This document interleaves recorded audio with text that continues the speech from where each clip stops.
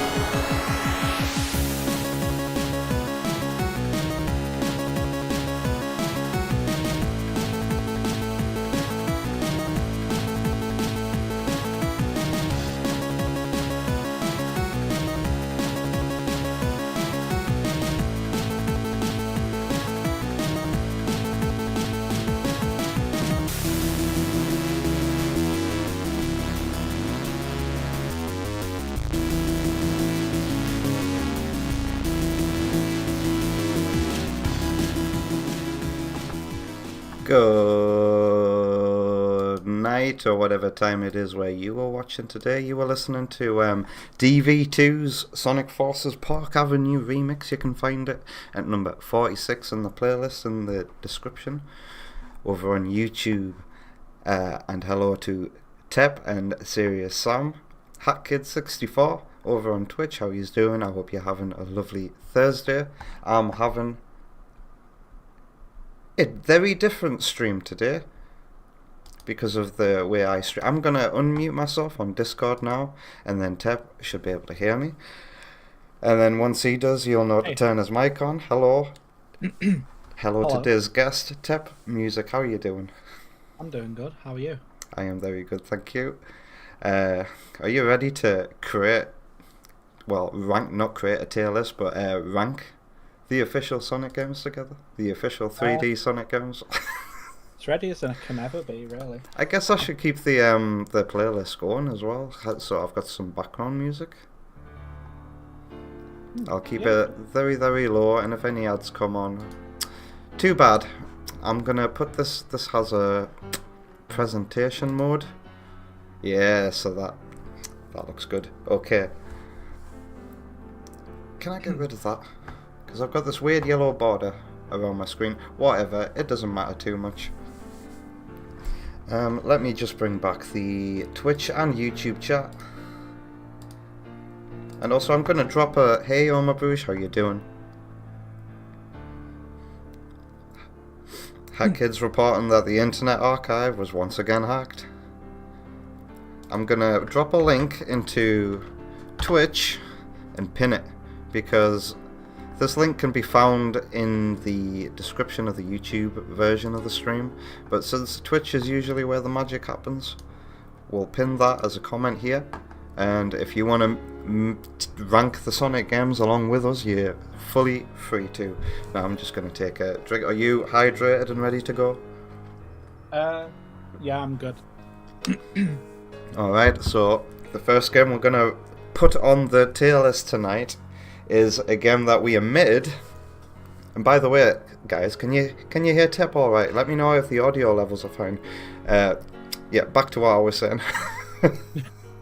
A game we omitted during the 2D Sonic game ranking, that this is a sequel to.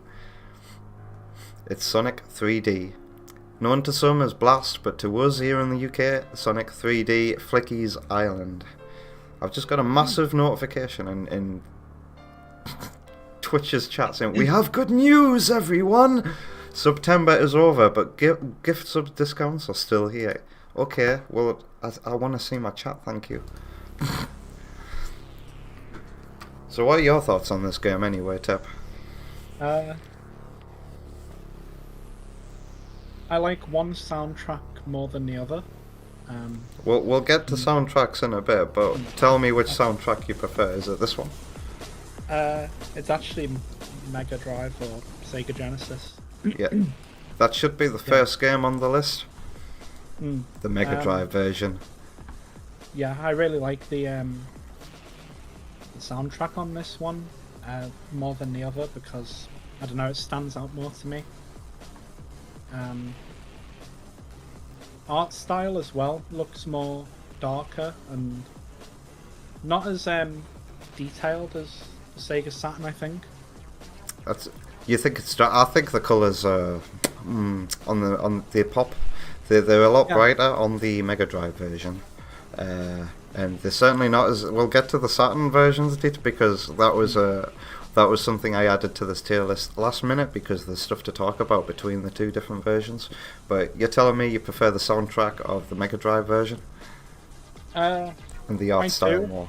But yeah, I just like how I guess classic Sonic it looks. Just like the checkered floorings are like don't have like a detail to it. It's just like one red, one yellow type thing.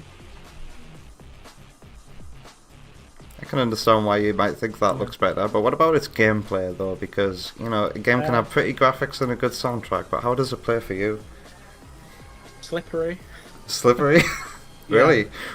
That's how I feel, like how it like when he runs, it just feels slippery to me. This is incredible. And,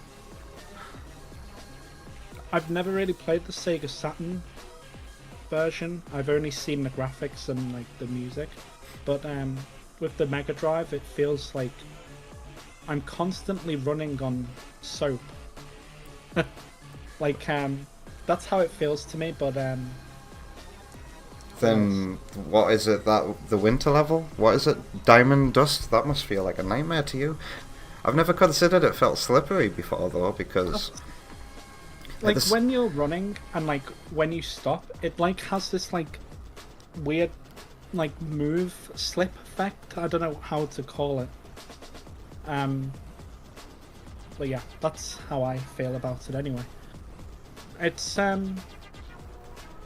I'd say it's fun, but I wouldn't like, you know, go back to it. It's a childhood classic for me, and here's the thing, I grew up with the Saturn version, but when it comes to the main gameplay, like, I really don't have any issues, but like, I always played it carefully, very, very carefully, until very recently, when I raced Alex against it, Like Alex and I did a race on this game, and both of us had never gotten past Volcano Valley before, and it was a speed race to get to Gene Gadget Zone, and my god, was it exhilarating to play for speed. I can understand. I think it's the camera that makes it feel slippery, but I don't really think it does feel slippery. Here's the thing, I quite like the gameplay a lot, and people will say this isn't a 3D Sonic, but it is. You move in all the axes, don't you? I understand what you mean where it doesn't, but like to me, when he's like sliding round after running, it feels so like weird to me. Like it just feels something doesn't feel right with me about it. And I will add that I haven't completed this game. I've only gone up to Diamond Dust Zone, is it? Wow. I've only gone up to that pit. So you've not even gotten to the level where your favourite song is from, right? I know. I've only listened to that on YouTube. Well, I tell you what, it wasn't until recently I'd never gotten past the boss of Volcano Valley before. So when I did that race against Alec, that was the first time I got to Gene Gadget before, and my mind was blown. I was like, wow, I've completed something that I'd never been able to as a kid. This is cool. I went on to finish it that night, and it was kind of cool. But I didn't do this. Here's the thing: I didn't do the special stages. I'd put it as a B, but the special stages of this really, really let it down. The Mega Drive version specifically, they're just pathetically easy, and they're kind of ugly. I don't know why I didn't complete it. Because I haven't touched this game for years, but I just remember how I felt, and you know, I've never completed it. The last time I played it was around 2020, and I just never got the motivation to complete it. Oma Bruce says the final level is pretty cool. I like the floor effect in that level, Oma Bruce. I think it's very, very pretty. Like the twinkle effect. I have seen how all of it looks, it's just I've never completed it. So I've put the Mega Drive version at a C, but here's the thing, you prefer this game's soundtrack, but when it comes to the Saturn version, I prefer, this is the one I grew up with the PC version specifically, not the Saturn version, but they're very, very, very, very similar. They're very similar. It's practically, I think there's some special stage differences, but that's about it. We got a map. There was a map really? when you paused. Yeah, on the version I played, so that really helped. The soundtrack is absolutely incredible, and it was one of those soundtracks I could pop the CD into a CD Walkman and listen to it on the go. And Rusty Ruins and the dance techno tracks that they used for the final levels, they were incredible. And the boss theme with the Eggman laughter as well, that was pretty damn cool as well. I have heard the Eggman laughter, and it always reminds me of the US version of CD. Sonic CD. Yeah. And another... I've put them both on C tier because they're both the same to me. I've not completed them, but I've heard their music and seen their style, and it's like... I tried my best to hide my disappointment there, but it's your tier list. I will say, I very much prefer the Sega Saturn title theme rather than the Sega Saturn soundtrack as well beautifully uses the same motif throughout, and I think it's pretty incredible.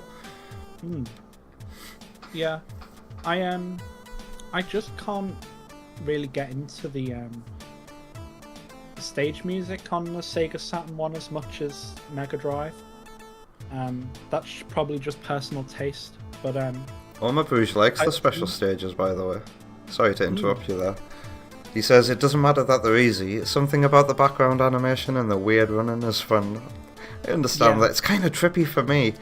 It's like trying to read a Guitar Hero note bar while the background is doing a dolly zoom. Yeah.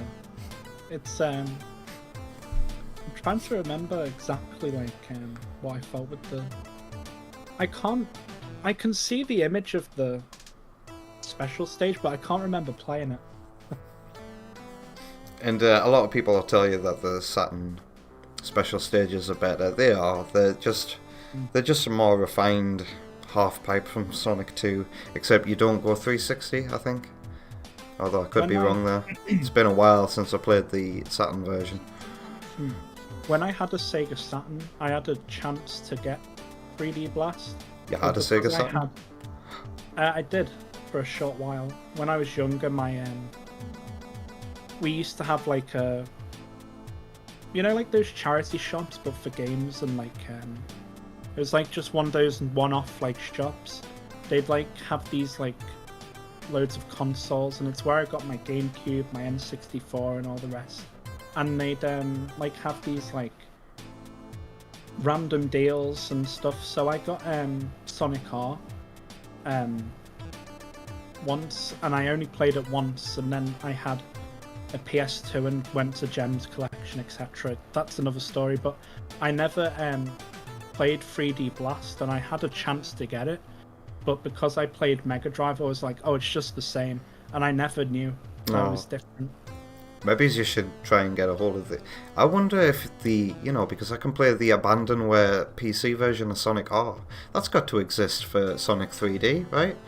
I wonder if anybody in the chat can confirm that for us, because that would be an awesome trip down memory lane to re-explore. And you've made the perfect segue into our next game as well, because you mentioned the Sonic R. So, do you want to tell me your history with Sonic R? Hey, King Samurai. How is it going? Got a big history with this game. It all started with like around 2012. This is when I first got my Sega Saturn, and I was learning how to get all the different characters, and Egg Robo, Tails Doll, Eggman, Metal Sonic, and this is where I first fell in love with Metal Knuckles as well. It sounds like you're reciting my own number 9 entry in my top 10 Sonic games video. Like, this is how you fall in love with Sonic R, isn't it? Yeah, and like, it just had such like a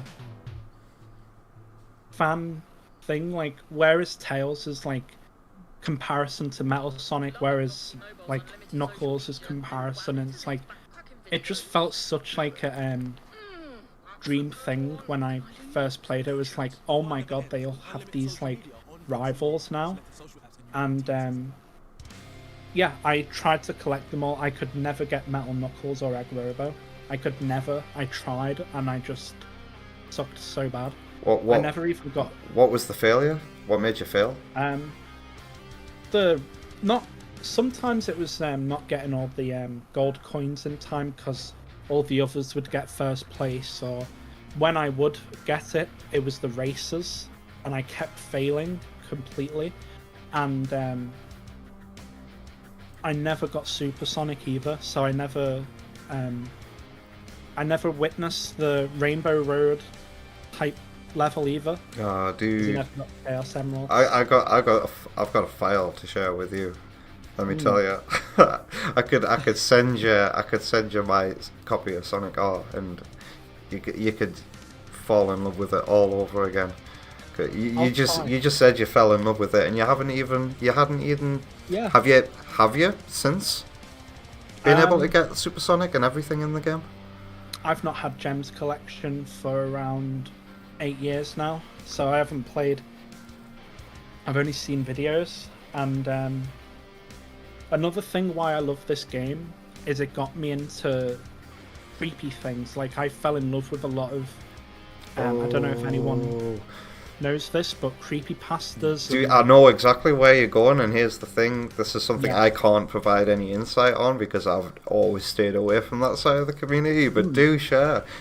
We've got somebody here who, because of Sonic R, Tails Doll and Sonic.exe, right? This is where you're going. Yeah.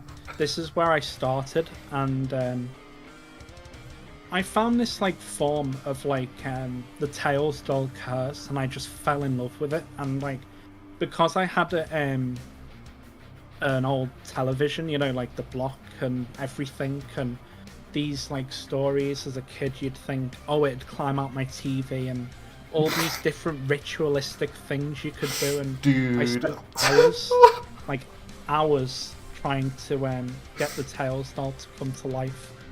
And yeah, there was only one I could never do, and it was like you had to do this certain thing as Supersonic and collect Tails doll last. And like that was the only one I couldn't do, but I tried all the others, even playing Can You Feel the Sunshine and what was the city one? Living in the City. Yeah. And playing it backwards on YouTube, and this was when YouTube was like 2012 YouTube, and it was like all that low pixelated stuff. Wow. You know, that like it was like bad audio quality. You're blowing my mind. I'm having quite the reaction to this. Oh my god, it was like such a... Let's just say I had sleepless nights because I thought I actually did it at some time. Like at some point, I thought I used to see red dots in my dark bathroom or something. I was like, yeah, really scaring myself with it, and that's where I went into like Sonic.exe, and that's why I like fell in love with this like creepy gaming stuff, because then I found this like other YouTube channel and it did all this like Portal 2 scary videos and all the rest of it, and it's actually where I found Some Ordinary Gamers. I don't know if you... I think you do know him. Good evening, ladies and gentlemen. Me Yeah. Mudahara. Yeah, I bet him. Yeah, he used to do a lot of like haunted gaming, like videos. He's completely different now, and I kind of still watch him. But he used to do like Sonic.exe and Sally.exe and Mario AVI and all the rest of the. Didn't know that one. .exe That's stuff. crazy. So, Some Ordinary Gamers has links, obscure links to the Sonic community. So what you're trying to tell me, Tab, is that in many ways Sonic R is the game that expanded your gaming horizons? Oh yeah, this like really expanded it. Like Oh. Hello? not a good Oh, game. there you are. Sorry, I Hello? thought you just cut out there.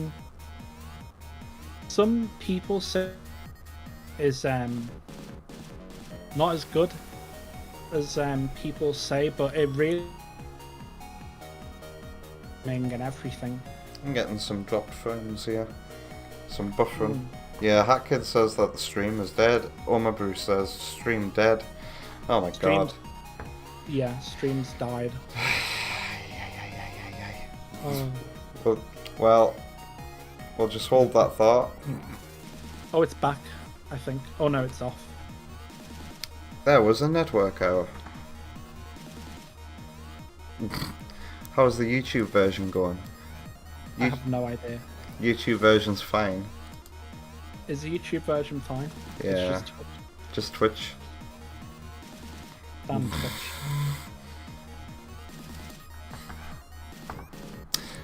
My extension says reconnecting. It's funny because on YouTube we're still here.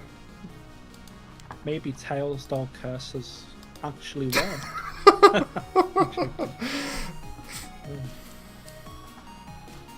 You know what? I'm gonna hit stop on the extension. Oh.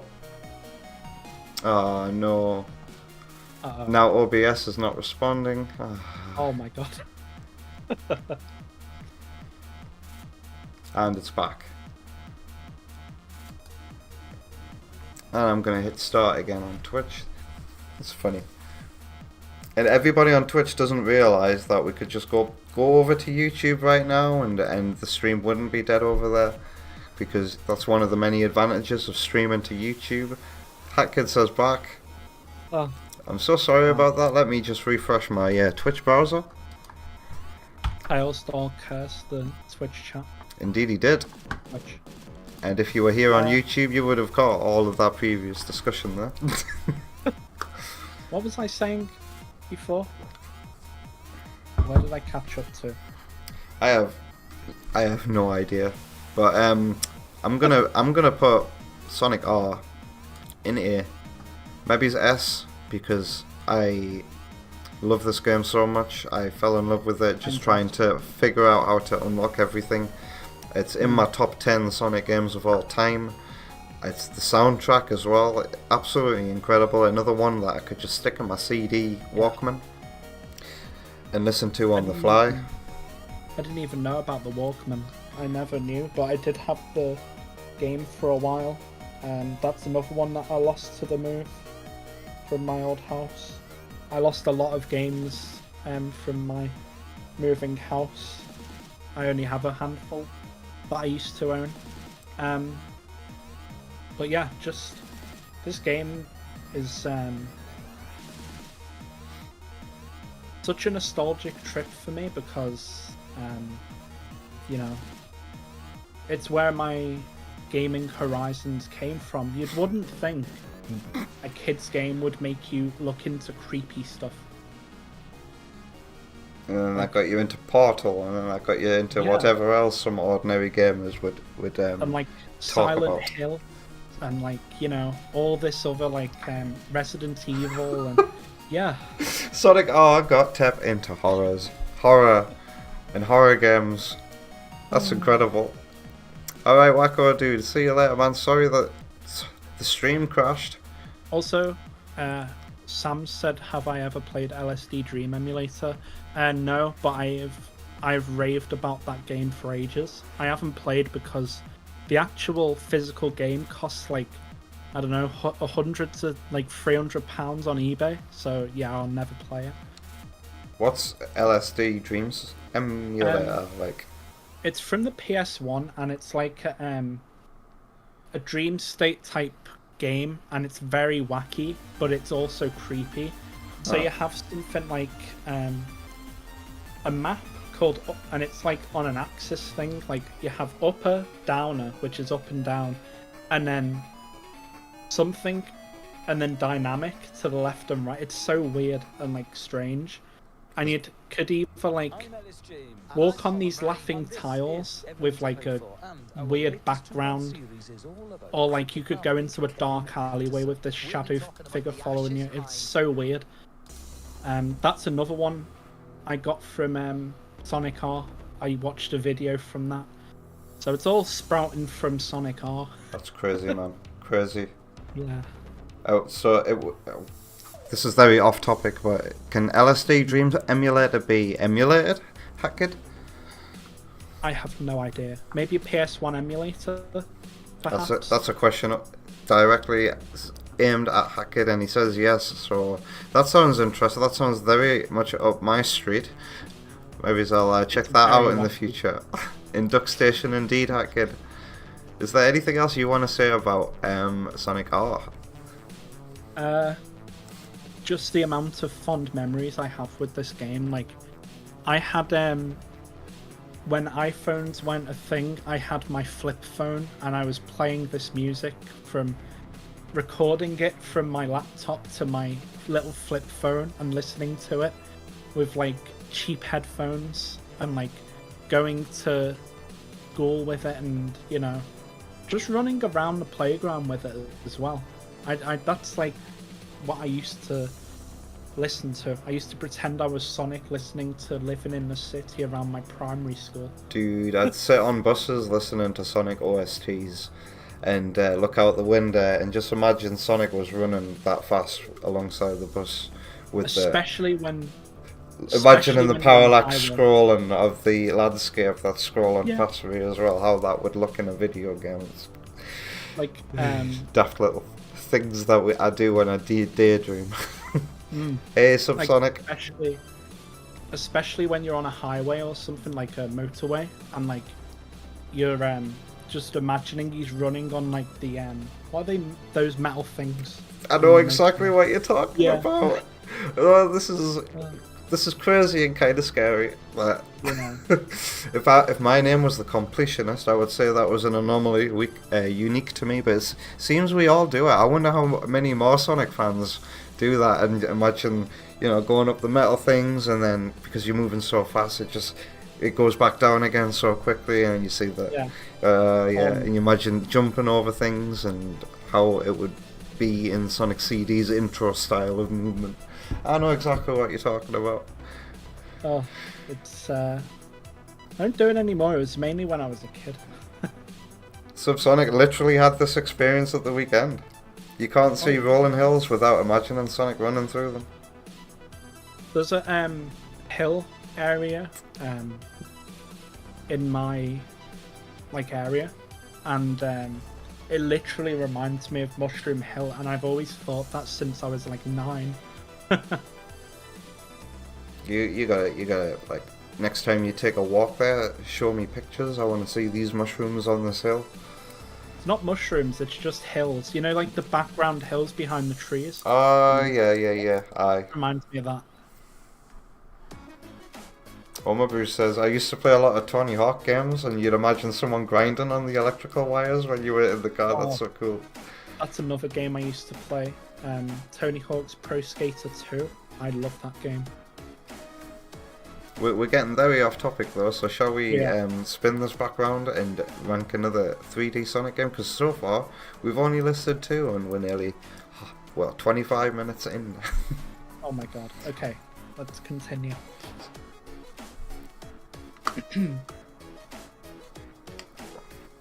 Sonic Adventure. Just before I put Sonic R in S tier as well. Wow, I wasn't expecting that.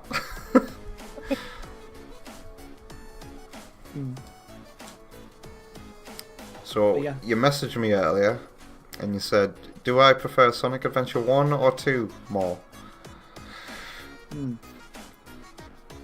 I said that because I wanted to see your input, and because Sonic Adventure is actually, I prefer than Sonic Adventure 2. This is gonna be hard for me. And I might need to rearrange Sonic R. We'll see. We'll see. Sonic Adventure. You see, here's the thing. I always had a... I was always like, I prefer Sonic Adventure 2 over Sonic Adventure 1 until the Dreamcast Restoration mod made me see it in a different light. And then I agree totally with the people who prefer these Sonic stages in the first game, with how non-linear they are, let's say, and how you can skip over huge chunks of the level if you're brave. Yeah. For me, Sonic Adventure just felt... I didn't really have a... I don't think... No, my friend had a Dreamcast, I didn't. He had the copy and I played at his. So you actually played the Dreamcast version? Trying to remember. Because I had this on Steam. And... or did I emulate it? No, I think my friend had Dreamcast, but we only played Sonic Adventure 2. I played Sonic Adventure on Steam, and I only recently, and Xbox. Sorry. That one's apparently the Xbox version's bad, and then the Steam version's built on top of the Xbox version, and that one's even worse. So you didn't have a pleasant first experience. Sadly, but I saw like the YouTubes, like the YouTube videos of like the Dreamcast version. I was always wondering, how do I get it to look like that? And then I realised, years later, how to properly mod it on Steam. But hello Chester, by the way, how are you doing? You don't need to apologise for being late. From what I saw on the videos and then what I was playing, I was a bit disappointed, but still kind of played the same. So I was just imagining what it, dark green, what would you call it, trees and stuff, etc. I only prefer this game because the music and the tie-ins to the classic games, like you have the Master Emerald and Angel Island and Ice Cap, and going near Lava Reef, but it's actually called, I've forgotten what it's called, it's like another lava stage, Red Mountain. What, you think those are directly the Sonic 3 stages that we're visiting there? Kind of, because at the very end, in the Ice Cap stage, you see like floating balloons and a little city stuff, and I used to imagine that was like the tie-in between you know, either between Carnival Night and Yeah, I thought you were gonna go there. yeah, Carnival Night and Ice Cap. I thought this was the in-between part because Sonic gets shot off into the mountains in Sonic 3. I thought in this one, this is like Sonic going backwards from away the mountain, and he's going back into Carnival Night. And that's what I always had the connection by, so I was always like, wow, they've really kind of put thought into this.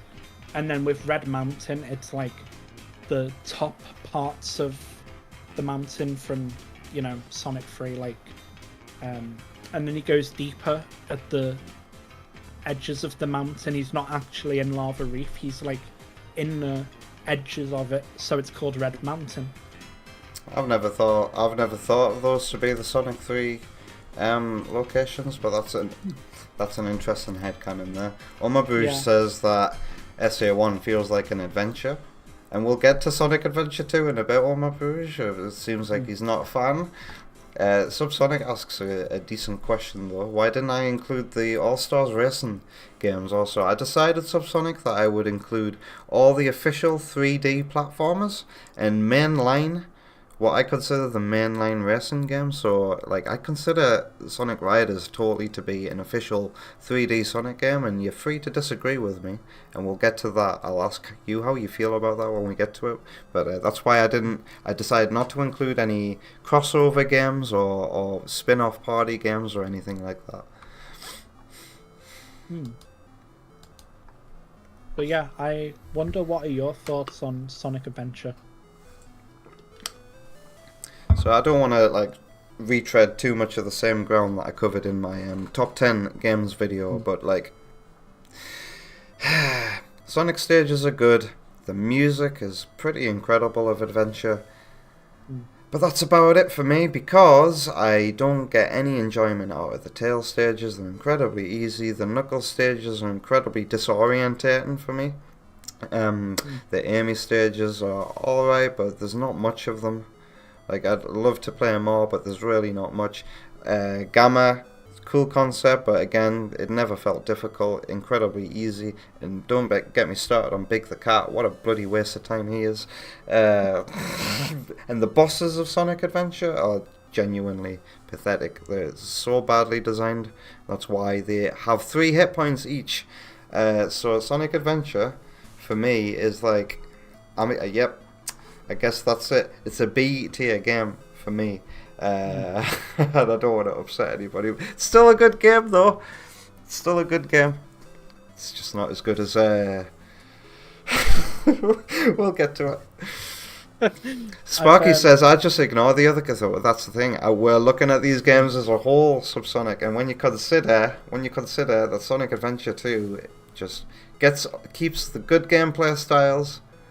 Let's put you in S tier. Sonic Adventure 2 already has more entertaining linear gameplay.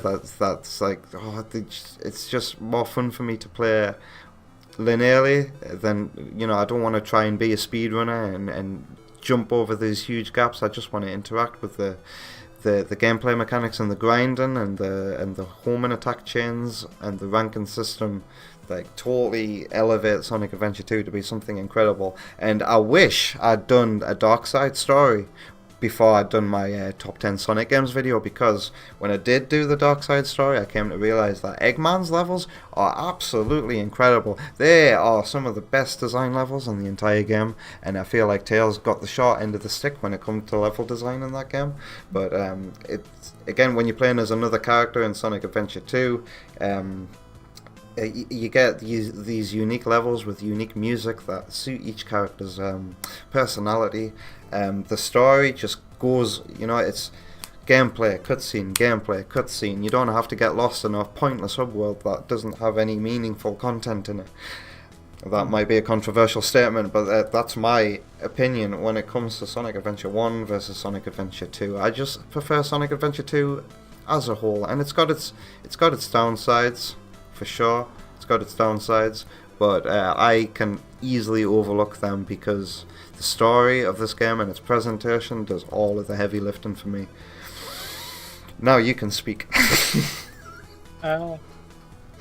Not once did I play the Chow Garden in Sonic Adventure, but with Sonic Adventure 2, I didn't even talk about the Chow Garden. I spent so much time in the Chow Garden as a kid. Don't bother with that stuff nowadays, but again, the Chow Garden, incredible. I never even touched, because I had Sonic Adventure 2 before 1 because of the GameCube. But yeah, again, I took a look at Sonic Adventure 1's Chow Garden. I was like, no thanks. Straight to Sonic Adventure 2 to unlock the hero and dark ones as well. Carry on. I always spent my time in the Chow Garden in Sonic Adventure 2. I'm actually like always conflicted with Sonic Adventure and Sonic Adventure 2 because like it's always like a battle for me ever since I was little, like which is the better version. And I've just gonna come out and say I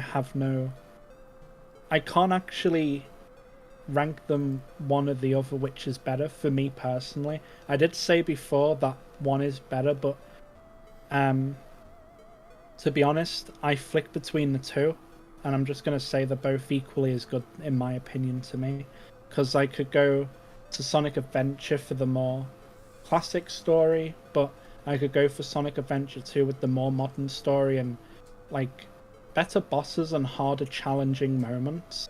But if I want something more laid back and more like, you know, just more chill, I could go to Sonic Adventure. That's how I always, you know. I guess Sonic Adventure is a more chill game. Yeah. Like if you just want to like race with Sonic as Tails, you can do that.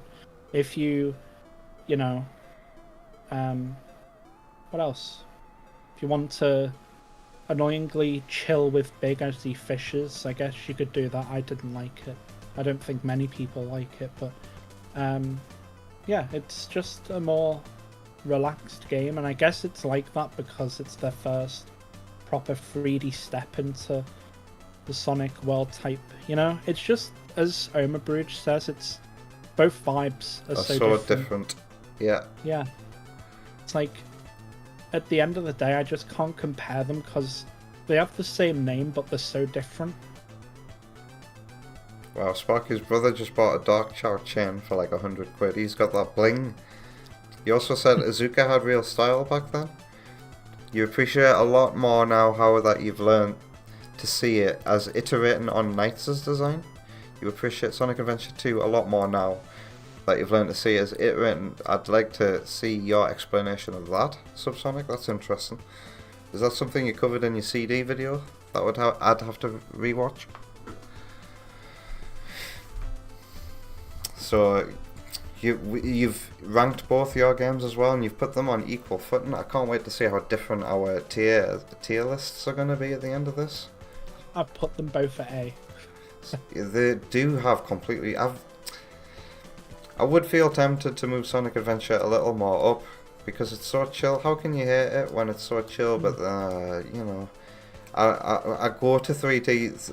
Here's the thing, and I said this in my video as well. Sonic Adventure 2 is the game that like made 3D Sonic a completely different beast to every other kind of Sonic game, really.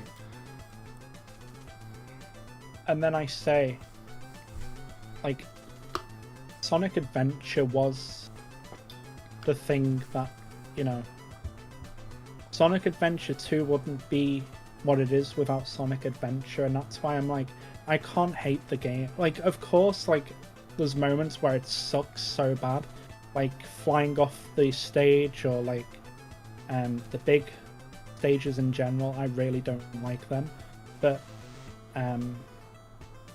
it's just, I think they were testing waters, and of course that's why the bosses are so easy, and you know, it's like the first time, I guess. And then Sonic Adventure 2 is like more challenging, and they've worked on it better, and it's just they're two different vibes for me at the end of the day. I do view Sonic Adventure 2 that way as well. I view it as the developers learning their lessons from Sonic Adventure 1 and streamlining everything and just making the whole thing entertaining and playable for the average person, and then if you're hardcore, more hardcore than you and I don't know how many emblems or missions you've attempted to get, but it's got all of that content as well. And I can't tell you how worth it is to go for every emblem in Sonic Adventure 2 just to see a 3D Green Hill. I've never done it, but you know, what you get in Sonic Adventure 1? A Metal Sonic skin Yeah. that you can mod into the PC version nowadays as well. The one thing I will say that I've always been intrigued by with Sonic Adventure is that random Metal Sonic skin, the one with like the weird bullet fingers. Oh You know what yeah, I'm on about? yeah. Liam Triforce, or the game of I think it's the Game Apologist has made a video about exactly what that Metal Sonic is. That Yeah. Mecha Godzilla Metal Sonic. Yeah, I've always liked that design, but I never saw it used.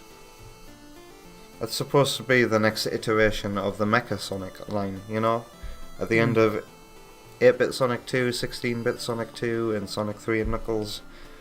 It's supposed to be the next model up from that version of the Metal Sonic robot. But then it sank in the ocean and blew up. But yeah, Sonic Adventure and Sonic Adventure 2 for me are both A tier for me. So that means we can move on to Heroes now. Yeah. What do you think? What was your first experience of it? Sadly, PS2. Oh wow, so you didn't have the best first experience. No, there was a moment where I kept respawning into like the ocean of I've forgotten, is it Seaside Hill? But you had a horrible glitch? Yeah, and it kept like spawning me on Thir- like on 30 the edge. FPS, yep, it says Hack Kid, and you got worse texture. I had the GameCube version, then my mother sold my Wii that I played my GameCube games on. So I got PS2 and as many PS2 versions of all the games I had, and I was so disappointed when it came to that version. But when was it that you got to play a better version of Heroes? When was it? Yeah. Never. Never? No, I've not played it since. I've only got the PS2 version, and it's up on my You could hear, everybody here in Tip's voice that could hear that he actually turned around from his mic there to look at a copy of Sonic Heroes. Yeah. Oh, I've never played the GameCube version or any other version except 2. And of course I still enjoyed the game, but now I'm like I know I'm going to try another version, after all these years I've played this version and it sucks. Yeah, get Get yourself a Nintendo Dolphin tech, because I've fallen back in love with Heroes again.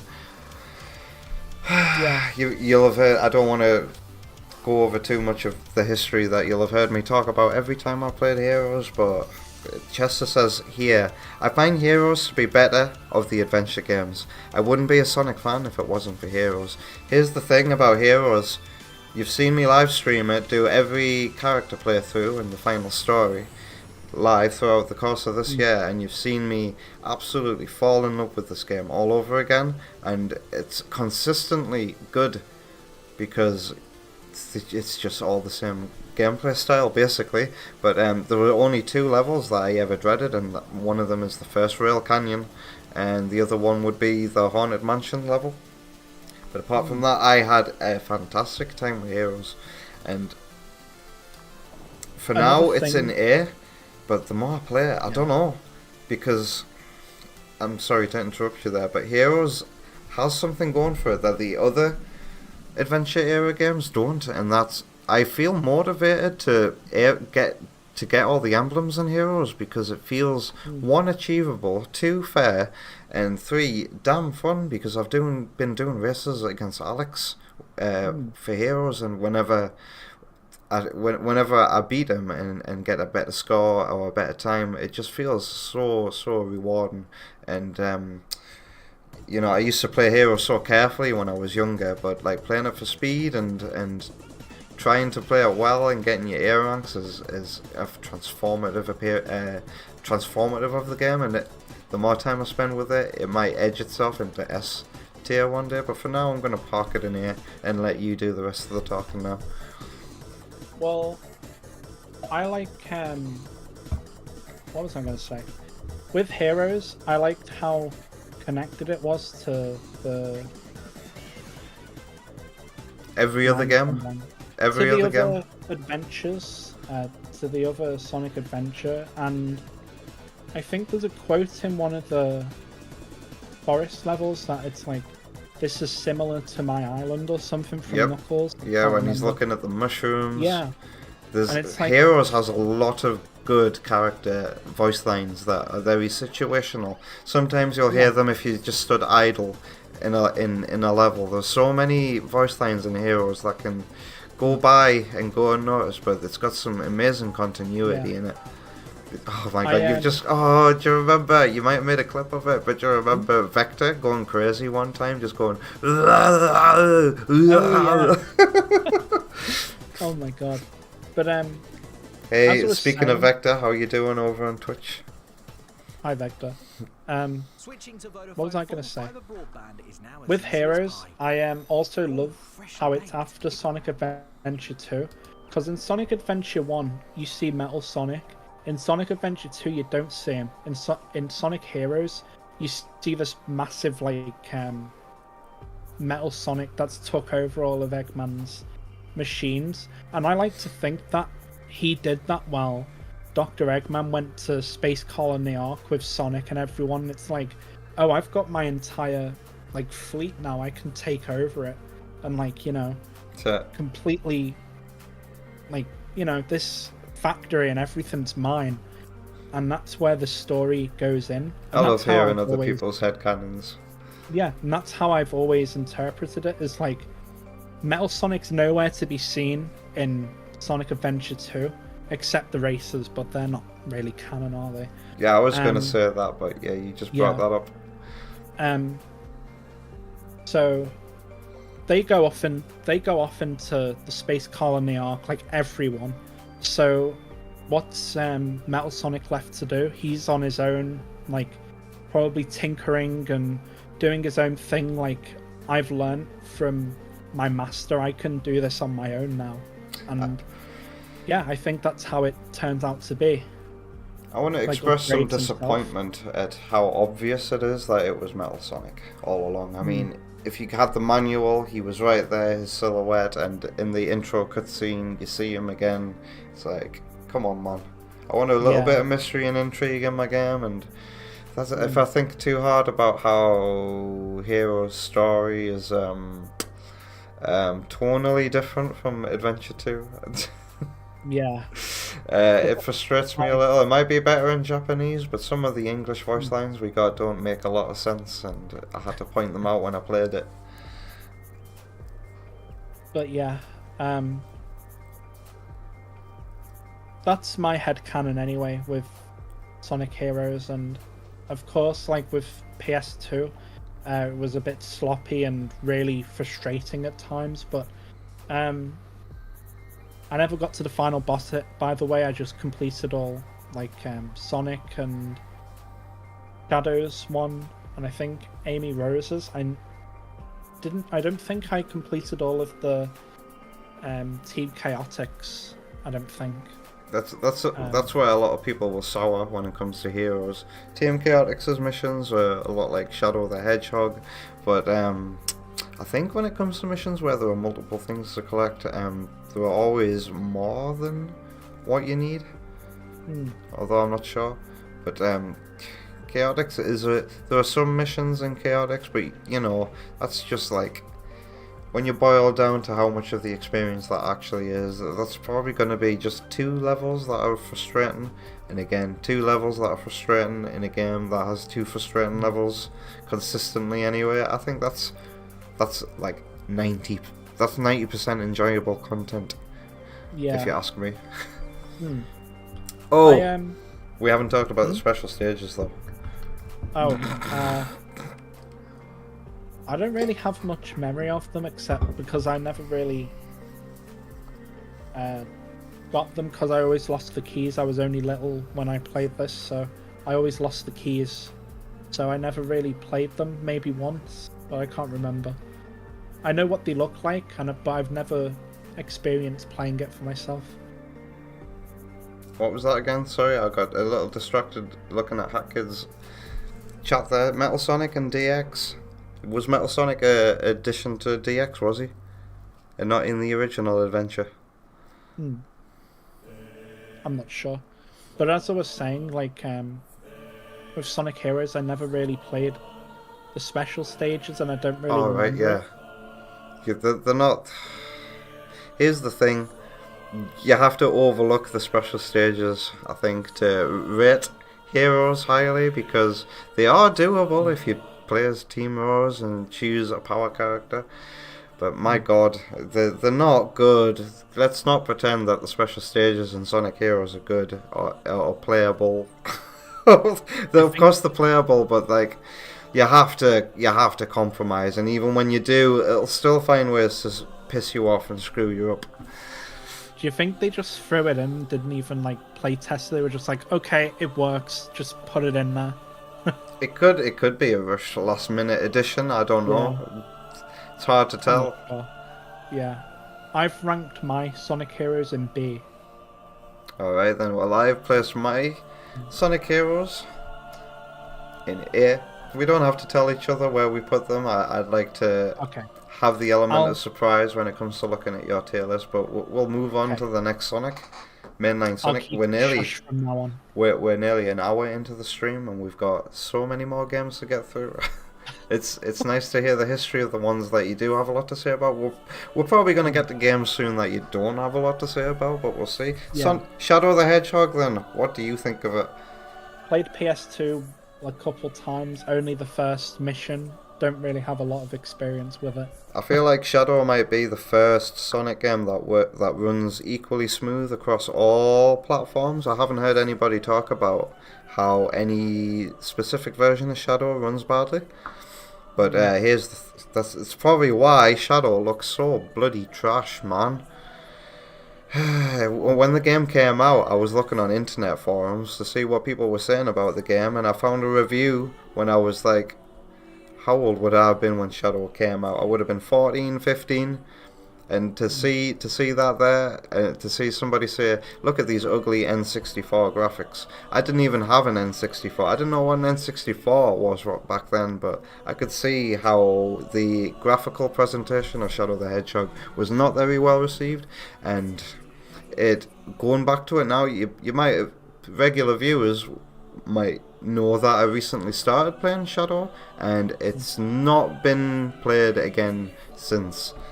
I get it. I used to get headaches playing that game, and I still do, because not only are the graphics bad, but the bloom, the lighting is just so over the top and smeary and headache inducing. It's not a pretty game to look at. And I tried to gel with this game. I see, when the levels are not frustrating, when the goal is something fun to do, then Shadow the Hedgehog delivers on a lot of fronts, but there's something about it that just doesn't click for me. Yeah, and I don't like the game. I'm the same way, to be honest. Like, well, I've not had a lot of experience. I'm just going back with what people are playing, and then the little experience I had when I,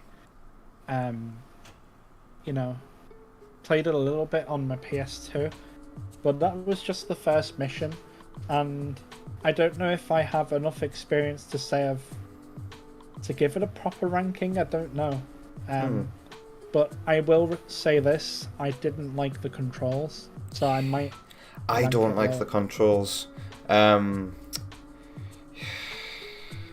feels like everything takes too long to do in Shadow the Hedgehog, and I know partly that's designed in a way to make you use the guns, because the homing attack was nerfed to encourage players to just use a gun. It auto targets and it's just much quicker. And when you know how Shadow works and how to get the most out of the good and bad meters, to get the unlimited ammo and other benefits like that. The game is really well designed when it comes to those levels. Like, I remember having a really good time on the level where you had to destroy. I think it was an alien ship, and it felt so well designed to have you fill up your bar at a certain point, and when you do, you've got this huge window of opportunity to unleash all of your unlimited ammo, and then boom, it's done. You got the S rank, and then yeah, levels like that. So, but when it comes, there are some levels in Shadow that require you to get a certain amount of enemies, and sometimes the enemies don't spawn until you've been in the area for like a couple of seconds, and then they'll spawn out of the sky. And I'm like, how are you supposed to notice that? A lot of players are going to run past that. That's so unfair and badly designed. And then that Maria level was a different beast entirely. I could have beaten 2 Werehog levels and Unleashed in the same amount of time. I wish... It's not a game I want to return to, Shadow the Hedgehog. Yeah, I don't think I'll ever complete or like try to in my time. All I can say is I have a memory like of younger me being so like disappointed, because isn't it in one of the intros or introductions that Shadow teleports? Right? Like Shadow teleports hitting an enemy and then goes to another and hits another. Yeah, that's right? what Chaos Control looks like from our point of view. Yeah, but I went into the game expecting, oh, I can lock onto enemies and teleport and do this weird like jump thing. No, and I remember like my younger self being so disappointed, and I think that was the point where I took it to cash converters. Yeah, man. Oh my god, I can imagine that disappointment now, because yeah, those cutscenes show Shadow teleporting about, and I was so. And then you try and do a homing attack in the game, and it's just like. Yeah. And I remember like so annoyed. Like I grabbed the box, put it like forcefully closed, and was like, never again. I was like so annoyed, as like, you know, when a kid like gets so like angry, like you can tell he's in like a stroppy mood. It was that like type of like annoyance, and that's why I only played the first stage, I think, because I just was so annoyed. I felt like if it shows on the intro that he teleports, you should be able to teleport in the game. I wonder if he's going to be able to do that in Shadow Generations coming up. Yeah, I'm not sure. Big gameplay trailer disconnect there. I'd never liked the story either. The story was... I always thought... I hated I knew straight away these were new voice actors when I first played the game, and I did not gel with them. They all sounded like cheesy as hell. And especially the stuff when it come to the gun commander. I thought he was just such a cringe character, and everything involving him just made me so embarrassed when I was younger. And this is where the Sonic bullying started when I was at school. Sonic was cool until Shadow the Hedgehog came out, and then suddenly it was... And I can see why. I can really see why this game didn't do any favours when it came to the new English voice cast. They got better with time, but this was not a good debut for them. All I have experienced is the intro and the first mission, and I don't have any other experience, so I can't really say. Alright, so you've not played it? Not properly. No. I've only played the first, as I said, first mission thing, and yeah. I've got no strong urges to return to Shadow the Hedgehog when it comes to streaming, but I did complete this game fully when I was younger, and got to the final boss, and yeah, it was just... Looking back, I probably just did it because it was another Sonic game to play, wasn't it? But like, replaying it recently, I really don't feel those strong urges to come back to it, because it's frustrating and it just gives me headaches. It's literally a game that gives me headaches, and that's not good for my health. Subsonic says, even back in its time though, it looked like a mod of Heroes with the saturation reduced.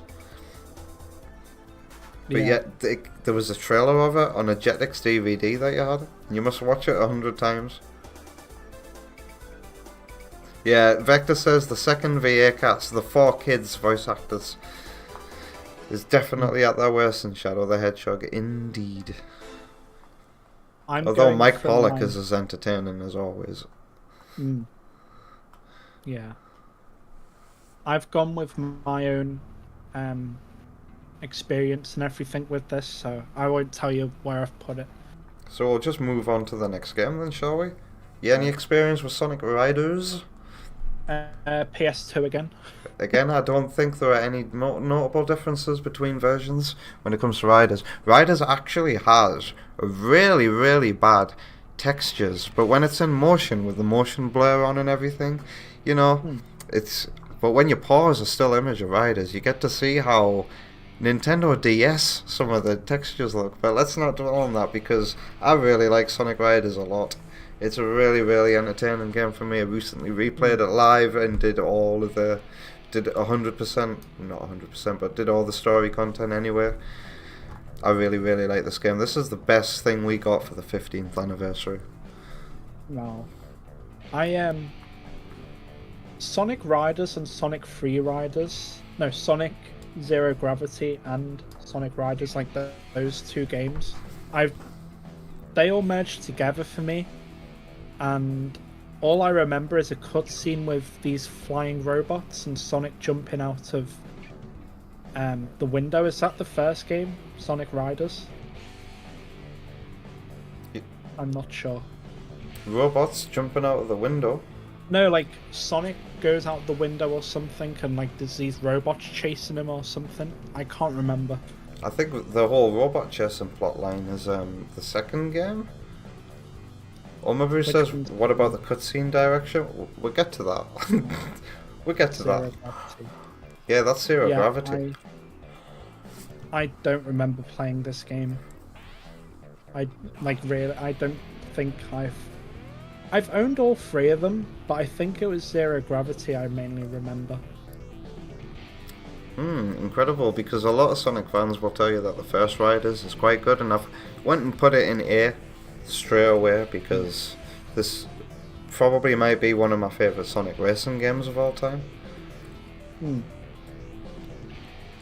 Yeah, I have not much to say on this because I can't remember. Oh, I'm so disappointed, but like I haven't really talked much about Riders in any videos or apart from when I streamed it, but let's just go over Riders right now. It's not got its pick up and play as what beginner friendly, that's what we'll say. It's not very beginner friendly, but when you get to know how intricately deep the game mechanics are, and it's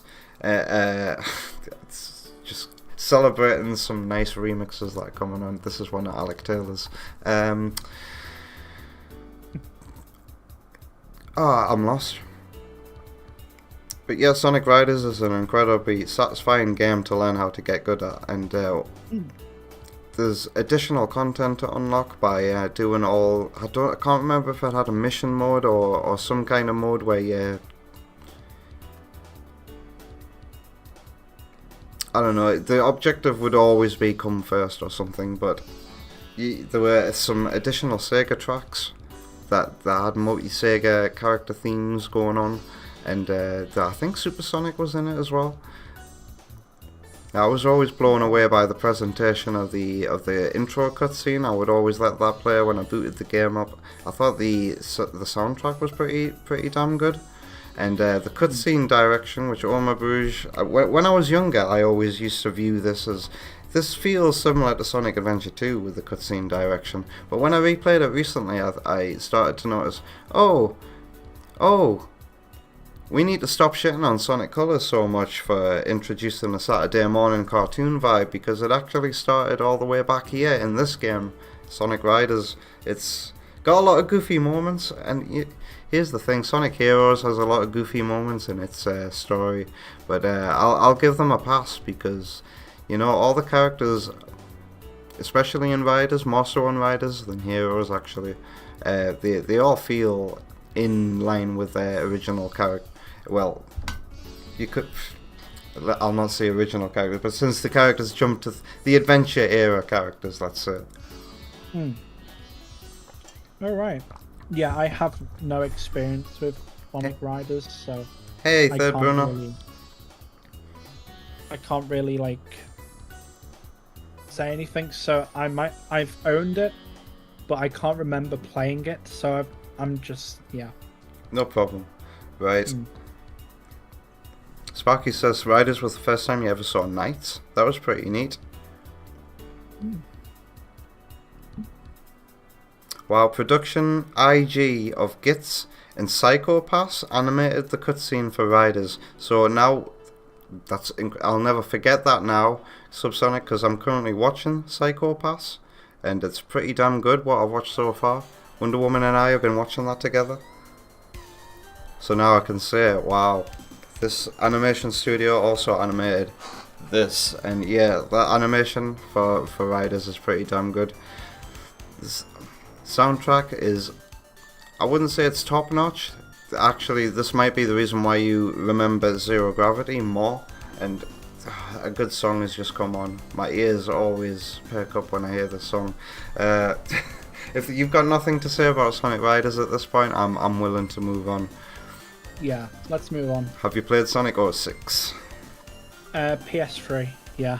Have you done all character playthroughs as well? No. No. Well, No, tell me what your history is, because my history is in the making right now, and I can't really rank this myself because I've only completed Sonic's story, and if I were only go off what I've played so far, I would say this is like equal. It's not equal to Sonic Adventure. No, it's not. I think I'd put it in C right now. It's really not as bad as other people say, but I haven't done Silver or Shadows campaign, so I have to put it in not played myself for now.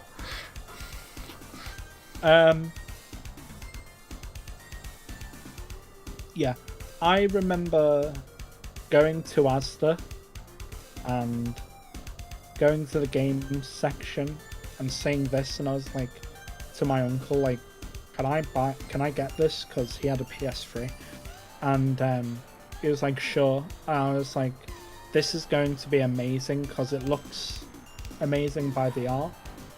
And then I went home and the load screens were the worst thing I have ever experienced. Like five load screens to get to like the game. And don't make me think about the load screens too much, because I view them now as an opportunity to read chat. But if you sat alone in a room just wanting to play a game, I can see how they get incredibly frustrating incredibly quickly. like, sure, as an older person it's frustrating, but if you're a kid with a low attention span, like, I wanted to turn the game off and just go to my uncle and say, can we return this?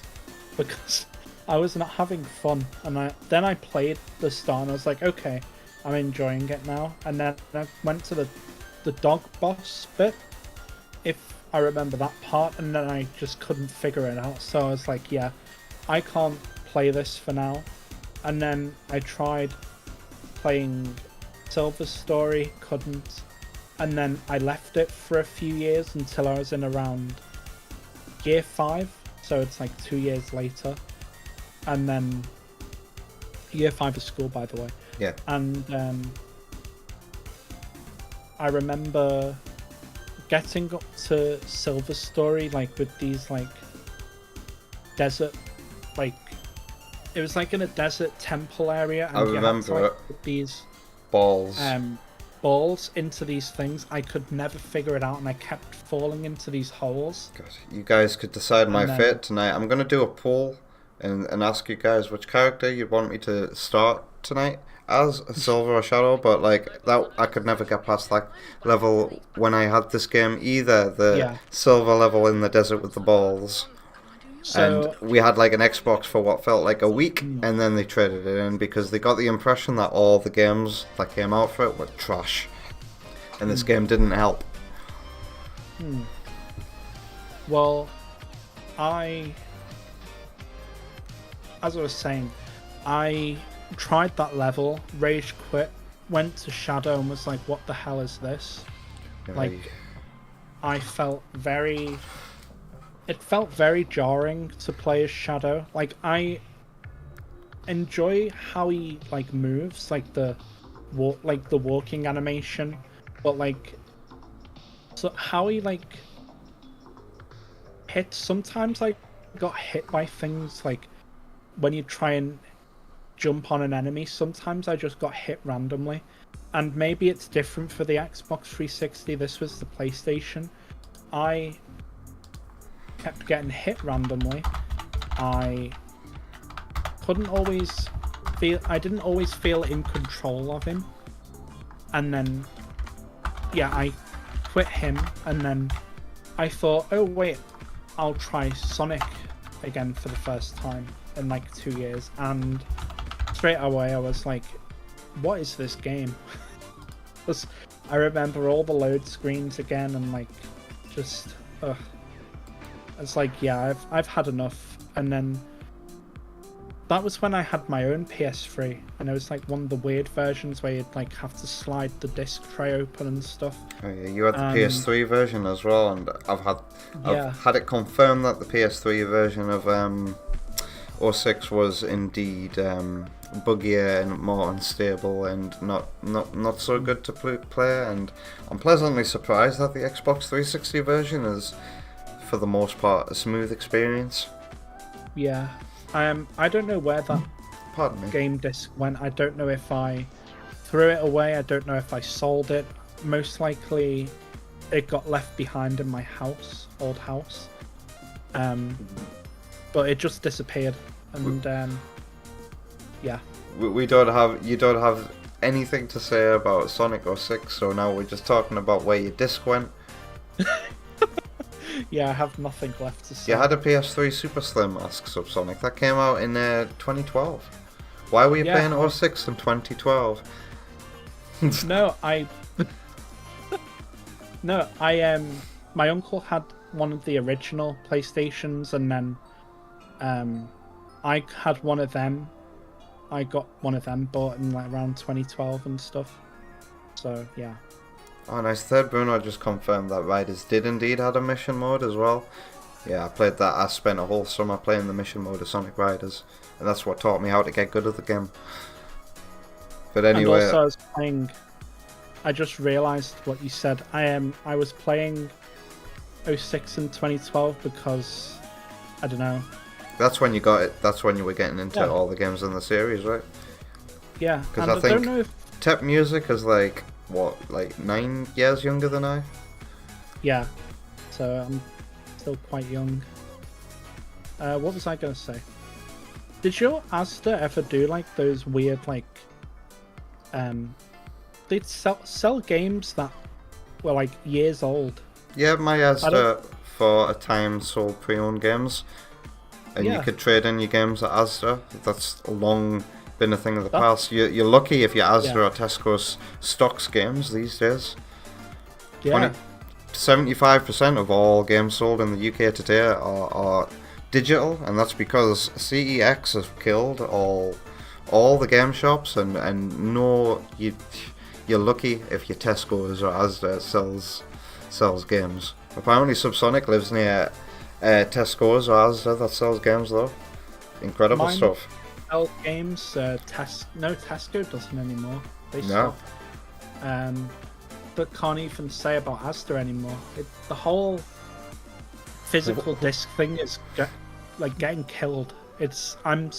Won't be surprised in the next 10 years if they're stopping it completely, which will be really sad. How did we get to this, and why are we not talking about what we think of 3D Sonic games? Have you played the next game in the list?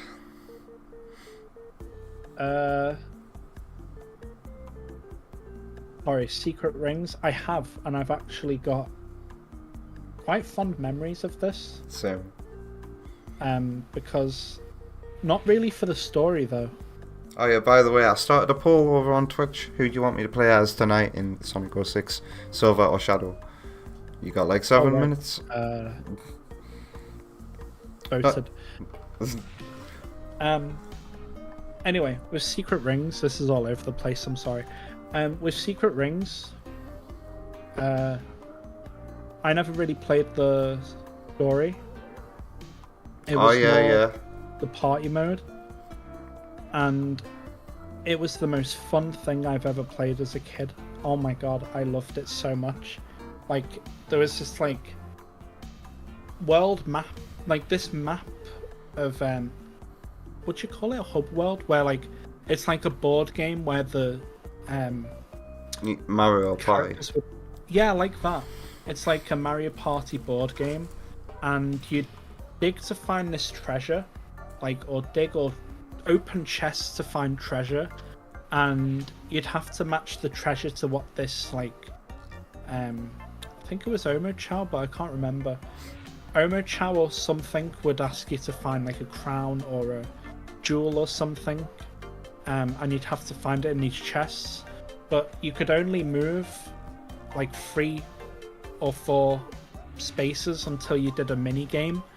And the so yeah, you're just explaining the mechanics of Mario Party here. Yeah. So did you ever play the actual 3D Sonic game side of this game? Quite a, like, I did play, but I played the other party modes. so you I'm sorry, I've never played Mario Party or anything, so I only got my first taste of it very recently with Wonder Woman, but for me, Sonic and the Secret Rings is a 3D action adventure game, but for you, it's a Mario Party multiplayer game, and wow. Our experiences are quite different, and where we're going to put this is quite different, and technically, this is a game that technically, you know, from your experience, isn't a 3D Sonic game. Yeah, but have you ever actually sat down and experienced the story and the gameplay of it? I did. I didn't sit down to listen to the story. I know, like, there's some like genie or something. Tep knows I've nothing. watched There's your nothing stream, about this game. Incredible. but I do know how it plays. I only played the first level or something. Yeah. And I didn't really like the controls. Yeah, so you didn't have a good time, and I'm not gonna lie, the game doesn't start off well. It decides to nerf everything. You don't go fast, you don't move smoothly, everything sucks, and it takes time for everything to feel good. But when you get there, and then you experience some of the more hype moments of this game, I think this game is absolutely incredible. And then you go back to the levels that you previously thought were sluggish and bad, but it's what a roller coaster ride Secret Rings is. But for me, it's got issues in the way it's structured with its missions. It's kind of like a lottery, selecting missions. Go, will this mission advance the story? Yes or no? Here we go. It's so funny how one of its bosses is the final boss of Sonic Colors, that Scorpion boss. Oh my god. What other bosses does the game have? I can't even remember. There's that Ifrit thing, which is a bit of a nightmare, to be honest. And then I can't remember any of the other bosses that the game has. I can't tell you, I've never played the bosses. They mustn't be that memorable though. But what is memorable is just the levels that you play themselves. At least the main action ones. The game's got a lot of filler here and there, but I love its presentation. I love its soundtrack. I love just running through the normal main levels. For me, Secret Rings could be a C. I don't know. I'm gonna put it here for now. All I could say is kid brain, slow. You know what? I'm gonna put it toe to toe with adventure. Yeah. Kid brain equals slow game. I didn't want it, and I saw the party mode and was like, "Oh, this is fun." Hey, Wonder Woman, Mario Party. You want us to do an actual Mario Party stream? Not Superstars though.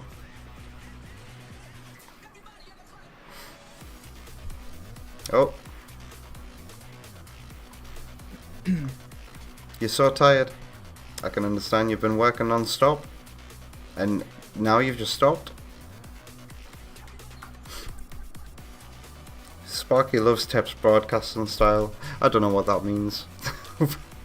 I have no broadcasting style. I'm just going with the flow. Alright, so not a lot to say about Secret Rings when it comes to the actual game. So we'll move on to Unleashed. And let's be clear, we're doing the HD version. We're talking about the HD version right now. Have you played it? I've only played PS2 and Wii. Wow, so we'll get to those. You're gonna obviously say I've got nothing to say about HD Unleashed. For me, this is one of the best Sonic games of all time.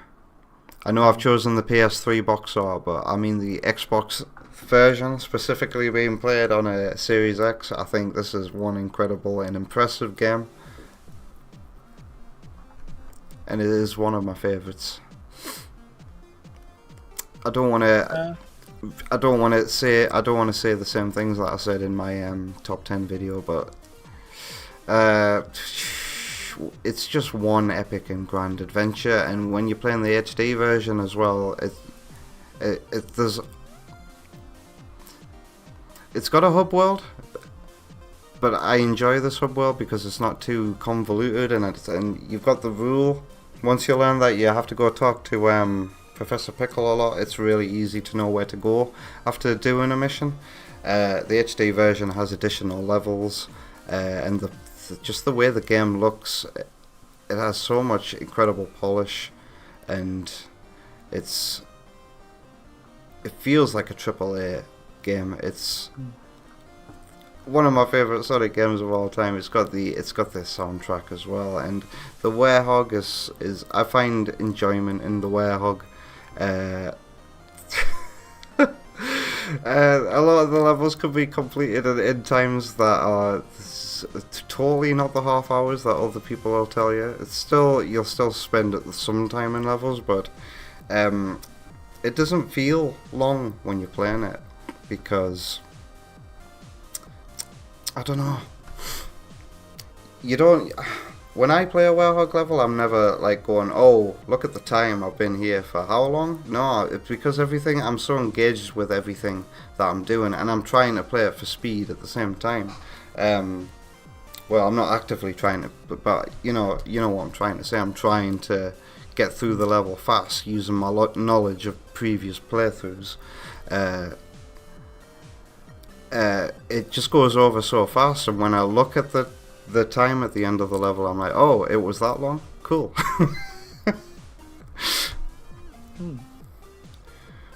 Yeah, I still have no experience with this, so I have nothing to say. And the level design of just the spectacle of the HD version, Tep, it's a completely different game than the version you've played. But let's talk about the Wii version right now. I still like the Wii version quite a lot, and this was the first time I played Unleashed. This would be the most unpopular opinion that's ever probably been existed, but I love the Wii version compared to PS2. Oh, the PS2? No, I love the Wii version compared to PS2. Compared to the PS2? Yeah. I've never played the PlayStation 3 or Xbox, but the Wii version for me was like the most fun. And I think it's because of the memories I have with it as well. But that's the reason why I put the PS2 version on here, because it is so notably. You'd think that the Wii and PS2 versions were exactly the same game, and you'd think that the PS2 version would be better to play with a gamepad, exclusively with a gamepad, and you can just go, we've got the Wii version, but that is not the case. Graphically and control-wise, the PS2 version of Sonic Unleashed is such a stinker. It is very unplayable. It is very dog shit. It is worse than Shadow the Hedgehog, and it's going in E tier because I have played it, and it's not worth playing. If you think it's going to be like the Wii version but with a PS2 controller, oh boy, are you in for an unpleasant surprise. But the Wii version itself is incredibly high quality. I do like the level design, and it has different mechanics when it comes to the 3D Sonic stages in the Wii version when it comes to the boost. But for me, the game takes a little bit of a nosedive when it comes to the Werehog levels. For me, it asks you to do way too many Werehog levels that are separated by individual loading screens.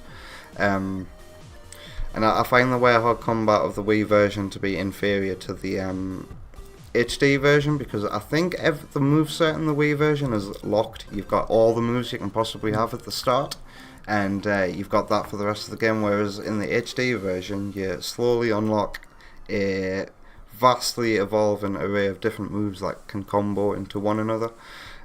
So I just enjoy that more, and you only have to do one Werehog level in the HD version, whereas in the Wii version, when you get to Eggman Land, how many acts is it? Is it 9? I think it's 9. 9 acts? Jesus. But as I remember, I'm just going to tie in with the Wii and PS2 because they both tie in together of why I like and dislike the other. I had a Wii, and my uncle from my dad's side got a Wii, so my nan and granddad used it a lot as well with Wii Sports and everything. So my nan bought me Sonic Unleashed for the Wii, and I loved it. And we played together, and then I used to ask her like, "Oh, can you make me that ice cream because it looks amazing?" She used to laugh, and you know, all the fun times and stuff like that. And then I told her one time like, "Oh, I'm sad because I can't play this at home because I didn't have a Wii at the time." And so she bought me the PS2 version, and the disappointment I had. It was like me getting the PS2 version of Heroes after having the GameCube. Oh.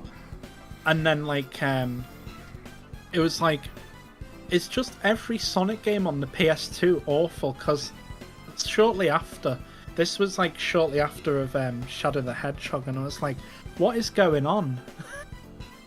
And then you know, I just said to my nan like, this isn't the same, and then she was like, oh, I'm sorry, and then it's not her fault. I just said, yeah, it's not the same. I got to feel the differences when I started collecting every Sonic game for every console. So I had the PS2 version for the first time. I loaded up and played the Windmill Isle level and immediately turned it off again because it's the controls. I don't know why the PS2 version feels as bad as it does to play, but my god, is it bad?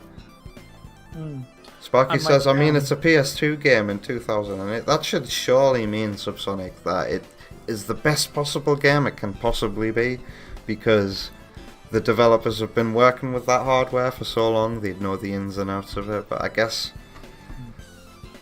it's a gamble when it comes to PS2 Sonic games, whether or not they'll run well or not. But I can confirm for myself that the next game that we're going to be talking about is as good on PS2 as it is on Wii. It might just have worse water effects. But have you anything else to say about Unleashed before we move on? And that's where I got a Wii for Christmas. Ah, yes. Because your nan bought, yeah. So you got your own Wii so you can play Sonic Unleashed again. Went to my mum's side of the family, nan, and asked for a Wii, and I got it that Christmas. So yeah, it all worked out in the end, and I traded in Sonic Unleashed for something else. Yeah. Pretty much. And then you're not really affected much by how you progress in the game by using menus? Not that I remember, I just enjoyed Sonic Unleashed on the Wii. Here's the thing about the Wii version. At the time, the Wii version would have had the smoothest cutscenes out of any other version of the game, because I think the HD versions all ran in engine, and at the time that means the frame rate of the cutscenes would be all over the place. But the Wii version had pre-recorded cutscenes, and I don't know what hardware they used to capture the Wii version's cutscenes, but they don't have the frame rate drops that the other versions have. So it's got that going for it. So the Wii version, you still get the full story, despite some of it being delivered via PNGs and speech bubbles. But yeah, you got the whole epic cinematic story at a decent, if you were viewing it on a CRT anyway, at a decent performance level, because they were just pre-recorded. What am I listening? This is Delay's Sonic 1 complete soundtrack. We're going to be listening to this for the next 20 minutes. Cool. Apparently there's a smooth... What is it? Is it a Beat It sample in one of these? We'll hear it today.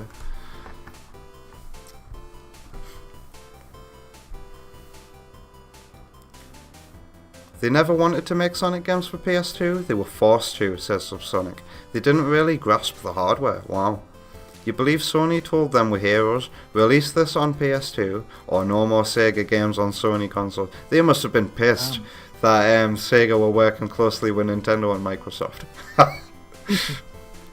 I wonder what led to Sega Superstars on PS2 with it. That's another story for a different day, but shall we move on to Zero Gravity now? The one that you can tell us about when it comes to the Riders trilogy.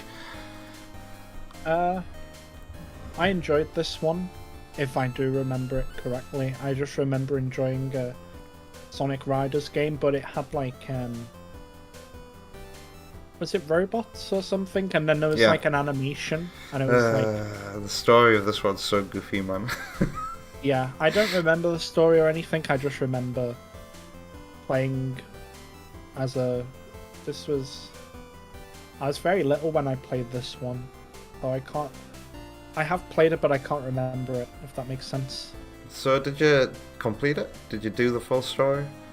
No, I've never completed the story. Oh, I chose an amazing guest to have on for ranking the 3D Sonic games, didn't I? You haven't played half of them. No, it's like I've played it, I know the controls, just not completed the story. Yeah, that's fine enough. You don't have to have fully completed it, but like, yeah. Sonic Riders Zero Gravity is quite enjoyable, to be honest. And I'm gonna put an asterisk at the end. If you're not hardcore, Sonic Riders Zero Gravity is quite enjoyable, but here's the thing for me. I always noticed how the second Sonic Riders game just was abandoned so many gameplay ideas that the first game had and simplified a lot of things, and I found that incredibly disappointing at the time. But it's got its presentation going for it for me. It's got its music. I genuinely think that the music of Zero Gravity might be better than Riders in every way. It's got this special unique sound with the synthwave strings that they use a lot in the soundtrack. That really do a lot for me. Yeah,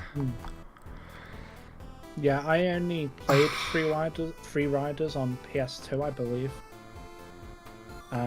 Oh yeah, I do remember the final boss being that great big white robot. Actually, I really do need to replay this one because a lot of it and its story is falling into lost memory territory. I really don't remember much about it.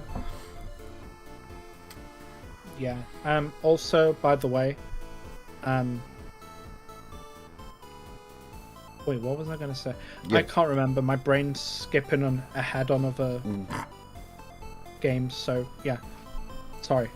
Stay hydrated. I might use this opportunity to just refill my water so I can wet my whistle.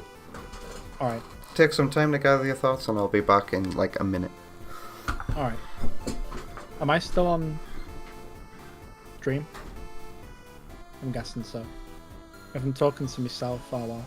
This game I only played on PS2 and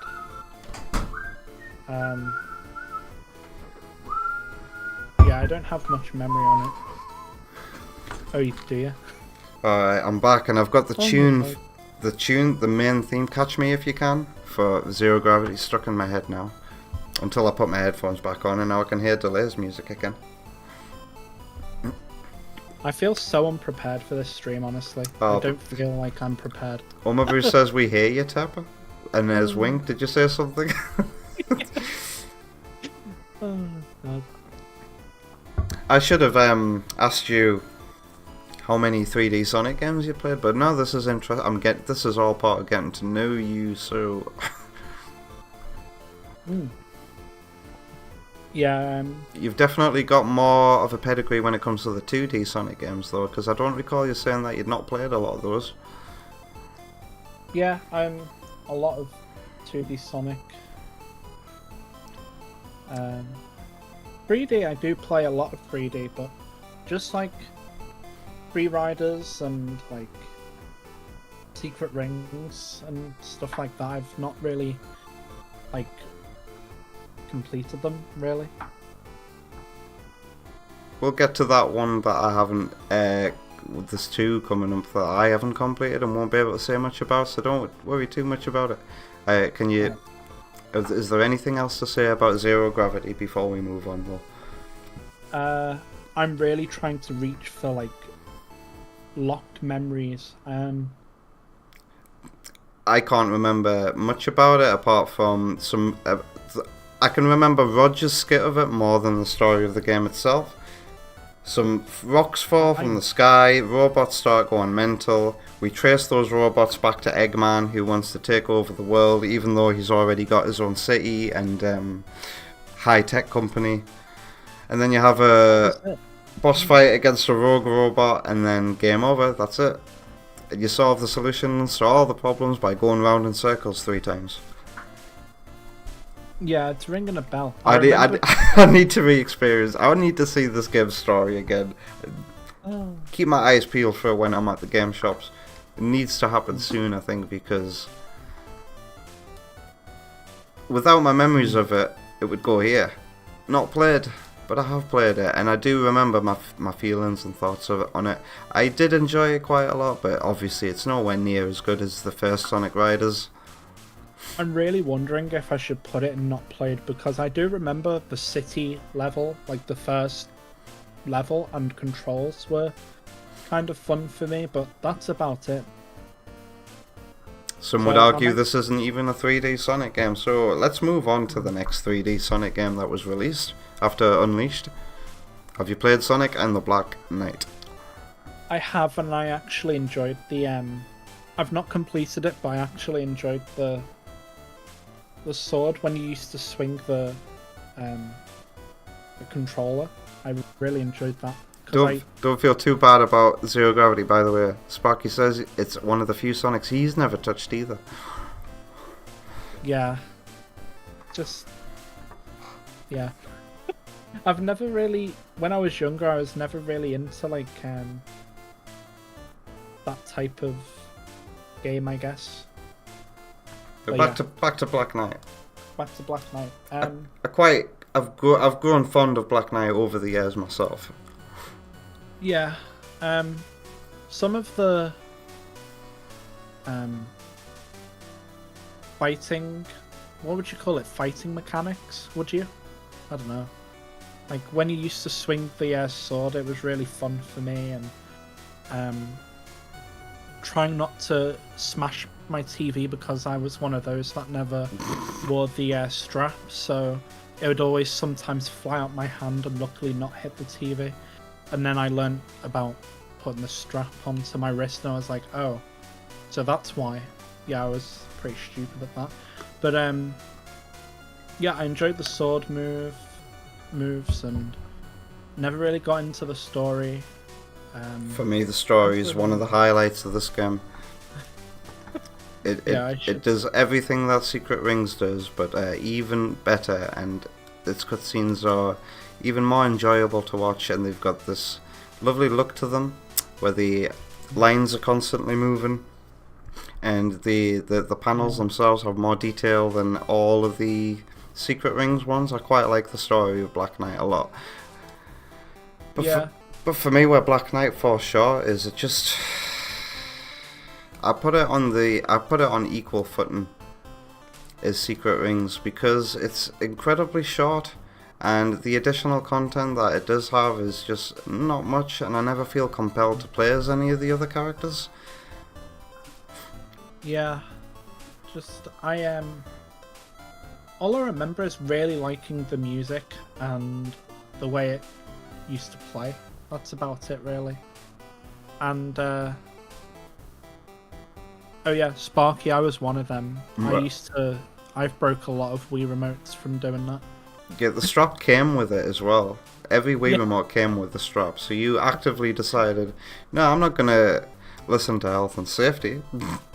It just felt really uncomfortable for me when I was younger. It's like I don't want to like feel something on my wrist while I'm like, it's just yeah. I soon went to learn because I actually broke one of the TVs. Vector says, cool story, weak gameplay. And here's the thing, like, have always been frustrated how the swordplay of Sonic and the Black Knight literally stops what you're doing and dead in your tracks, and you feel like you're not moving fast anymore. You stop in your tracks to perform a move, and that doesn't feel good. Not in a Sonic game, and that's where it falls short for me. Yeah. And then there's those special moves that you do, where you literally just have to swing the Wii remote at the right time. It looks cool, it sounds flashy, but the game's got incredible presentation, graphics, like music, it's got all that jazz that you look for in these Sonic games, but its gameplay falls a little short for me, and then the whole game itself falls very short. There's not a lot of content there for me to enjoy as somebody who just wants to experience the main campaign. Every now and then of his favourite Sonic games, it's Black Knight is not one of those games that does it for me, but it's still incredible when it is firing on all cylinders. And hey, Delay, how's it going? I think I'm looking at it with nostalgic glasses. So all I can remember is I enjoyed it when I was little, but that's about it really. Alright then, so we'll move on to the next Sonic game, and it's not one I can talk about. In fact, here on Twitch, this is one of my follower goals. I think it's if I hit 150 followers here on Twitch, I'll buy a Kinect and I'll buy a copy of Sonic Free Riders, and I'll stand in front of this green screen and I'll play it for your entertainment and see how it holds up. I've got nothing to say about it for now though, because I've not played it. Have you played it? You said just before that you've got all three of the Riders games, so... No, I didn't realise there was a third one. I only realised I thought... So yeah, we can both skip this one. Has anybody in the chat played Sonic Free Riders with a Kinect? I don't want to hear from you if you've played a mod that maps everything to a controller. I want to hear what the original experience was like from those of you who have tried it. But for now, we'll move on to Colours. Have you played Colours? Yes, I've played both. Which was it? Wii and DS. Ah, yes, but the DS DS is a one that we ranked in our 2D Sonic games. Yeah. This is the 3D version, the full fat Sonic. I was going to say Unleashed there. Colours. Yeah, I found it fun. I liked the music and I liked how it played. I liked the new mechanics of like going to these aliens. I think I've said this in the previous one, but the mechanics of going into different aliens and these different mechanics. Oh, we're being raided, Tap. Oh. That made me jump. The answer back, Ted. The answer back. How's it going, Hyper? What you been up to? We're not up to anything exciting here. We're just ranking the 3D Sonic games together with my special guest Tep music. I hope you're having a lovely Thursday. But yeah, I enjoyed the mechanics of the aliens, the story. If I remember, I didn't really like the story with the cringe dialogue. Just yeah.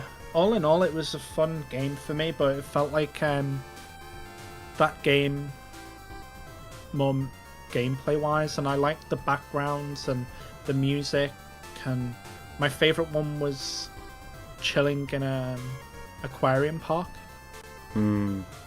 Sonic Colors is a vibe, man. Here's here's the thing with Sonic Colors when it comes to me.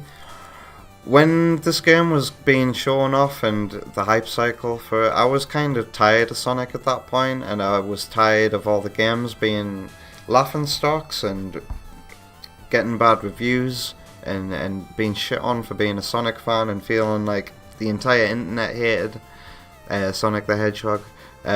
So I didn't play Colors on release. I actually had it borrowed, I think a year after release, from a friend who had it on their Wii, who was like, you gotta play this is actually good. So I fired it up, and holy shit, I was blown away. Sonic Colors is incredible. It's incredible.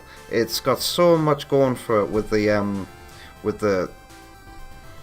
art direction, with the space theme, and the music, and the cutscenes, right? All that started, and when we look back at Sonic Riders, when you play Sonic Riders one day, Tep, you'll see that the Saturday morning for kids vibe that we all accuse Colors of starting actually started in Sonic Riders, and there's bits of it on Unleashed as well. It's not that offensive looking back at it now. Sonic Colors is just a damn good game, and it's one of those very few Sonic games that have had the motivation to 100% complete. Get all the Red Star Rings, get all the Chaos Emeralds, get Super Sonic. Sonic Colors is just a fantastic experience through and through on the Wii. And I nearly put, oh my god, I was going to put Sonic Colors, what is it, the remake? I forget what it's called, Sonic Colors Ultimate. I should have put that in the tier list as well, so then we could have went, yeah, you not played for me, and then for those who had played it, can put it in E or D or whatever, because that's not a good part of the game. But I love Sonic Colors a lot. If I had done like my top 20 Sonic games when I made that video, I would have talked about Colors without a shadow of a doubt. Love it. And it's got so many different controller styles as well. That's the good thing about Wii Sonic games, or a lot of them anyway. Free Riders, Unleashed, and Colors could all be played with a multitude of Nintendo controllers, any that you had at your disposal. I was one of those kids where it's like, you know, when you were told like, oh, don't play that because it's cringe and it's for like, you know, more like audience kids, and it's like, oh, okay. And like I didn't get to experience it till later, if that makes sense. So around 2015, 2016 is when I started playing it, and I like instantly was like, I missed out. I really like Sonic Colors. Is this the one that you've had the motivation to see to the final boss as well? I think so, yeah. I'm trying to recollect. I think I've played pretty much most of it. Was that the one like in space where it's like the weird purple floor and it's like you're running? Is it that? That's one of the bosses. Yeah, I don't really have a memory of that. Because I only played it once because my Wii broke, you see. Oh, wow. Yeah. I got a new Wii afterwards, but I never replayed this because I got so far and I think I was like, oh, you know, I can't be bothered doing it all again. And have you played Ultimate? No. I refused to. Yeah. When Ultimate was announced, I decided to buy a copy of Sonic Colors on the Wii and stream it and call the stream. Playing the definitive version of Sonic Colors before the remaster ruins it. Yeah. Listening to the music alone just doesn't feel the same. What, for Ultimate, it just doesn't feel the same. Oh, you guys had me listen to some of the remixes in Ultimate, and my god. My god. Oh. But yeah, that's pretty much all my experience with Sonic Colors. Alright then. Oh my god, so, what an awesome way to segue into Generations. This is the credits medley, and Sonic Generations uses this motif and their tune in its credits music medley. So have you played Sonic Generations? Yes, always, and it's been a favourite of mine for the longest time. Since 2012. since 2012. This is another Sonic game that I didn't get to play on release. I bought a PS3 so I could play this, I think, about maybe a year after it released. I don't know. I remember specifically because it was when my uncle had a PS3, and I went out to the movies with my nan to watch The Amazing Spider-Man when it came out, and came home from the cinema, and my uncle like said, I got a present for you, and gave me this, and it's like, it was such like an amazing thing, because wow, I've got classic Sonic but like in a modern Sonic experience. This is new, and I loved it with like, because I loved Sonic CD, Sonic and Knuckles, and playing like through the 3D parts of it, and then seeing like City Escape for the first time again, and like you know, in this fully like updated, like, you know, high resed up graphics and things, and seeing Seaside, is it Seaside Hill from seeing that on a PS3 instead of like PS2, and actually enjoying it move properly instead of slipping off the world and things. And the final boss I found really fun as well, and I just loved how like it felt natural. It didn't feel like, oh, you know, let's just put what's it called? Let's just put the two Sonics together and make a game. They actually tried to, like, you know, they thought of a story how it could work. No, they didn't. The story of this game sucks. As a kid, I'm saying, growing up, yes. As a kid, I was like, I'm talking as younger me. Honestly, I wish they used something else. Now I look back, but other thing that I didn't like, why is classic Sonic have no voice at all, but classic Tails does? And that was something that always rubbed on me since I first played it. And yeah, I enjoyed the story, I guess. I enjoyed the story, I guess. Sounds to me. I'm looking back and I'm like, yeah, the story is kind of whack, but I'm looking at it as like when I was younger, I enjoyed the story, and like how Metal Sonic is like, I wouldn't say these, like, I don't know, it's just. Wait, what? How Metal Sonic was like, and then I don't know. I was thinking of like the Time Eater made him as like some like weird entity of like the past, and then I thought of Shadow and Silver, and I'm like, oh wait, no, that's not how it worked. Are you just imagining a better game than what we got here? Because people love Sonic Generations, but I'm not one of those people who thinks it's one of the best Sonic games ever made. Because it is a damn good game, right? But like, I never replay the classic Sonic stages. I'm only left to replay the modern Sonic stages, and what I'm left to play, there's not a lot of it. And that's the thing that's always disappointed me about Generations. And let's disregard the fact that you can mod the PC version. If you've only got a console, you've got a 2-hour game, a 1-hour game. When you replay it, there's not a lot of content here, and the story is an absolute pathetic shame. Like, we got the chance to go through every era of Sonic, and what they gave us was just this really short, no effort put into it, barely researched reason for the game to happen, and it's all set in this white void. None of that's got any story meaning or anything. No. When I saw the game being shown off, I thought, wow, we're going to be running and making the colour return to the world, and that's not what happened. Like, no. I had the same kind of experience you did watching the trailer for Shadow the Hedgehog that I did for Generations.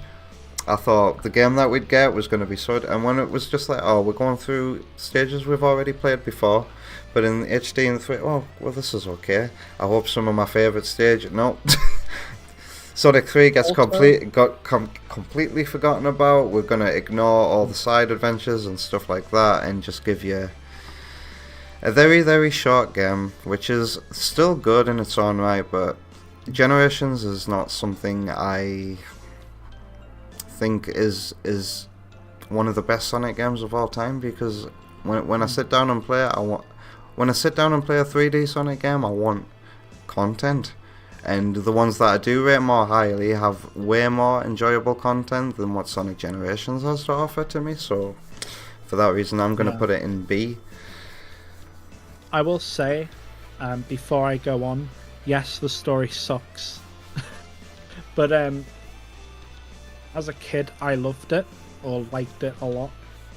I think I just like time travel, and that's why I like CD so much. A CD CD different. has no cutscenes with voice acting, so it doesn't have it's just a part of the gameplay, really. There's no convoluted plot holes you can get into like 06 That's does. another thing that So maybe this is a good thing that the story of Generations is not complicated at all. That's another thing that made me kind of like go, oh, this story is kind of weird. As like, you have CD stage with Metal Sonic, yet there's no time stones, or of course time stones are CD stuff, but you have this other thing that can do time now, and it's like, it's just, that's what kind of made me go, oh, okay. Yeah.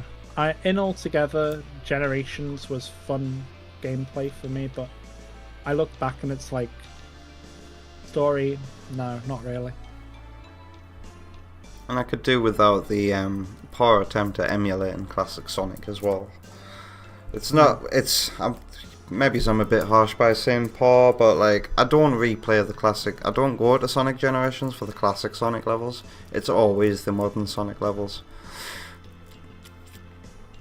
I actually, what I do is, when I was done, I used to put the other songs that I unlocked, like Angel Island or Mushroom Hill, and then play the levels again and imagine it that way.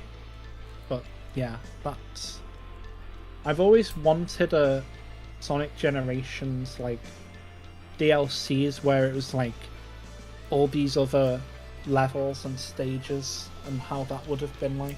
That would be wishful thinking if we do get that, because this game's coming out again this month, at the end of this month, and everybody's raving about the Shadow Generation side of things, but I'm genuinely curious as to see if they make Sonic Generations a better game in the process. And probably not.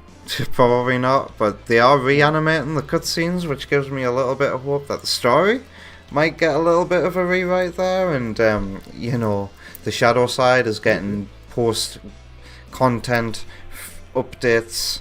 Let's just cross our fingers and hope that base Sonic Generations finally gets some levels that fans have always been asking for, and then maybe it can go from a B for me to an A, or maybe even an S. But for now, I'm going to leave it there, and I'm going to try and hastily move on and get the rest of this done, Tep, because we're at the 2-hour mark. I could do with going to the toilet soon and taking a break and moving on to my game of the night. So, have you played Sonic Lost World? I don't think you will have. Not that one. Nope. I played 3DS. You played the 3D? Wow. So let me just get my thoughts about Sonic Lost World out of the way before Tep puts it in not played. Sonic Lost World, I've got a soft spot for. Honestly, I get a lot of enjoyment out of it, and I think I'd put it on a B with the rest of these. Sorry, the advert playing him. Go away, advert. Yes, thank you. Sonic Lost World. Let's think about this. Yeah, I think I would put it on the same enjoyment. It's got fantastic graphics. It's got fantastic music. I don't mind the fact that it's trying to be a bit more like Mario and going off and doing its own things in some of the other levels. For me, that's very non-offensive. Yeah, Lost World for me is just generally a very fun game that gets a lot of undeserved hate. And that's what I've got to say about that version. For the 3DS version, for myself, I've played that one as well. I got them both at launch at the same time. I played through the Wii U version first, had a very good time with it, and then played the 3DS version of Lost World, and I played the first level, and you'll hear this from other people who played this game and reviewed it. It makes a damn good first impression with you, making you think that it's got better controls and better level design, but after that first level, boy does the quality go down the toilet, and every other level after that is just this never-ending collectathon mission, pointless mission fest. I think I'd put the 3DS version of Sonic Lost World in E, actually, because I still feel compelled to play Shadow sometimes. I do not feel compelled to play the 3DS version of Lost World that Tep has played. So what have you got to say about this one? I'm the same. Just I put mine in. I don't want to spoil it, but I put mine kinda low, near yours. So, But that's just it's only gone more. It's only as high as it is because I like the music, and just I'm not really a fan of the movement or the controls. the control. I don't really like. The controls are good, and the movement is. You could argue and make a case that the parkour is better feeling on the 3DS, but then the later levels just don't focus on that, or when they do, it's too hard. And a lot of the later levels just focus on these fetch quests or going to push switches and stuff, and it's just tedious. I hate the home attacks because it's just weird and like auto-y. Like I want to like press the button to hit one, not like all together, and then I just don't like it. Oh yeah, and the wisps as well. The 3DS version Yeah, of Lost World is like, use this wisp for the next half an hour until you want to rip your brains out, and Subsonic says it. Like, you didn't even mention the special stages. Imagine wanting to play them on the go. I mean, when I played them, I didn't really... I see the objection to them though. When I played the special stages of the 3DS version of Lost World, I had a big empty space sit room, so I didn't mind looking like a twat, you know, navigating these special stages, but I understand why people don't like it for sitting down and playing on a handheld console. I don't like, this is really picky, but I don't like how Play-Doh-y the characters, the Six or Deadly Six, whatever they're called, they look like Play-Doh models to me. I just don't like that. The Deadly Six were badly received from the moment they were revealed. People were saying they look like Skylanders stuff when they were first revealed. Do. They look like if a toddler made Play-Doh Skylanders, let's just say. I don't like the emo character or whatever you'd call that. Oh my god. Sigh. God. Yeah, and it's like just cringe. The it's Deadly like, Six. They're not. Here's the thing. I like Zaz, and I said this when I streamed it recently. Zaz is kind of like a spirit animal, but like every other character is just like so one note. One of them is just a girl who likes makeup.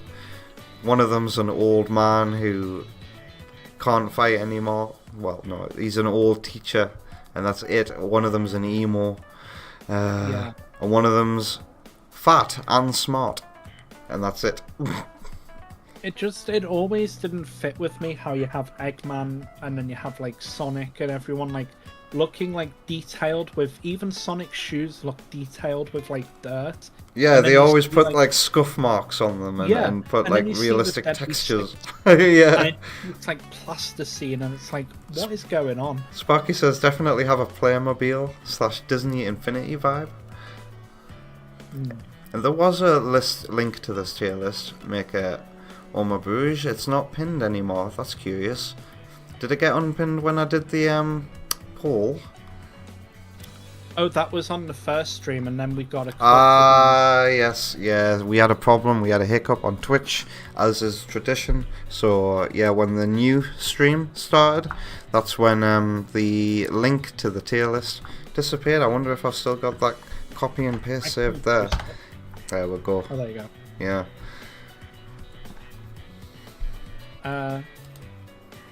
But yeah, that's all I have with Lost World. Lost World then. It's not a very good game if you played it on the 3DS, but the console version, as Vector Sailor says, otherwise the console Lost World isn't bad. There's great potential to it. Before I take a break, I might do a quick skim through all the chats that I've obviously missed while listening to you, and see if there's anything to add before going.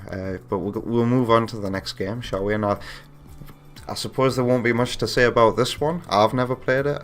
Sonic Boom, Rise of Lyric. I have something to say. It's awful. You played it? My friend bought it. I've not played it. I've watched my friend play it. I guess I did play it a little bit, but I went over to my friends to sleep over, when it came out, and oh my god, it's like the cutscenes. There's moments where a character, in the cutscene, will just jump frames. So he'll be in the back, and then the next minute he'll be in the front of the camera. It's like, what is going on? So these cutscenes run in engine then, and you see that working.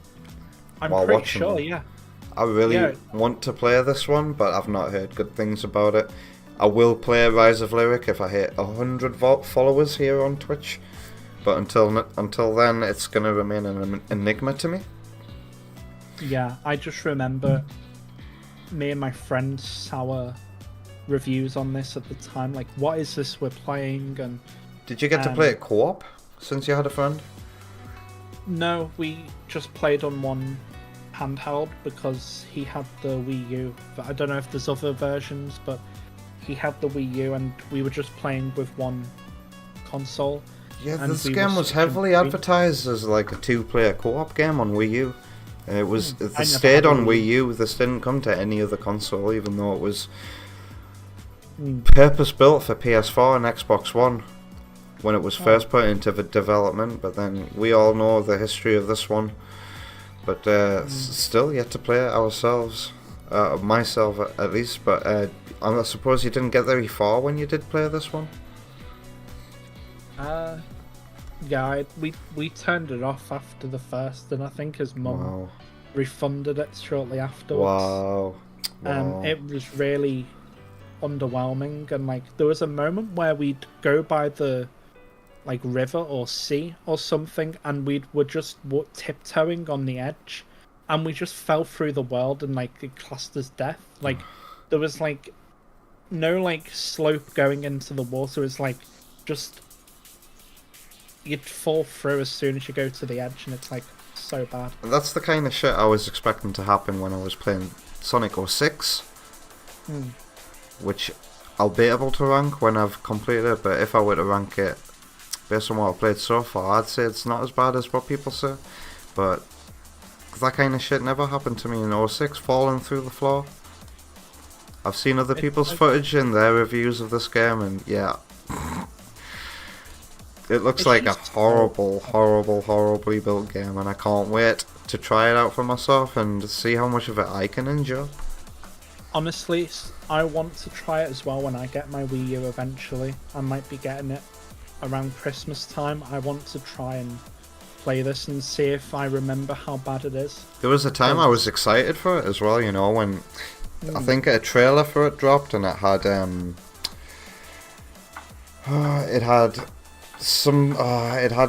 Skrillex music in the background, and the graphics looked incredible. The cutscenes looked really well done, and some of the shots were showing off looked pretty cool. Some of the still screenshots showing off in the press release looked incredible, but then it was shortly revealed by investigative people in the Sonic community that these were all what's known as bull shots, where better screenshots are shown off to make the game look better than it actually is.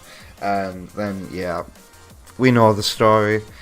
People's excitement for this game came crashing to a halt when reports of it looking like a PS2 game were dropping when people were getting hands on at E3, and yeah, the rest is history. One of the worst selling Sonic games of all time. Yeah, it's sorry, I was replying to delay there. Alright, Subsonic, I'll see you later, man. Just it's unpleasant to play.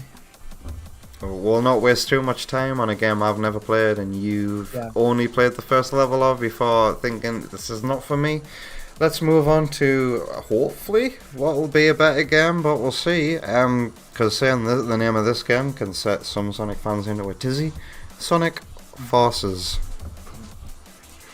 Hate the story. I actually don't mind the gameplay. That is very fair, because that is pretty much what I'd say about Sonic Forces. Yeah. Completed it all. Of course the game feels underwhelming, but it's not in a bad way. It's like the same way I feel with Sonic Adventure. It's just chill. It's just, you know. You think Forces is a chill game? That's weird, No, because the tone that it gives you, Forces is like, this is the end of the world, everything's destroyed, Sonic's being tortured, but that's not. It's true. That's not what happens in game, but the gameplay is like, compared to Sonic Adventure 2, Sonic and the Secret Rings, or Sonic Unleashed or something, it's compared to that, it's chill gameplay. You know, for anyone, like, I think you've said before, people with learning disabilities playing it really understand it. I'm glad you remember me saying that, Tab, because I used to be like the typical Sonic fan who would have a complete meltdown whenever you'd mention Forces and be like, nah, it was just so disappointing, it's one of the worst, but nah, it's not. It's unfortunate that this was the case, but Sonic Forces was never really made for hardcore Sonic fans. It was made to bring new fans into the series, and unfortunately they kind of stumbled with the marketing and bringing nostalgia into it and playing with us by showing chaos and whatever else was promised that never got delivered. But Sonic Forces is such, it's designed in a way that anyone can enjoy it, and it can be your first 3D Sonic game. You can be a 10-year-old sitting down with Forces, and you'll enjoy it every second of it, and you'll get to the end of the game without any difficulty or thinking that the game is bullshit, or because casual gamers do find Sonic games hard to play. I've seen casual gamers sit down and try and play some of the more complex 3D Sonic games that you and I probably wouldn't call complex, because games like Generations could be summed up by saying corridor runner at the end of the day, but there's a lot more to it than just that to be good at it. But honestly, Forces, I saw my old housemate Adam play it, and he had an absolute blast, and I saw how the level design was benefiting him and saving him from unfair stuff, and I'm like, okay, Sonic Forces, I forgive you now. And I've always found fun playing the Avatar stages. The Avatar stages are by far and away the highlight of the game for me. I love how you can play about with the different Wispons and have a different feel when it comes to the combat. Some of them can be... I've never played with the drill one, but people like to talk about how fun it is to speed through a level with the drill Wispon. I just love the fact that you can customize a character, and the spectacle of the... even though a lot of it is basic, the spectacle of the Avatar stages and the music is what makes it so memorable to me. And Sonic Forces has a fantastic soundtrack that I think again doesn't get the love it deserves, because the Avatar stages is what you'd call them, very dance, wouldn't you? Very D&B, shall we say. And I'd call this like a very low energy game. Like, if you have low energy or EDM, and you can't be bothered playing like Sonic Adventure because you've actually got to think and like not die or something, this game's like very low energy, and you can just be like, oh, like, it's just like a run and like, try not get to hit rather than try not to die. It's like, that's how I've always felt. It's like, I've never thought this game was bad except for the story. I've always felt like it's just a very, you know, sit down on the sofa and chill out type thing. That's how I've always felt this game was, and it's just kind of been, you know, pushed down hard, I guess. It sounds like an oxymoron to say that the game is chill, because, like, Yeah. I can't think of any levels that... Okay, well, maybe it's the water levels, you know, the casino jungle levels. They have a kind of chill vibe when they're not on fire, but, like... When I say Forces chill, it's not the game's chill. It's like you can chill out, and, like, you don't have to be like... I get what you're saying. Oh, I have to worry. Yeah. I bought this what I game mean. on PS4 when it came out, and then I went to buy it again on Switch so I could play it on the go. So it must you're onto something there, and I agree with you, because I bought it on a handheld console so I could play it on the bus. A game that was supposedly disappointed me, and I found a lot of fun in getting the additional things that would show up in the level after you beat it, like the silver coins and the 1, 2, 3, 4, 5 things, and the red star rings as well. But they're always standard when you play a level. We don't hate Forces as much as other Sonic fans might. It's just a chill thing. It's got a blemish. It's the classic Sonic. He shouldn't be there, and he feels god awful. But again, I watched my casual gamer friend Adam play the classic Sonic levels, and even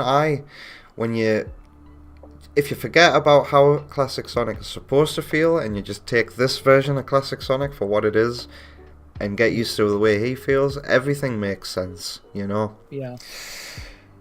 Apart from the fact that you lose momentum while rolling downhill. But what I meant to say was that the jumping makes sense when you got control over it. Classic Sonic has this weird thing where when you land, you kind of do this animation that signifies that you've come to a stop. I don't know how to explain it, but there's something to classic Sonic and Forces that isn't as bad. That isn't that bad, but it doesn't even feel anything like the classic Sonic that we got in Generations, so it's still rather disappointing. I don't know why I'm going off and talking about classic Sonic and Forces in such detail. Just to tell Delay's response, I wouldn't go back to the story, to be honest. It's just gameplay for me, personally. Yeah, the story... I might want... You know what? I should do... I've never streamed Forces before, I've just realised. Like, not main Forces anyway. I've only ever done mods of Forces.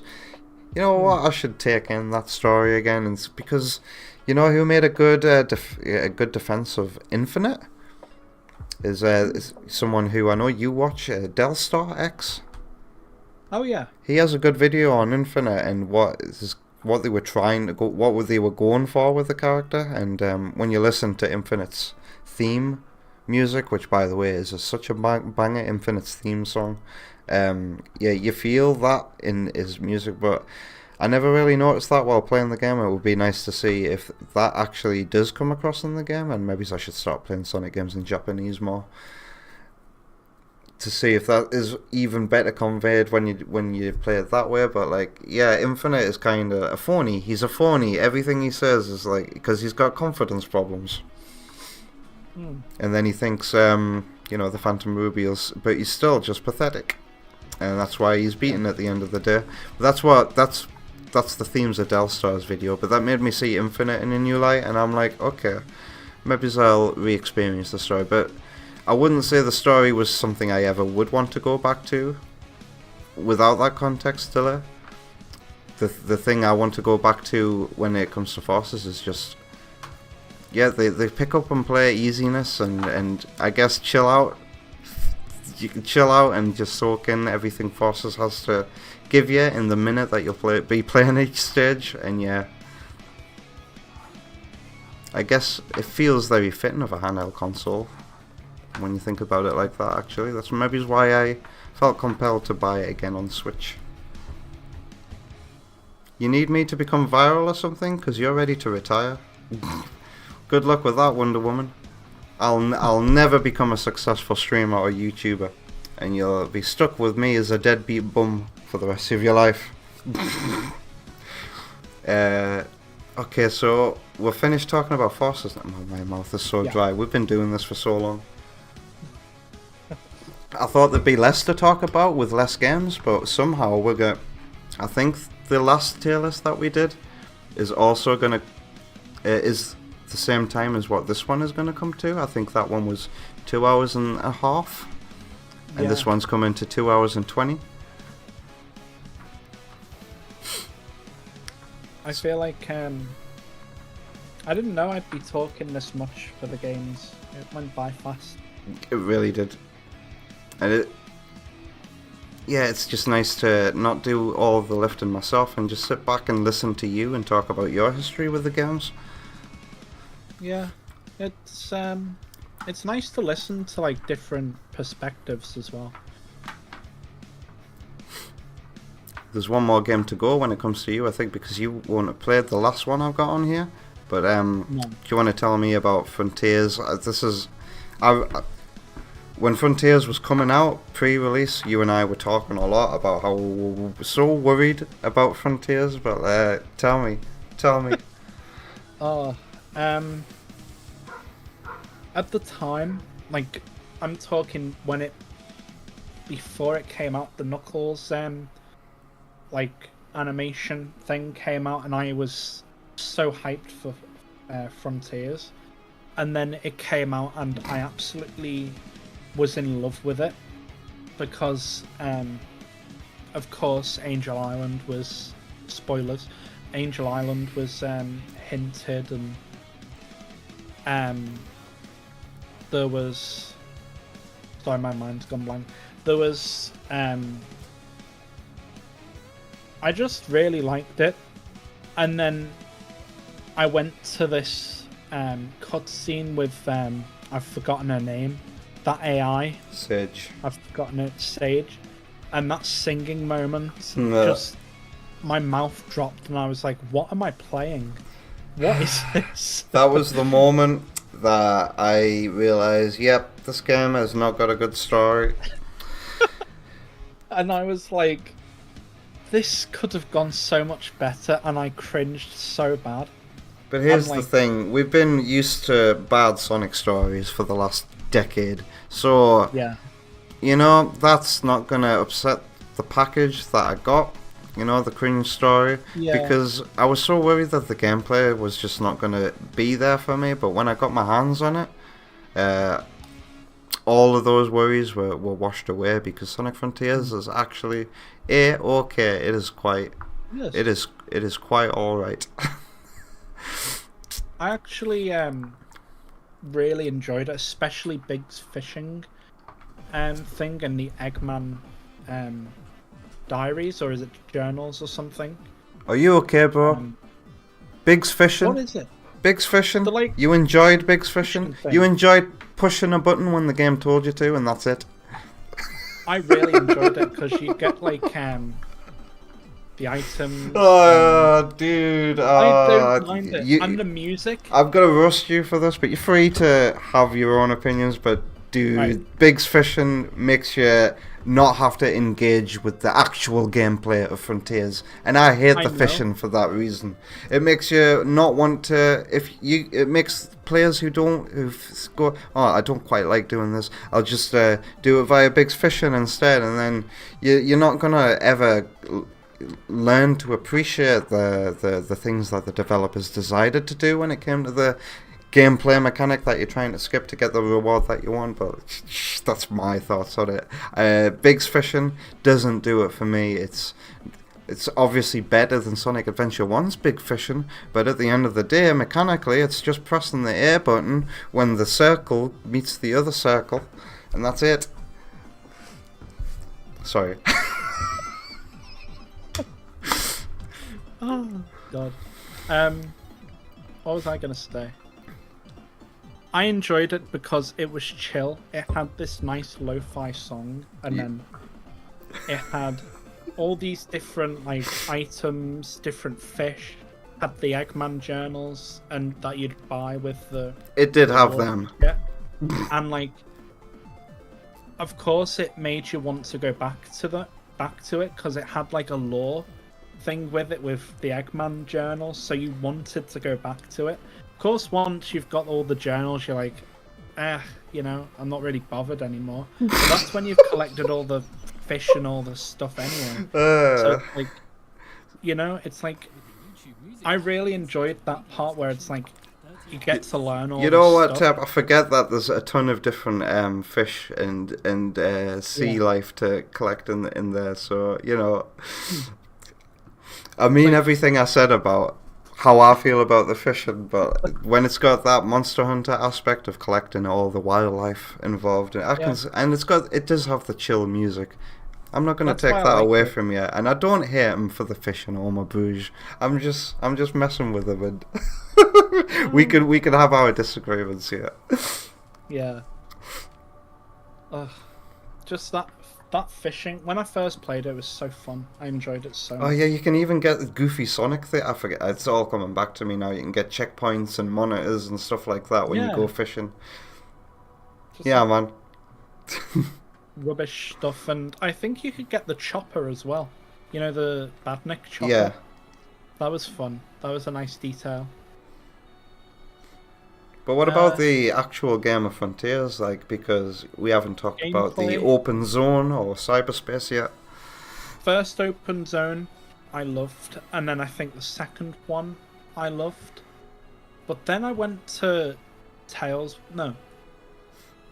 One of the... I'm forgetting which one it is. Tales' Island, yeah? Chaos Island. The one with all the forced 2D segments in that a lot of people will tell you is the worst island. Pardon me. It's just... What happened? I don't know, Jeff. You say what's happened and you like the first... I don't like the first island either. For me, the highlight is the desert island, and that's the one where I don't get lost in and I can recognise landmarks. I still can't find my way without the map on the first island. Chaos Island is... Chaos Island. I remember there was a leak, quote-unquote, where you'd take one of the rails and you were going up into the next island, and it was like a sky thing, and I was like, oh, this is going to be so cool, but actually it never came out. But I was thinking that was going to happen, like a new Sky Sanctuary thing, because, you know, Sky Sanctuary was hinted at the you know, the animation, so I was like, oh wow, there's going to be like this, because it's tying it together with Sky Sanctuary. And I thought there was going to be a new island, and there was like that weird rock thing where he was like punching it and it was falling. I was like, oh, it's an island in the sky. And then it just never came. And I was like, were they going to? Or were they going to do that and then just didn't plan to? Because I remember that leak, and then, you know, I got so excited because I thought I was going to play like a proper Sky Sanctuary, and I was like, it's plausible because they've got the chemical plant, they did Green Hill again on Forces, so they might do Sky Sanctuary or something, but that never happened. Wait, we did get Sky Sanctuary assets in cyberspace? Yeah, but I was wondering, did they rush development and just put it in cyberspace instead, and then just make another Chaos Island or whatever it's called? I would say the moral of the story is, Chep, don't follow supposed leaks. Yeah. Because they'll always set you up for disappointment. I remember people saying, oh, Hypersonic is going to be at the end of Frontiers, or it's been leaked, or my friend works at Nintendo said, yeah, that never happened. Yeah, never, we don't want to judge these games for, like, we can be disappointed in what the games didn't do. Like, for example, Lost World on 3DS wasn't good. We can lament on it for not focusing on its fantastic controls, but I don't think we can be disappointed at Sonic Frontiers for not having a Sky Sanctuary Island in the sky. I mean, it would have been nice to have other islands. I mean, it's fine to knock it for the lack of variety and the recycling of assets in cyberspace, but for me, Frontiers, I think, for me, the highlight of the game is cyberspace. Because I only like one of the open zone islands, And then Yeah. I really like to play cyberspace with this new movement style, control style, new rules where you don't boost into enemies to defeat them. I think that's such a cool subversion of how to flip playing these stages fast on its head. I love how much control you have over Sonic in cyberspace, and I think they're a joy to play. I thought I'd hate them. I thought I'd hate the fact that a lot of them was recycle level designs, but now I see them for what they are. They're Yeah. they're an experiment. The Sonic team are saying, can we still make levels that feel good to play when you play them for speed, and learning how to sequence break a lot of these cyberspace levels to get insane skips and get good times. Even though getting an S rank is incredibly easy in them in the base game, it's still really fun to do. Man, I miss when it first came out and playing those cyberspace missions. I actually really enjoyed it. You know what, I might do a stream in the future where I do nothing but the arcade mode for the cyberspace levels, because I did that a few times when that update came out, and then I haven't really played Frontiers regularly since, but I'd love to return to those and hear that incredible music again. And Frontiers has an incredible soundtrack that has, I think, 6 CDs in its OST. I don't know if anybody's got it. Oh. Another thing I will add is I love the voice development, like the way they changed how they voice act in this. I really like the darker tone. Did you? No, not really. I mean, No. to be honest, the way I have interpreted that is just, again, a time thing. I don't know. I don't know what. I don't like Roger's deeper Sonic voice. Not that one. I mean, like Knuckles and like how the emotions are more serious. Do you know what I mean? Like it's more like Amy's not this like I want to chase Sonic every game now. It's like, yeah. Okay. So I'm just gonna give the story of Frontiers points for doing this. You know, it's watching Sonic and Knuckles interact in Frontiers was a joy. It wasn't cringe, and I think that's one of the few things it got right. And then, and I don't think a lot of people are going to agree with me for this, but like, I really like how mature Amy is portrayed in Frontiers. She's not a creepy stalker, obsessive girl anymore, and I think that's perfectly fine. Characters should be able to grow and change, and seeing a more mature side of Amy that can articulate her emotions instead of freaking out and go, she can actually articulate how she feels instead of acting before thinking. Yeah. As you were saying about the Knuckles and Sonic part, my opinion, I think they got it perfect. Like, they're meant to be rivals, but they're also very good friends, and that's what you saw. It was like Sonic being kind of supportive to Knuckles, but Knuckles is also like, you're such an idiot type thing, but it's also like, thanks, pal. Like that type of emotion. It's like, that's what I always wanted, and I got it in Frontiers, and I really like it. It's like, I'm better than you, and no, I'm better, but it was it's bro banter. Like, yeah, that's why I always wanted it. It's not this like cringe, Knuckles is a dumbass and Sonic is like, rolling his eyes, and it's not like that. It's more like, having a go at each other, but they're actually friends. Yeah, that's like what I quite like you and I actually. Yeah. Like, because you like the big fishing in this game, and I think that you are a fool for thinking so. Yeah. And we can still not hate each other after I say those words. Yeah, that's how I think.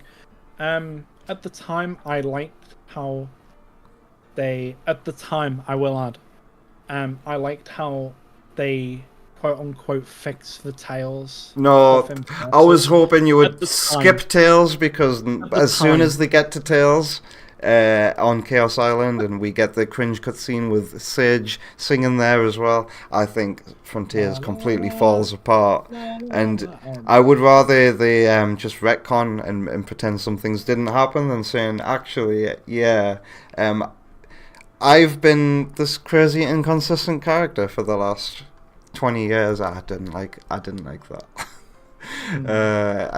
Yeah, the more you get into Frontier, that's not, because it feels more and more rushed the further you get into it.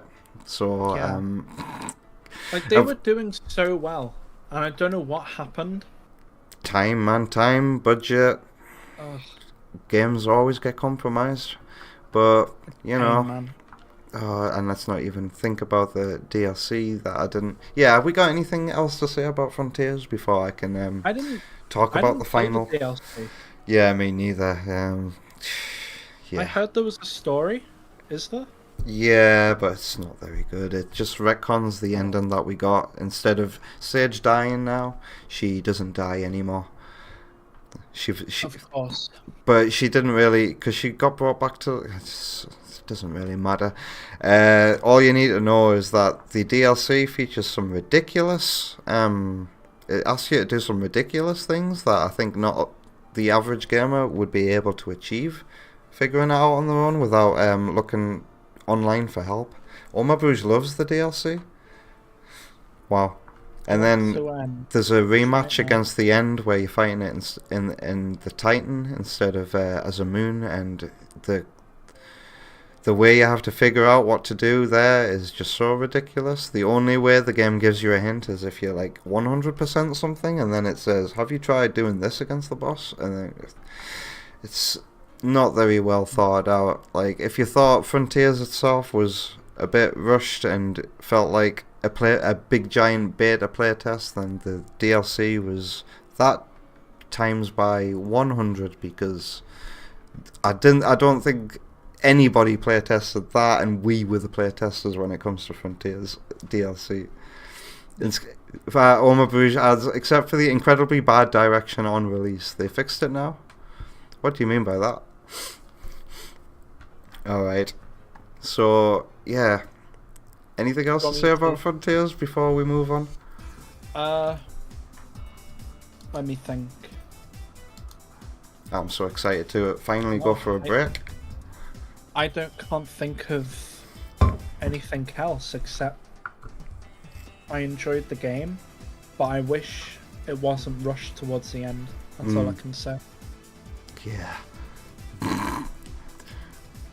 I still enjoyed it. Yeah, I enjoyed it enough to put it here with a lot of other Sonic games that are hit or miss with other fans. But yeah.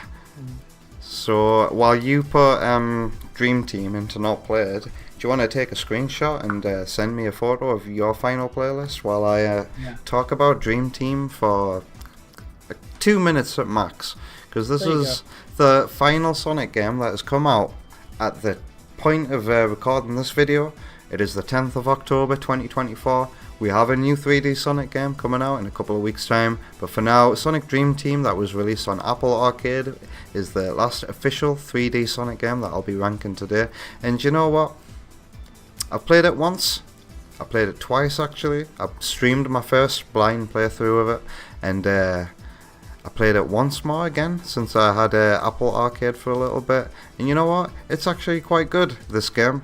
And I want to play it again before the end of the year because it's got free content up there. I hate this, but like it's got more content, so it's worth a revisit. But Dream Team kind of blows your expectations out of the water, right? Because it's a mobile game, but you can play it with a gamepad, and the quality in places, it should be like a like Switch game or something like that, because it's oozing with quality, and it's from Sega Hardlight, who made Sonic Dash. They're a UK developer. They're very talented. This game actually got nominated for Mobile Game of the Year from an outlet, but Dream Team is. I need to play it again so I can finalize my thoughts on it. But when I played it, I really didn't have many issues with it. I thought this is actually quite fun.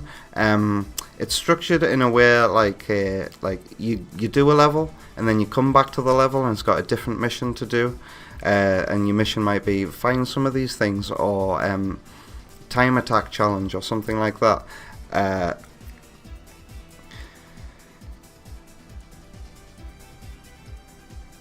Yeah, it's just a lot of fun to play. I'll be honest, I've forgotten a lot of it, and that's why I'm struggling to think of things to say. But I remember my issues with it at the time were only like Knuckles glide, how that felt, and then some of the flying characters you couldn't fly for too long with them. But the level design is all built for them. The missions are very fun to go through. I think there's one thing holding this game down, and that's just I guess how quick it is with it being a mobile game. It doesn't have a lot to enjoy. I think you can do 4 hours and you'll be finished with the game.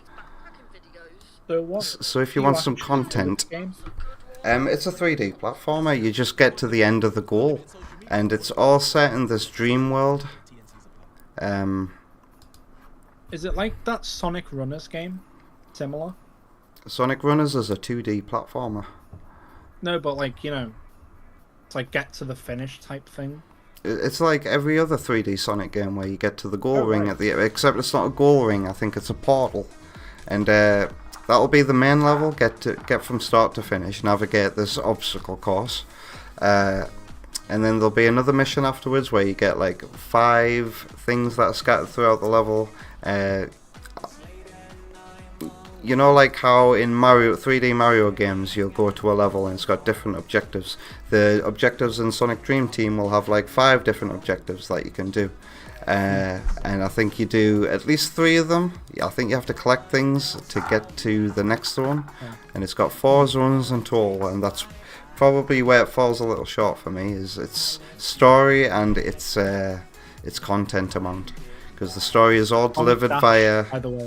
Yeah, you're thinking of Sonic. It's not like it's a proper 3D platformer, which is why I haven't put games like Dash on here. It's a mobile game, but it's a proper 3D Sonic game platformer. It's got.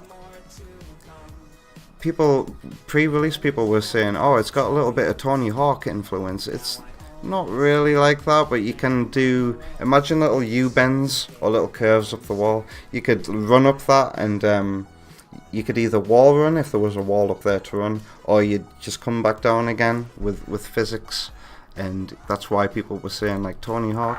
It's got grinding, homing attacks, the speed characters think can do light speed attacks, and then you can play Sonic or Amy, Tails or Cream, and Knuckles, or is it Rouge? No, it can't be Rouge. I can't remember what the complete roster of characters is, but Shadow's being added to it soon as well. I really need to replay it again because I'm trying to gather thoughts, and I feel like an idiot who can't think of anything to say because I've largely forgotten my time with Dream Team. But we will say this: it's got great animation for whenever the characters are animated, and people were saying, oh, they should why don't they animate Sonic like this in the mainline games?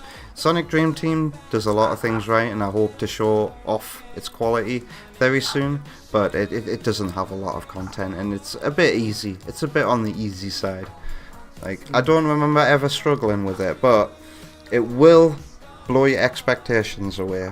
And its final level is kind of like Sonic Colors, where it's got Eggman narration. It's basically set in this dream version of Eggman Land, and there are Eggman announcements and everything while you play the level. It's pretty bloody epic. In the final, I remember the final boss sequence as well. Imagine, you know, the infinite levels in Sonic Forces. It's all coming back to me now.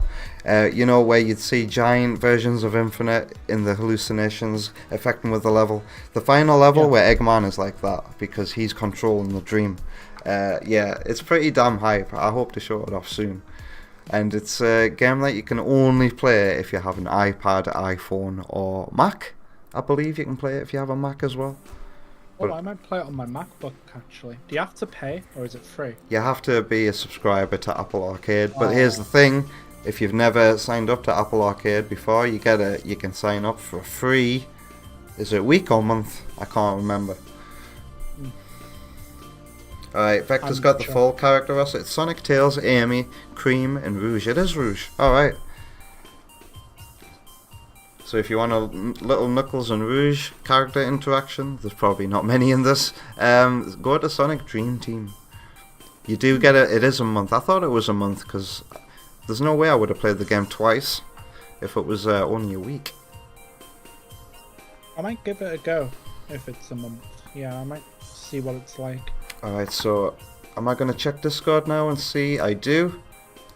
Who wants to see? Teps. Wow. So I've got a lot of games in B, and it feels like B is the most, it's definitely the most populated. But let me just copy your image and put it into Paint. Dude, is this your remix I'm listening to right now? Hmm? It is, yeah. This is your Land of Darkness remix. Oh wow. Yeah, I'm gonna open Paint and show it that way. So this is what Tep has got for his tier list. Oh, let me zoom out. I've gone grey on the stream. Wow, you've put Adventure 1 and 2 in S, whereas my Adventure is a B, but I've got S and 2.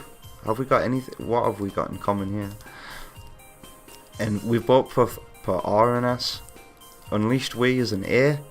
Generations and Frontiers, they're all A tier games for you. Secret Rings, Colors, and Heroes are B's for you.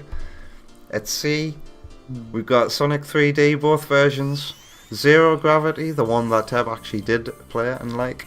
And Forces, they're all on the same level. Shadow the Hedgehog is a D with Black Knight. Oh, my heart is so crushed right now because Black Knight has got such an amazing story. Where did I put Black Knight? I think it's in B with every other game. Yeah. Wow. Is there a game that we've got like spectral opposite views of? You've got a D. Shadow. I think Shadow is a D for me as well. Sonic Lost World for 3DS and Sonic 06. E, because you've actually played Boom. And is that the only thing I've got in E as well? No, I've got Lost World 3DS in E with Unleashed as well. And then you've not played HD Unleashed, The First Riders, Free Riders, Lost World Wii U, or Dream Team. So, like, what can we call polar opposites here when it comes to each of our tier lists? I'm not sure. Let's see. I put Sonic Lost World in D because I really like the music. You like Heroes more than I do. No, hang on. I like Heroes more than you do. Whoa.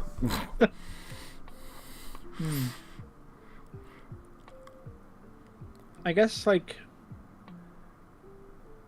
because you've played GameCube and I played PS2, it's like different experience, I guess. You think more highly of Generations and Frontiers than I do as well?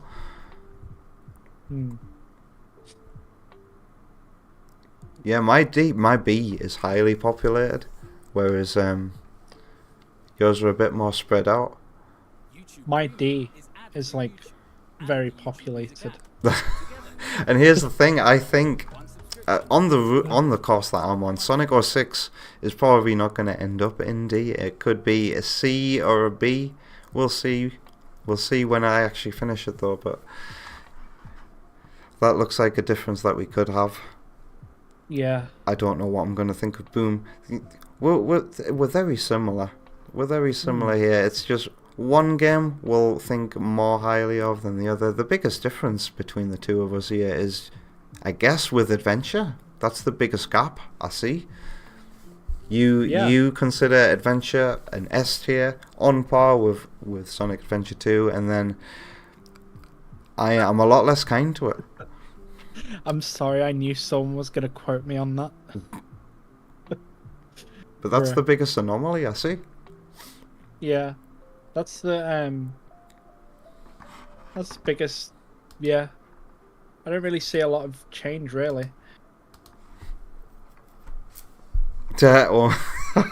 Yeah, my mind did something similar when I heard that. My D, and then I just had to shut my brain up after that. Gross, says Delay. And by the way, I have to apologise for missing out on a lot of the chat tonight while I was listening to Tep. I did say I would possibly try and scroll through the chat and catch up before going here.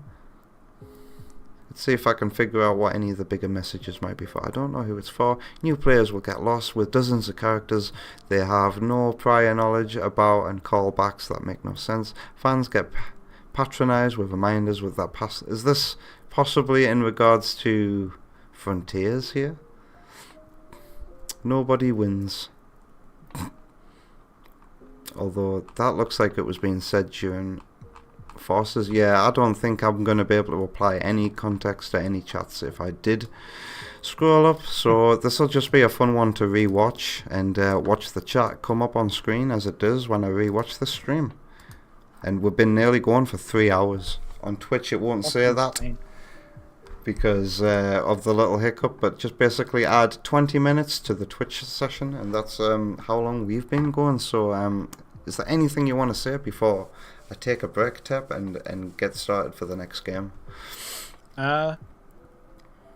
Few things. Thanks for having me, and I was going to say that. Sorry if the commentary was all over the place. Don't worry about it, man. And, it's funny to get to a game though and be like so hyped to talk about it, and then I'm like, oh, you haven't played it. True. And last thing is, been great after a year that we're doing this again. It was really fun. It was fun to have you on, man. It's always great to have Tep music on, whether we are playing games together or just talking about Sonic games together or whatever it is, or even just having you here. Just Tep, thank you for being such a good sport, such a good friend, and being here to rank the 3D Sonic games with me, man. No, it's good, man. It's really fun. It's yeah, I just really enjoy it. We'll have to do like a versus mode again or something sometime. Indeed, we will. But yeah, thank you. Alrighty. So yeah, I'm gonna go take a break now. You're free to leave the voice chat now, Tep. And I'm just going to wrap up and do my usual break thing now and pretend that you were never here. So take care of yourself. Goodbye. See you later. See ya. Drink up. I will. I need water. Alright, me too. Alright, so now that I've left the voice call, let me just minimize Discord and let's send us to a break, and I can finally get to Sonic 06, which has been the streaming category over on YouTube since the stream started. So let's go.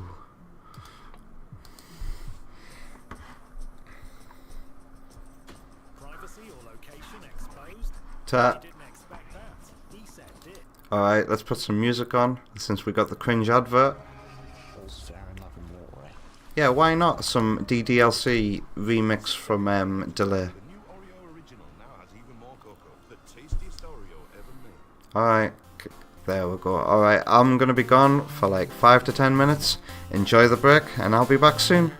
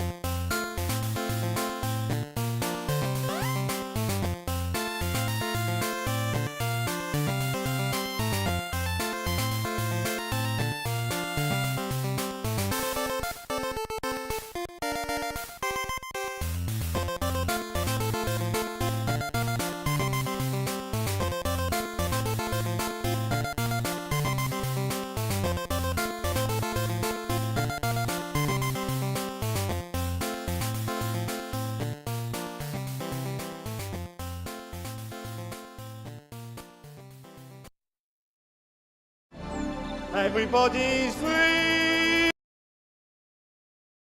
What the hell was that advert? What is this? Oh my god. It's some guy shouting about milk. And I can't skip it.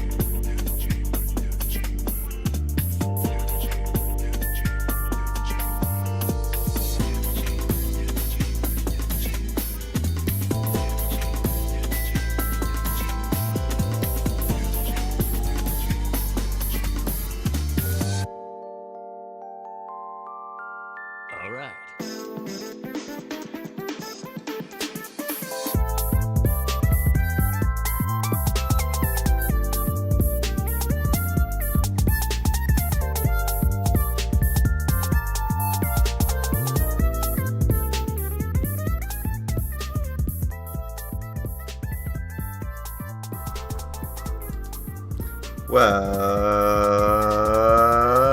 back from the break. I hope you had a lovely one, because I certainly did. You're currently listening to Lime Flavoured Optimo's Deeper Death Chamber remix. You can find it at number 7 in the playlist in the description over on YouTube's version of the stream.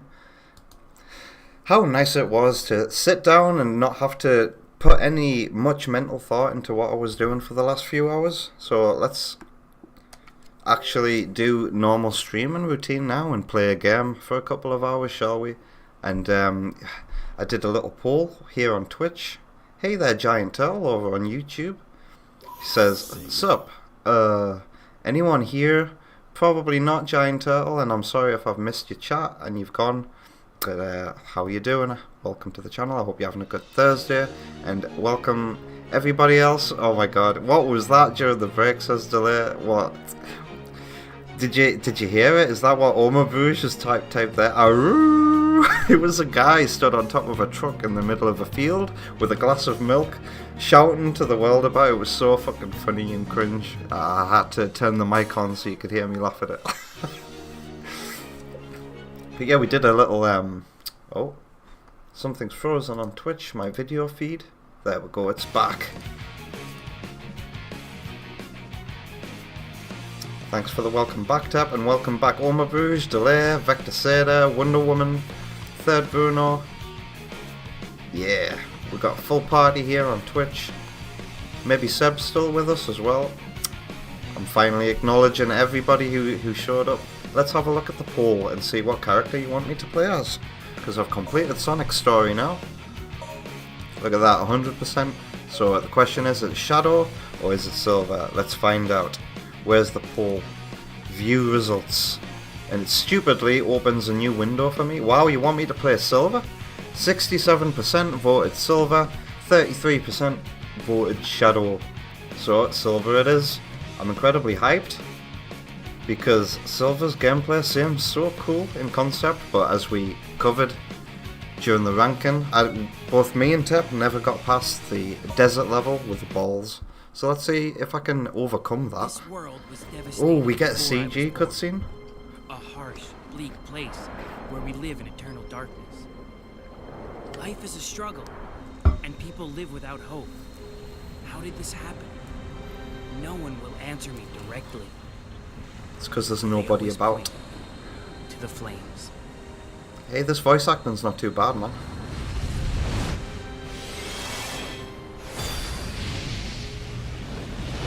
These flames, they burn away at my world, destroying everything in their path. They come from an eternal life form that we cannot truly defeat. The flames of disaster, known as Iblis. Silver looks sick in this cutscene. Blaze, what's wrong? Not my Blaze. He's appeared again!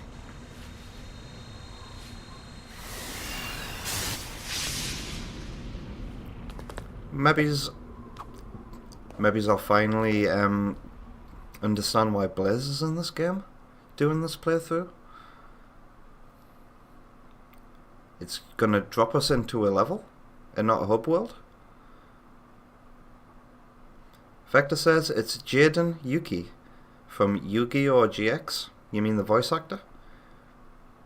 I've never seen any of the Yu-Gi-Oh! Anime, so that's lost on me. Wonder Woman's back, because your stupid ass can't sleep. Maybe my voice will help. Well, welcome, Ghost Nerd, Wonder Woman, the Discord kitten. Look at you following me in this very level. Alright. So can I pick up rocks? Oh yeah. But I missed the enemy. Okay. Oh my god, this is... How can people not think that this is cool as fuck? Ooh, there's a goodie over here, a 1-up.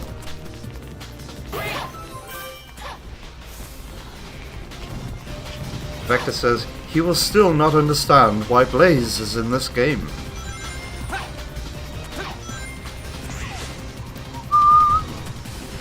Alright. Ow!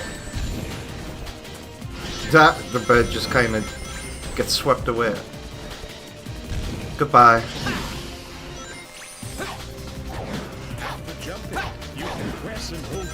button to levitate Dude, and move around in the air. I already knew that. I didn't go through one of those hint bubbles. Alright, what buttons do I press? Wow. Okay, that wasn't animated as well as I thought it would have looked. If that was animated better, then that would have been more hype. Can I not aim at these guys? Oh, okay, I can. I just can't see.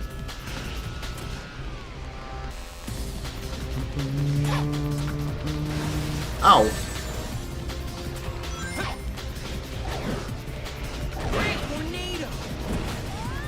I just heard Blaze die.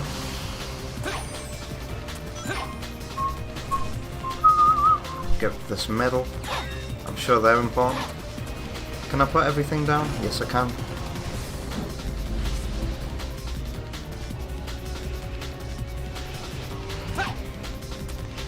Ta.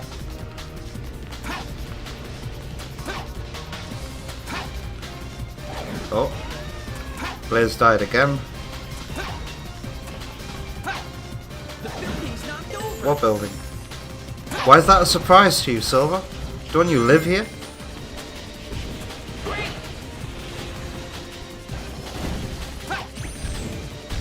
Do you have to aim at the enemy with the control stick? Like a homing attack?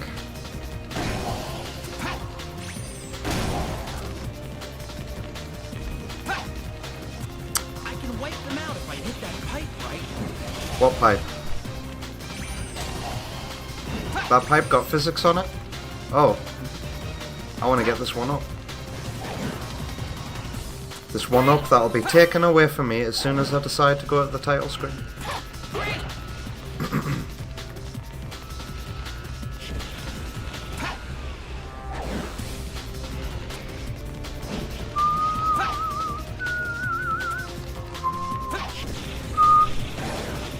I thought that was Lightning McQueen right there until I got closer. Alright. Gimme, gimme, gimme. Wow. Oh. I guess you can't pick up fireboxes? Goodbye. Is that where I'm supposed to be going next? Oh, hello. Oh, the building fell. Here's me thinking I was supposed to hover up there. Oh, I can pick up fireboxes? What the hell? The enemies are just being taken out by the environment.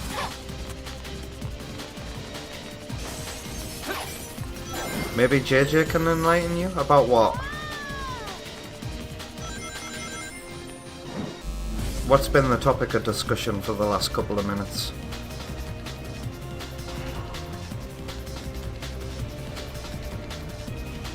Oh dear, that's what Discord kitten means? You never told me that.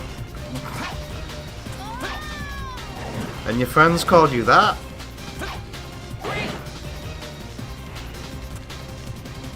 When it opens its mouth, that's my chance. I've got to dodge, then counterattack. Remember the 5 Ds of dodgeball, ladies and gentlemen. Oh, I thought I had them grabbed there. That'll do. Alright, wait for him to open his mouth out. The camera in this game isn't helpful. Wait, his mouth is just open.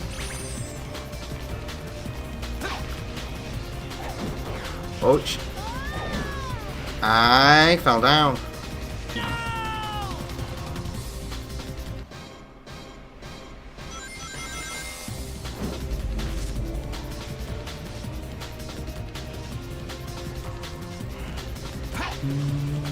Oh, that was a late addition. When it opens its mouth, that's my chance. I've got to dodge, then counterattack. What the hell? Goodbye. Alright, don't try and jump over here. That's what I've learned to do.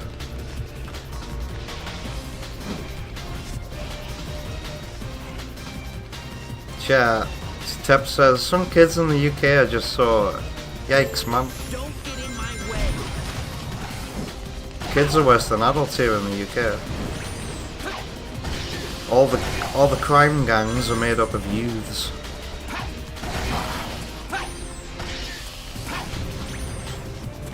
As an adult, you approach a group of youths in the street, you get great anxiety. You're like, am I gonna be stabbed?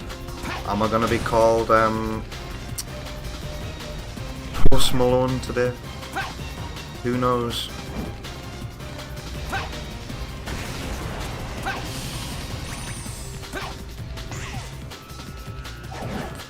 Camera? Ah. Tep says, youth, a group I fear in the UK. And not too long ago, Tep would have been classed as one.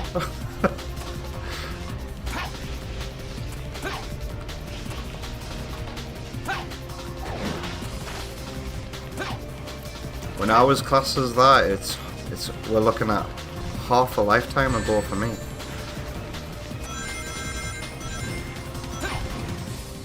And I was still afraid of youths when I was that age. So Wonder Woman thinks that Yep is still a youth. Whoever this Yep is.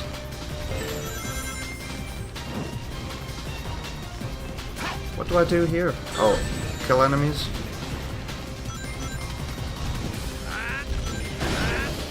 I think that's the way.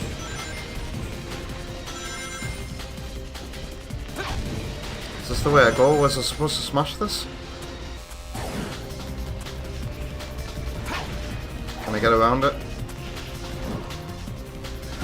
There we go. That's one way to do it, I suppose.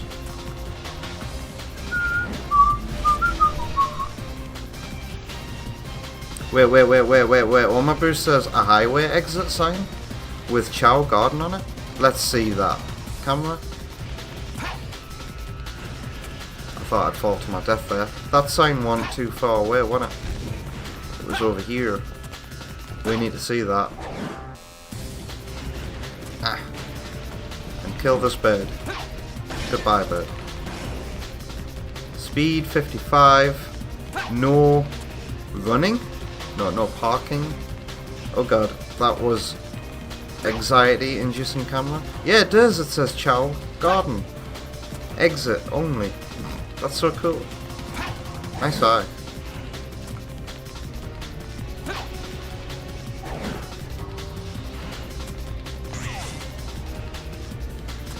Wow, Tep had a knife pulled on you? What was your reaction, Tep? What did you do in that situation? Tell me all about it, because I fear the day I have a knife pulled on me. Thankfully it's never happened, but I have been chased by a bunch of lads with a stick with spikes on the end of it. That was terrifying. My reaction to that was to just find a garden with people chilling out in the street and just go to them and say, hey, I'm being chased by these lads. Do you mind if I just hang out here as if I know yous, so I can be safe? And that's what happened. You just walked away and they laughed and said shit. And they were all talk. They were all bark and no bite, thankfully. Wonder Woman's only ever been stabbed once, but it was with a pencil. And you still have the mark. Ow. Hey, Blaze. Oh, I get to play as Blaze now? Alright, don't let me down, Blaze.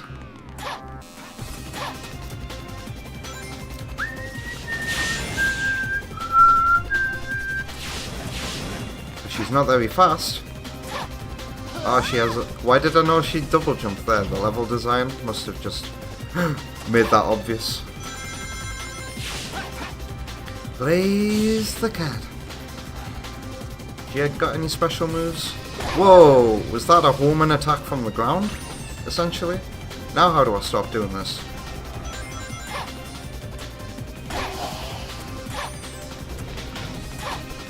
Huh. Is this the way to go?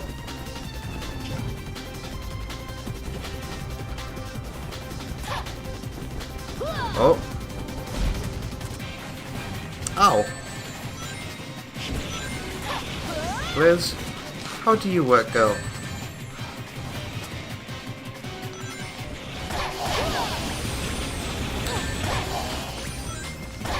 So it would seem the X button lets you do like a homing attack from the ground.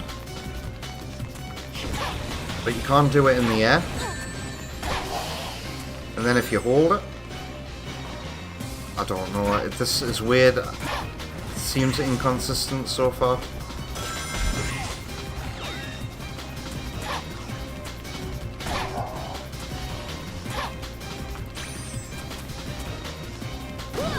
Yeah, if you hold the button, you do this. But then your movement is kind of locked. It's weird. Those enemies are involved with that cage somehow, it seems. In any case, let's try to... That was such an anime line. Oh my god. In any case. We need to go In other past the words, buildings. they're like twins. That's not how twins work, bro. My Sonic OVA reaction is so funny. This is nowhere near over.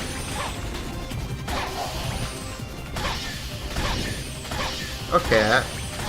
It would feel like I've gotten the hang of this now. You've got... Is that all you've got? Do I just jump here? Whoa! What the hell was that I just did?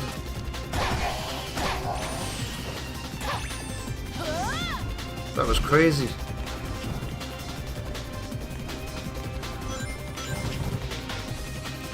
Wonder Woman's seen a lot of zombie knives lately. I asked you lately, what's a zombie knife? And you told me it's like one of those big curved rusty knives or something.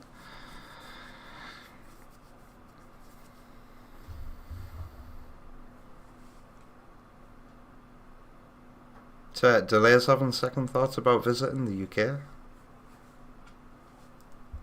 I think I might be wrong, but I think it gets rougher the more south you go. You're more likely to have a knife pulled on you the more south you go. I've been in the north my whole life, and I've never I'll go on ahead. I've never had that happen to me. But maybe I'm one of the lucky few.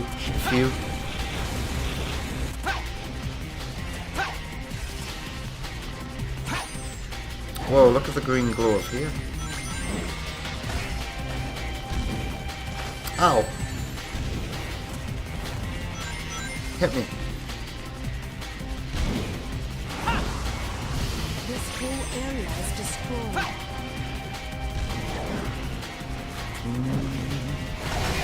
This level's been going for quite some time.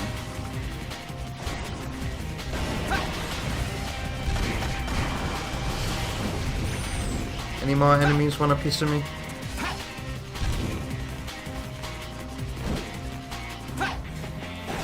Oh.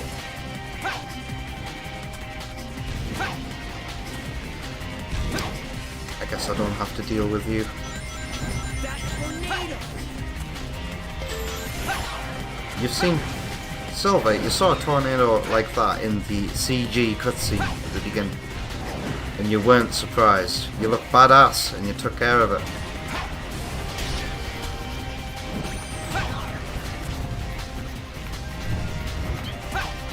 So, look at that box. Please! Watch out for things flying out of the tornado! Ow! Silver kinda sounded like Chip there, didn't he? Does Silver and Chip have the same voice actor? Can I get...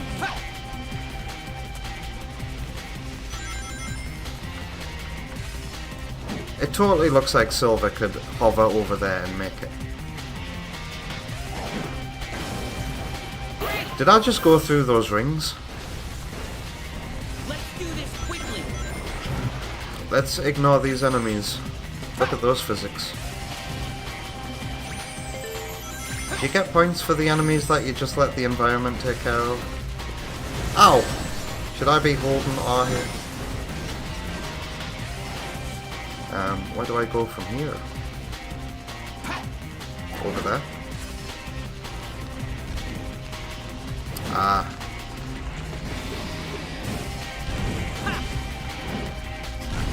I see.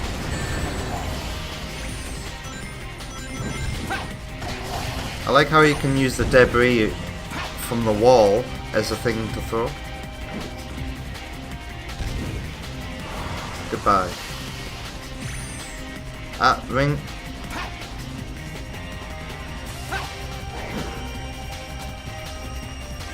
Spectre says good ear, they do? Wow, really?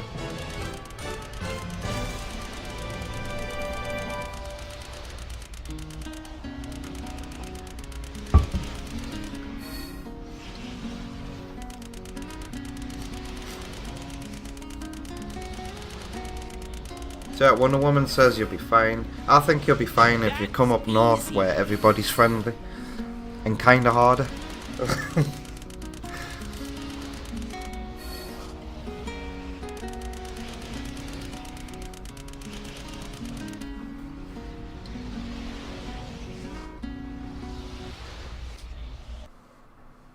Oma Bouge asks, is it sad I have friends like Delay?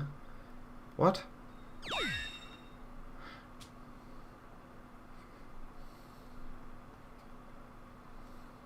Save.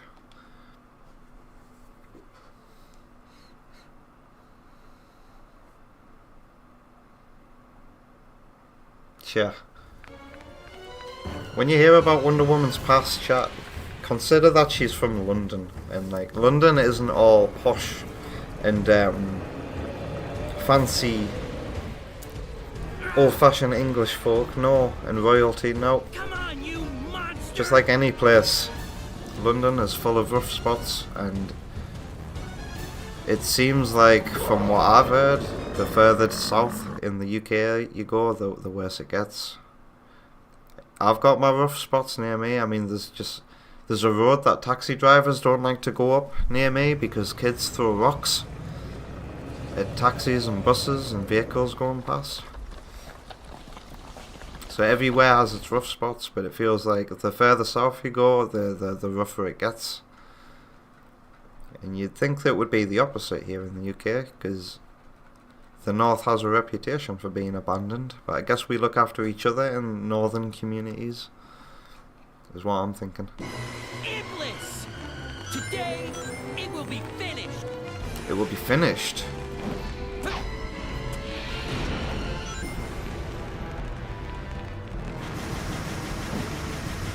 Okay, you can't catch those for some reason. His weak spot is the armored head. Aim for that, Silver.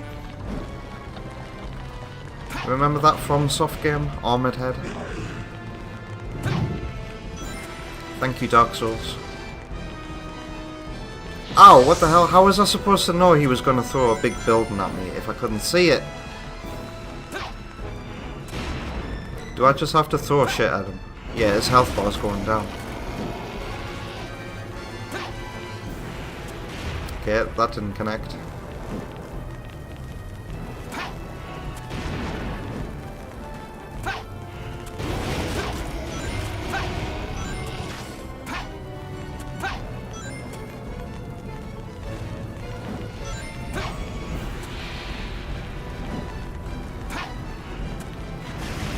Can I catch any of these? Ow. Oh, I can. It's funny how he gets hurt by his own fiery balls. What's he doing now? Let's watch his arm. He's throwing... Okay, I just had to pay attention to know he was going to throw a great big massive chunk of a building at me. Very slowly.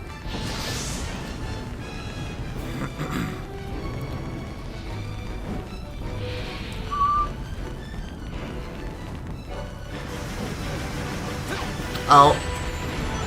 Oh yeah, I forgot, if you get hit mid-air, you don't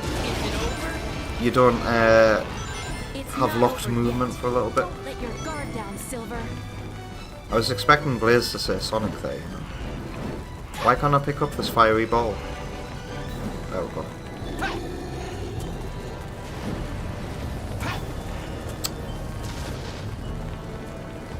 Oh wait man, ceaseless discharge. Try and grab the ledge, will you?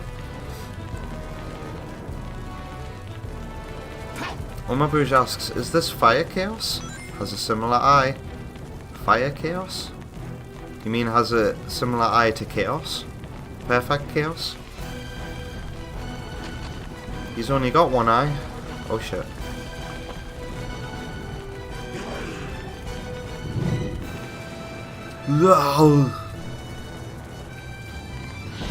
That means there'll be some debris.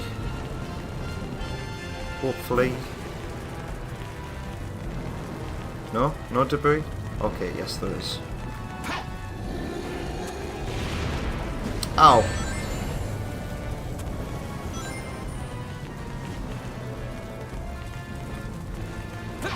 Could you fire some more balls at us, please?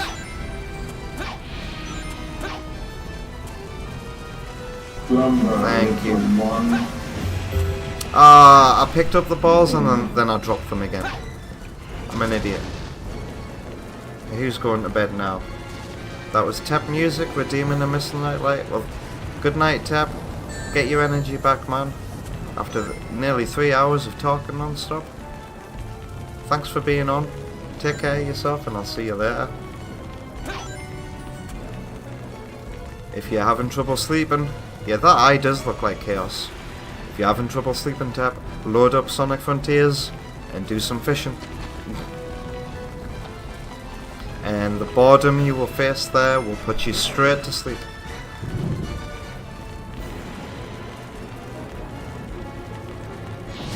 Aye, give me debris, give me fuel, give me fire, give me something I desire. I wish Silver could go faster, like. He just trudges along at the most slow pace.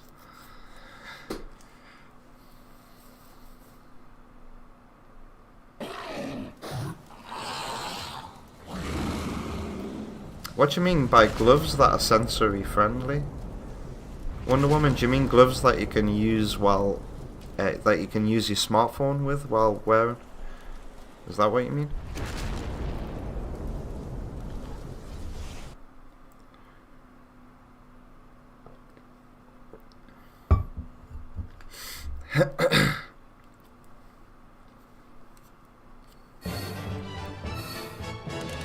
Wow, look at that pose. How feminine.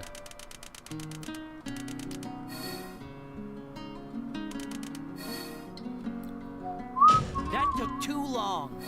It's like, part of me thinks Knights would pull a pose like that as well, don't you think? He looks so... wow. Might this game get me attached to Silver? Vector Satyr says, see previous comment, I made it dumb.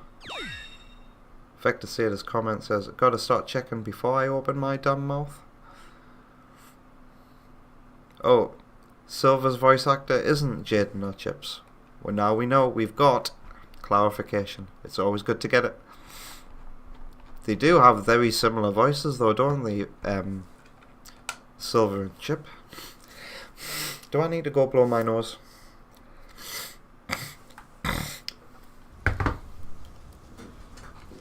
I'll be back.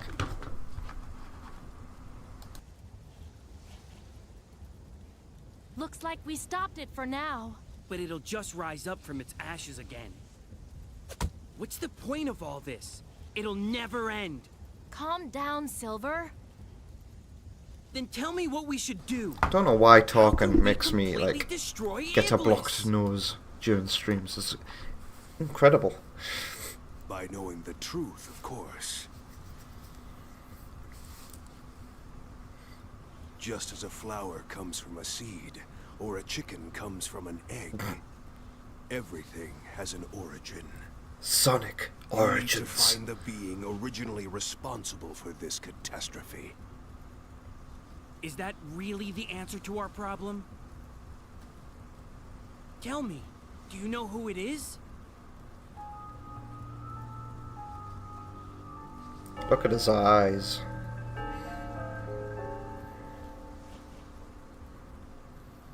Okay, we've seen his eyes for long enough, thank you. They laid that on like butter, didn't they? Yeah, that is fucking To fix creepy. this present timeline, you need to change the past. But that's impossible. With my help, you can. Are you not going to ask who this guy is? I have the power to travel through time. You're just going to believe him? No That's a way. Sega logo In on the order wall to there. change the How past, dystopian. You must eliminate the individual who has awakened Iblis. The Iblis trigger. If I I eliminate that guy, Hey there, Dream will Knight. our world be saved?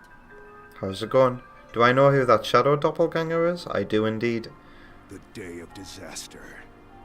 Here I remember my words first event. experience of this though, before I'd even This was when Iblis was free, finished and his Sonic's flames were story. released into the world. I did get this far with Silver's campaign when I first played this when I was younger, but I didn't get very far indeed. I was like, why does he look And like you Shadow? have this person to blame. But that all gets answered during Shadow's story. And we'll hopefully see a bit more of that in Shadow Generations later this month. Well, I won't.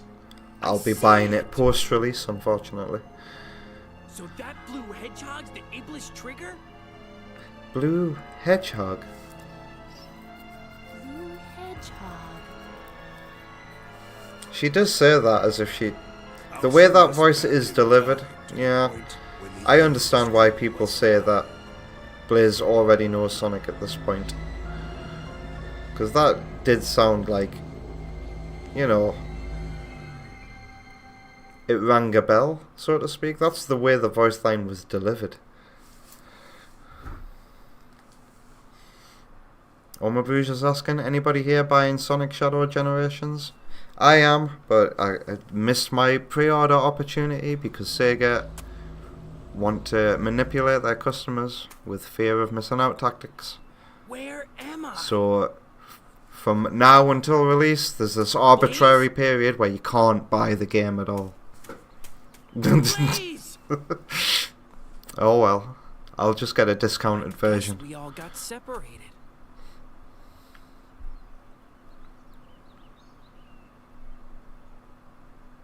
This is so unbelievable. Very telling of Silver's character, says Vector, that his first question is how and not who the fuck are you? I was gonna say, are you not gonna ask who he is? Now, I must fight for the future. Who is Silver? How is he so naive? Well, it's gonna have de novo, and that's why Vector's not getting it.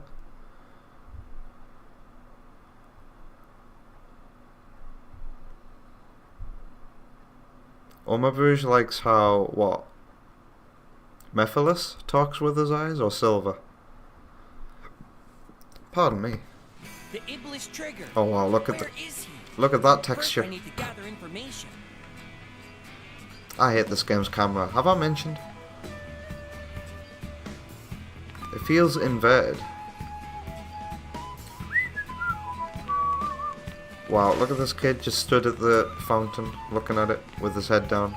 Oh, he's not even looking at a fountain? What's he looking at? Hey, oh, he's not a kid? I wonder what this pillar is. I've lived in Soliana my whole life, but I still have no idea what it is. Okay. I'm sure whoever programmed that dialogue is incredibly proud of themselves. Mephiles. Delay Cell Silver is Knuckles, confirmed. Oof. Look at this big open area with nothing in it.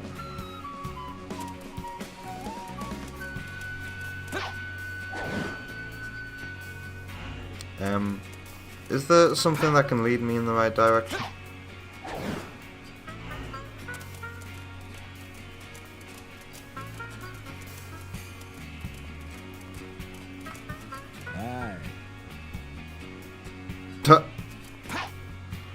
As if Silver's going around asking people, hey, have you seen the Iblis trigger?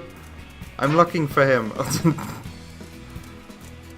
Alright, yeah, this is the level design, so to speak. Follow the people, follow the speech bubbles. Huh?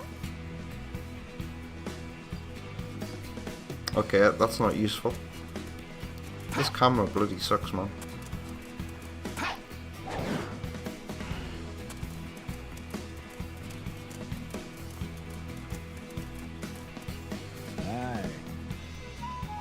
If you're trying to get to the jungle, you should go this way. Those shadows are way too fuck, says Delay. Those fucking shadows. Alright, I guess here's the next level. Whoa, speaking of farking, look at this farking, barking dog. Doesn't he look so red? Clifford, is that you? What's this woman got to say? She's not even gonna acknowledge the dog. Can we talk to the dog? Apparently this game has a side character, an NPC, that's a pigeon. Have you guys ever met the pigeon side character in this game? He's got a name and everything.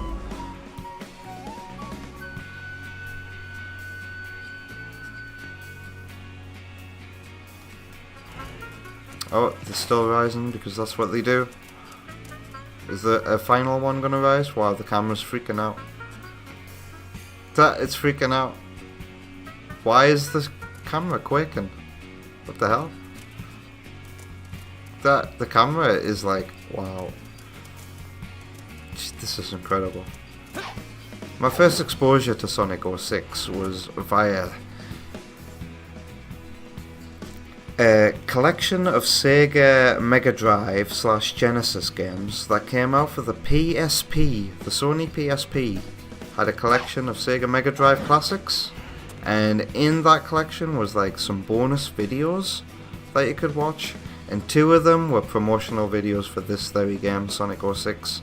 And one of the videos is a developer interview, and the developer is talking about how important it is to get the camera right in a 3D game.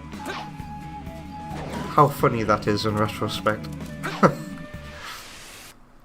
I don't think his name is Pidgey the Pigeon. I think he's got a really boring normal human name, the Pigeon.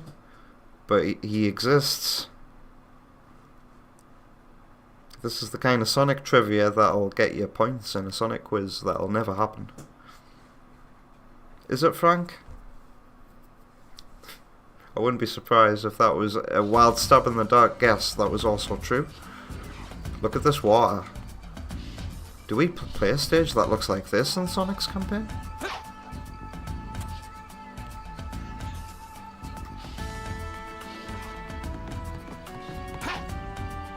It looks like this Lotus will help me jump, based on how long I charge my psychokinesis. Cool ideas. Look at the pollen particle effects.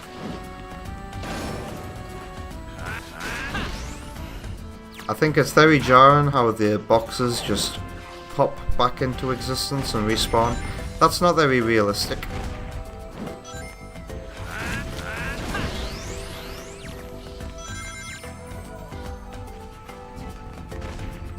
These are wild stab in the dark guesses. Omabru says, look at the frame rate drops. What frame rate drops? I see none. Goodbye. Wow, I can aim for enemies ages away.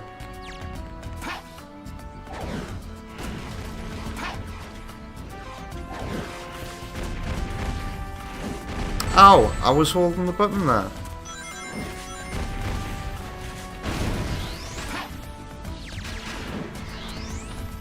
Okay, now the frame rate is dropping.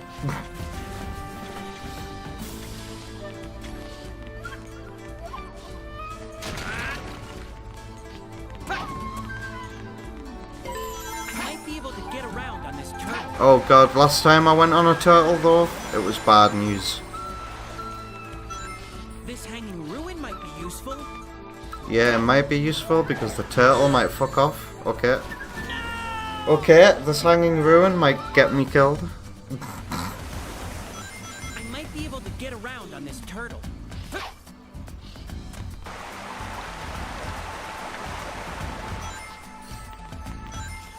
This hanging ruin might be useful.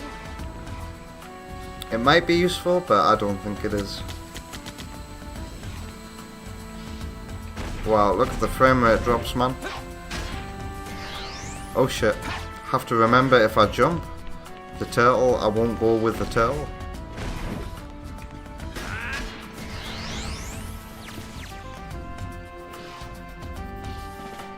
So what are these hanging ruins useful for?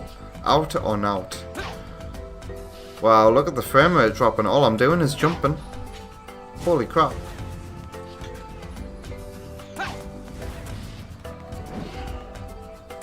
They're not useful for anything, are they?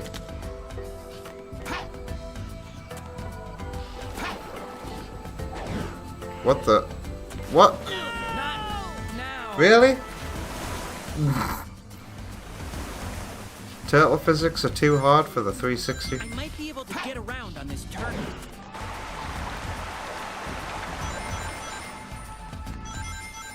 This hanging ruin might be useful. No, it won't be.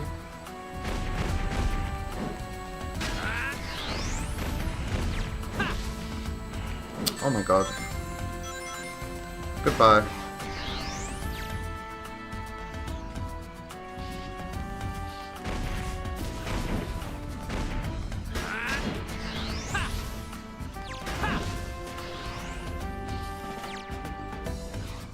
Is that turtle gonna go underwater?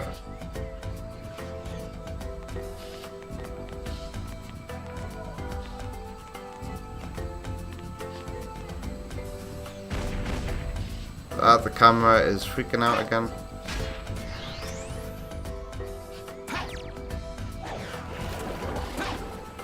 Wait. What the? He teleported? I am not understanding what the Might be able to get around game is on this asking me turn. to do here.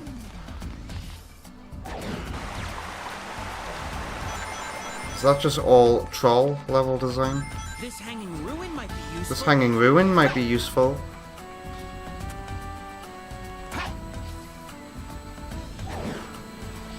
Because maybe you're not supposed to stay on the turtle.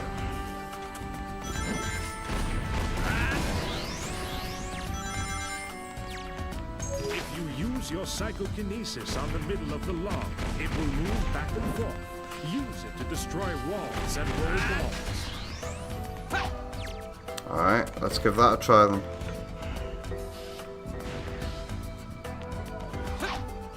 The vocals in this music. Looks like I can use this to go Going up.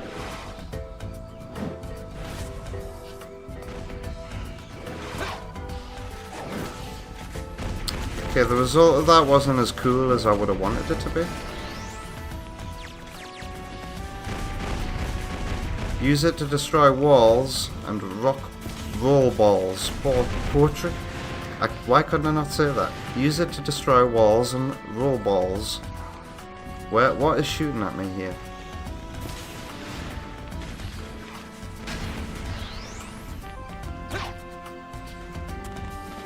Yank. I'm sure that'll be important for something.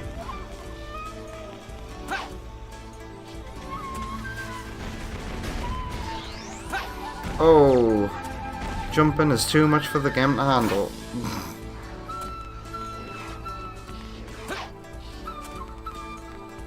You there.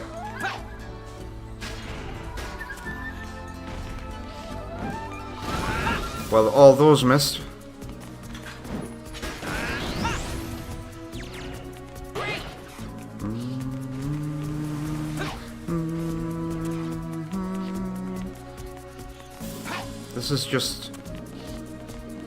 This is just the motif from Crisis City, but different. Huh, that was strange.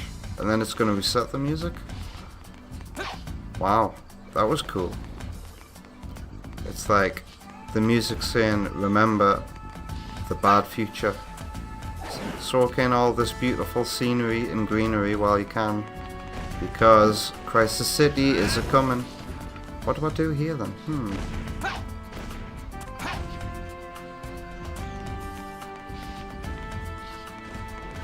You're writing a poem for Mephiles, so you can trigger his Iblis? I don't get it. Sonic 06 Literature Club, now with 100% more bugs and glitchy effects that aren't intentional. What do I do here?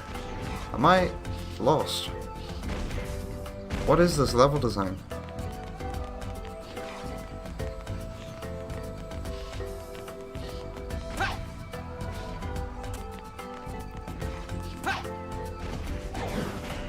Is it just a big door? Maybe so. I've got Maybe I was supposed to think of outside the box there.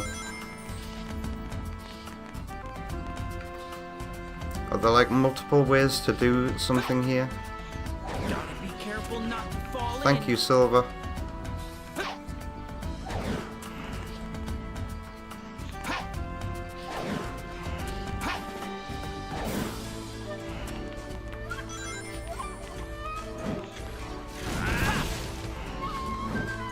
Boom. These are submerged ancient ruins. Ancient ruins?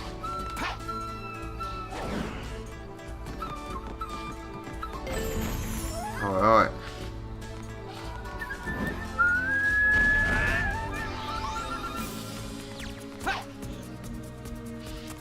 And here's that bit again. Do, do, do, do. Well, is that fruit there important? That looks important. There's lasers down there? What's the deal?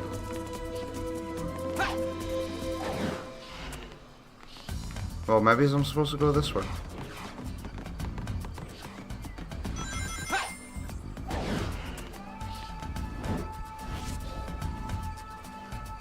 This is such artificial level design. You think so? Okay, I clearly did something wrong there. The camera tells me that you go this way when you respawn from that checkpoint. Lovely. What the? What am I supposed to do with this? Am I supposed to jump at the right moment?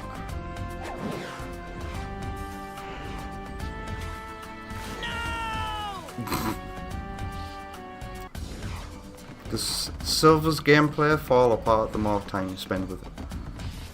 Maybe I don't want to kill those enemies for that one up.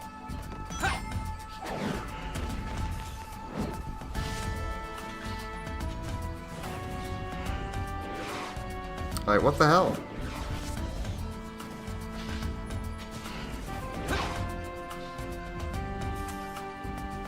I don't understand what I'm supposed to be doing here.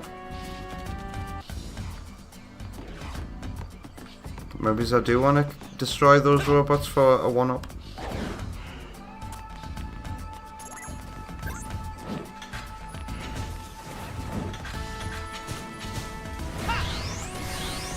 Ah, that was surprisingly easy.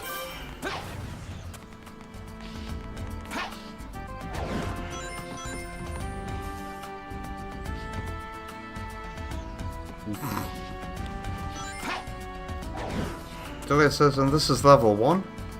Nah, this is level 2.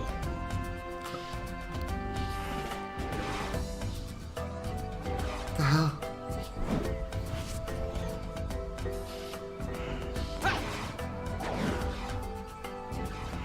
Is that really what the game wanted me to do with that? Because that is just not good. Whoa, what the? Did you see that? I nearly went flying into the water. I want that to happen again, kinda. I wanted to see how far that would go. Because you can't, like, climb on top of a box and then... Oh, you can. Oh, you can do stuff like this. I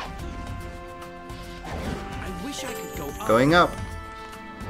Oh my god, it's so scary! Oh, wow. I guess... Oh, crap, really?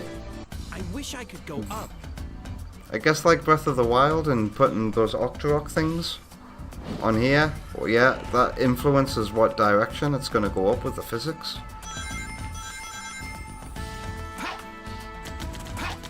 Where's this enemy at?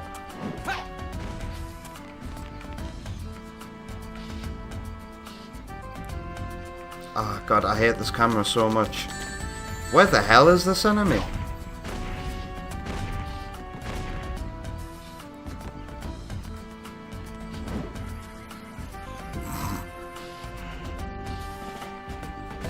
Do I have to go up there? That's where I came from, right?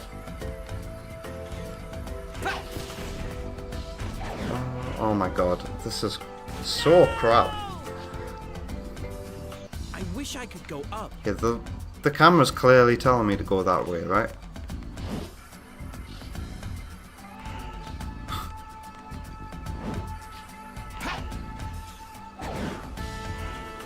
But this is where I just come from. Oh crap, really?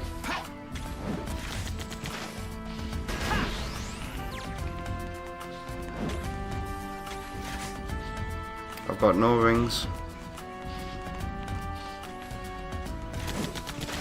Not now. Okay. I wish I could go up. Can I just jump?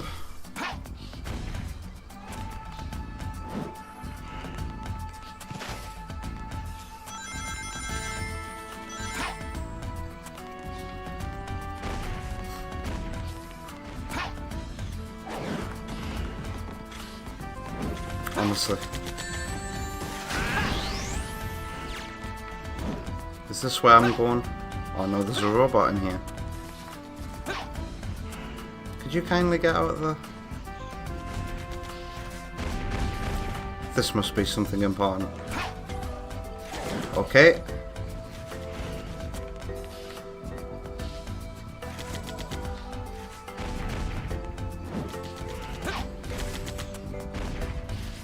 I'm so confused.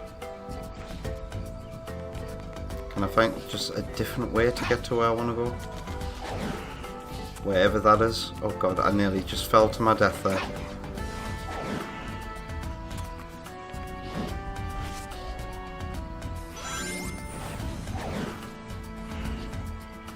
Delay seems stumped as well.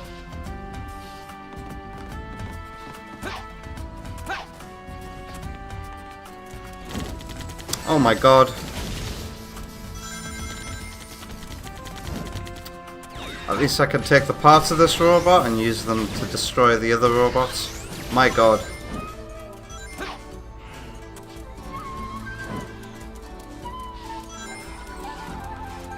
Okay, the other annoying thing about Silver that I'm finding so far is when you pick up a bunch of stuff like that and they just fly about with no control and get in front of the camera and obscure your vision. I don't like that. I'll get these rings even though I'll lose them.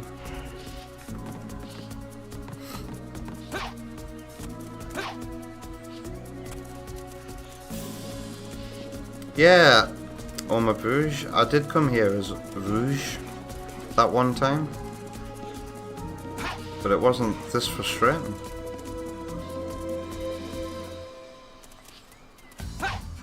Is this really the way to go? It can't be. I can't see any way to get up there.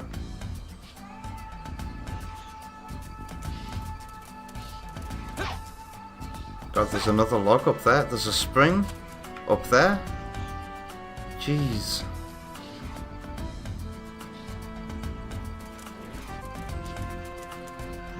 Am I supposed to use my psychic powers to knock down towers? No.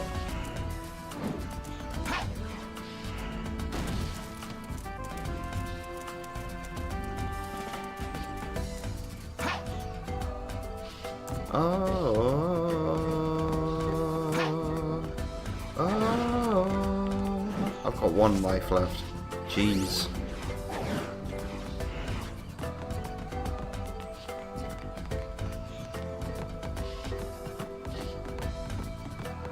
Yeah, dead end. That's the only way left to go then. And I came from that way.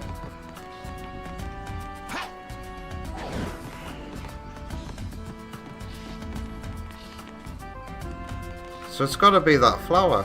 How do I interact with this flower? Will killing this enemy reveal something to me?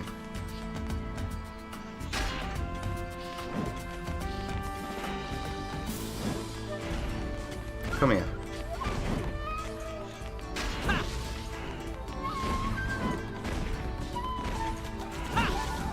Now I hear another enemy firing at me.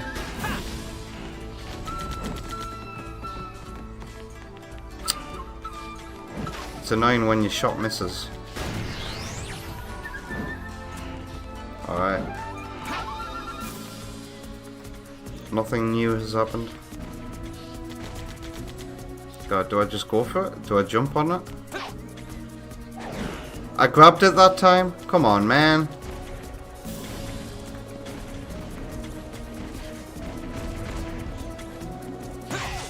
This does not feel good to control. Where am I?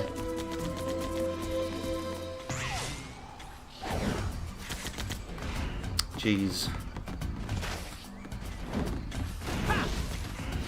Hey. Camera. It's so slow.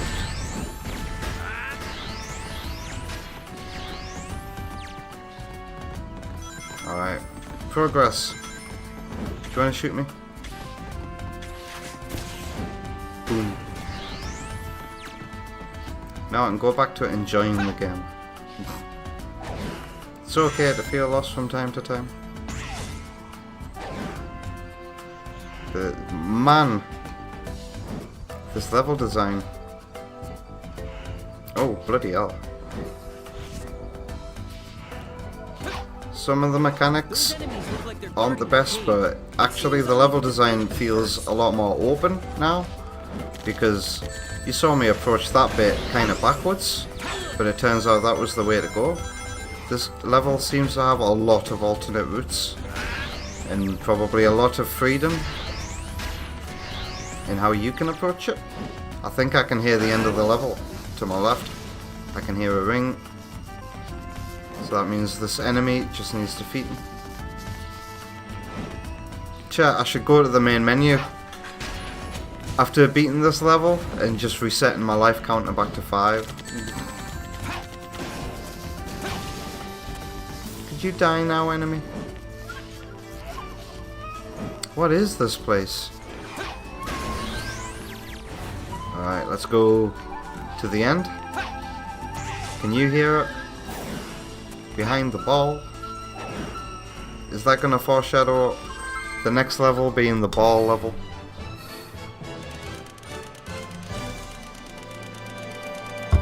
Does Silver always do this pose then?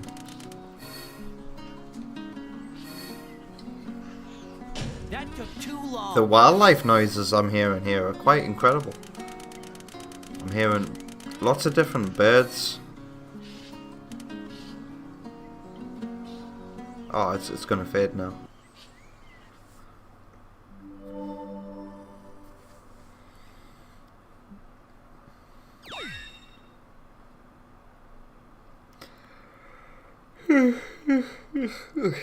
Oh dear. Oh, I just thought, one more sleep, I get to see Wonder Woman. She hasn't said anything for a bit, so she'll be asleep now. So, this is the past. I got quite the weekend ahead of me. I hope Silver is okay. He's pretty insecure when he's alone. Insecure. The Iblis trigger. Blue hedgehog.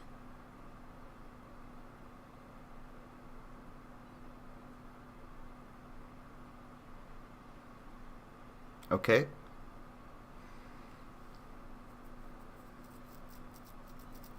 That one, the delivery didn't like say anything special to me. Just like she's looking for these things. Oh my god. That weird awkward silence zoom out though was unnecessary. Wow, delay? Sounds like could do with some sleep there, bud. It's 2 AM now for you. That must mean you're in the same time zone as Oma Bruges. Can it be true? I need to find Silver fast. Wow, this is a Blaze level? On her own? Dude, my dreams have come true. I'm playing a 3D Blaze game right now. How many more levels are there like this? Oh, you can do the homing attack in the air? Why couldn't I do that in the previous level? Do. Whoa. Ha. You get this little 1 frame of animation splash effect when you go in the water. That's so funny. Hey Yoshi, how's it going? I hope you're having a fantastic Thursday.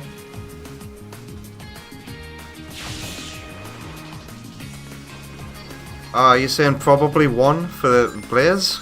Well, so far, this is the 2nd time playing as Blaze like this.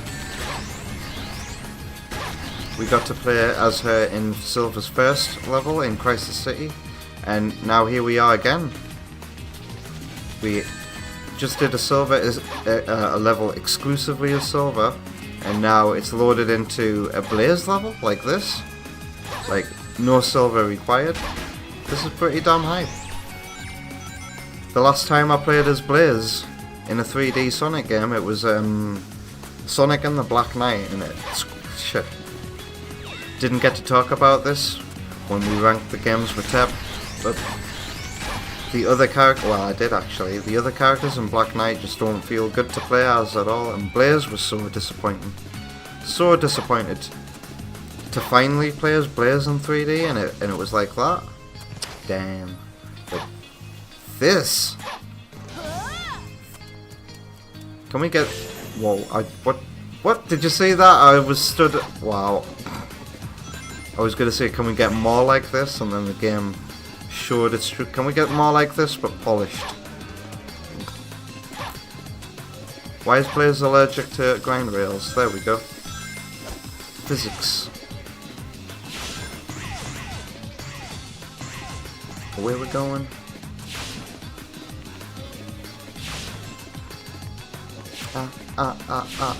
Where we're going? Doors. One of the many wonders of the universe that makes everything the way it is.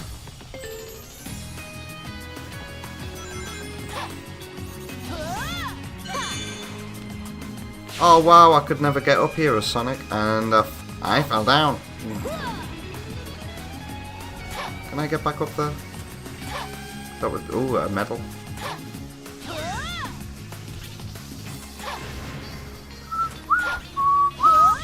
Hello? Hello. I fell down. Yo, I burnt my mouth on pizza. Thank you, Dylan.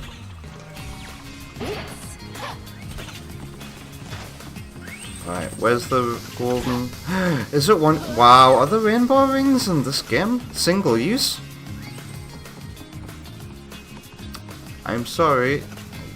Your rainbow ring allowance has been expended. No can do, accessy. Yeah, you kick ass, Blaze.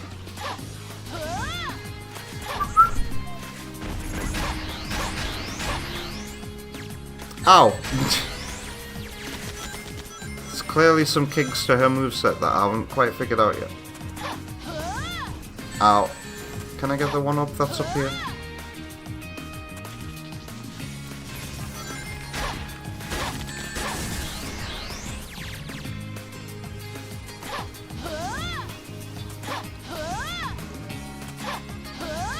Oh god. What the...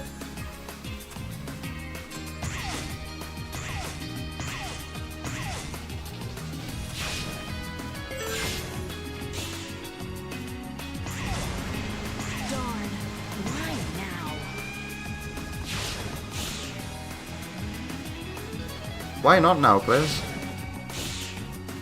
You've seen dolphins and stuff swimming about. Why are you surprised at an even bigger dolphin? Because that's what a killer whale is. Did you know? Killer whales aren't actually whales, but porpoises.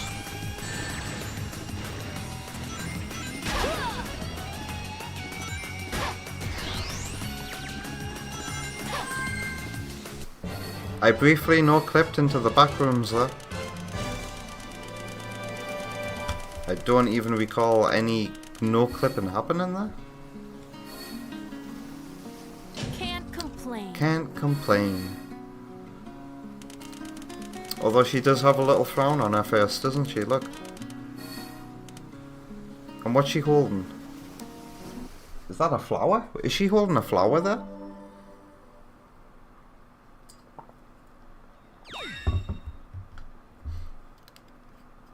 What's the purpose of the naming convention then? I honestly have no idea. Because they don't even kill whales, do they?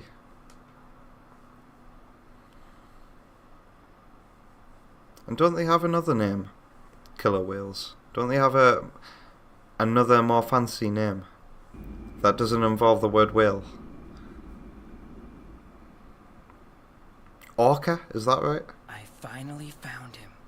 The Iblis trigger. That's it, yeah, all my brews confirms. Orca. Now I've got you, Sonic. Hey! It's about time I finally caught you again. Amy, look at who you're harassing here. Hey, you're not Sonic. No shit. I'm sorry. Amy really needed this change to her character, didn't she? I'm... Huh? Hey, where'd he go? I like the way Silver's gloves are glowing in the dark here. He must have run off. I'm sorry. Did you miss someone because of me? It's okay. I'm sure the guy I'm looking for is still on the island. I'm sure I can still find him. Well, then I'll help you. What? 2 heads are better than 1 when looking for someone. Hey, just wait a second. What's your name? Silver. That's a nice name. I'm Amy Rose. It's nice to meet you. Ah! Hey, wait! I like Silver's voice actor, I have to say. Amy's so thirsty at all hedgehogs that look like Sonic. Is Amy colorblind or something?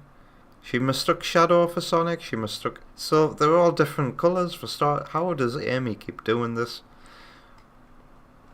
And then the one time she actually does get Sonic, he's a werehog, and she's like, I'm sure you were my Sonic.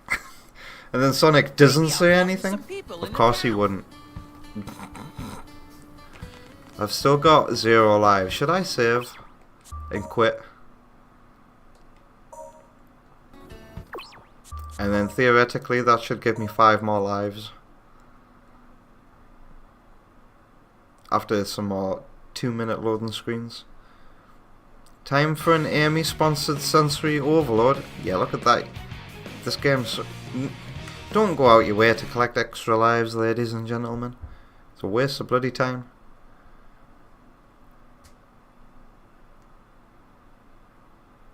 It's like an open surge game, Sonic 06. On open surge games, if the developer of them hasn't paid attention, then like the menus will reset things back to whatever it was, whatever it's supposed to be when you first start a game. Maybe I'll talk to some people in the town. Alright, maybe I'll talk to some people in the town. And do what? Maybe I'll talk to some people in the town. Ah! So it says the voice clip and then it puts another one right in front of you, just in case you didn't catch it. Maybe I'll talk to some people in the town. This is like something I'd imagine would play on repeat in Homer Simpson's head. Lisa needs braces. Maybe I'll talk to some people in the Lisa town. needs braces. Oh. Maybe I'll talk to some people in the town.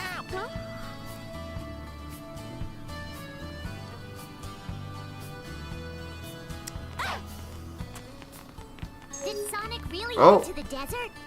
Silver, do me a favor and help me find him first. I genuinely wasn't expecting that to say something else there.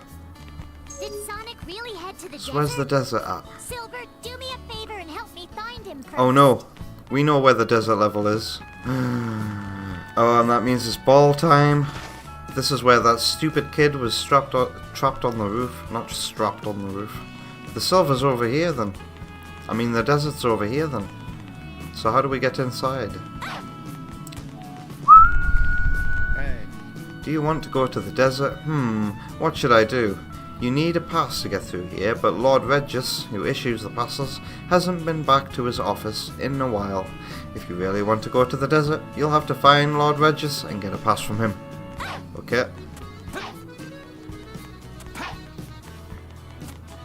So last time I checked, Lord Regis was like over here, complaining. Is this the woman who got a kid back? Huh? The gondolas know about what's going on? Okay. What's a gondola? Aye. Forest from the other side of town. Okay. Oma Bruges knows it's ball time. This is where we have that boss fight with Sonic. No, it's not. Is that where I've got to go? To the location where you boss fight Sonic in that cutscene? Do we get to do that boss fight from Silver's POV? Is this Lord Regis? It really is. Wow. The white text against Silver's white, shiny head blends together.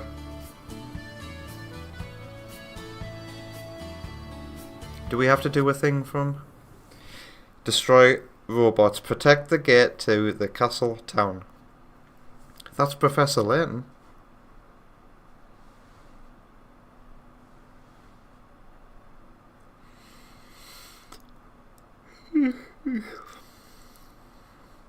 Dilla says, find my target. Is Amy a really bad hitman or something? Yeah, Amy doesn't know that we're helping Silver kill somebody right now. Silver wants to meet Sonic with the intent to kill.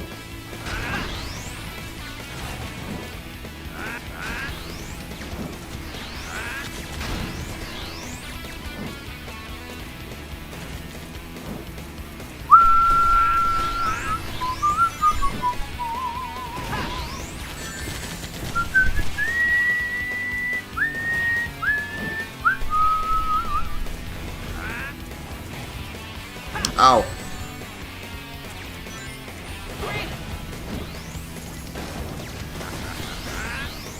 Do you want a piece of the skunk sandwich?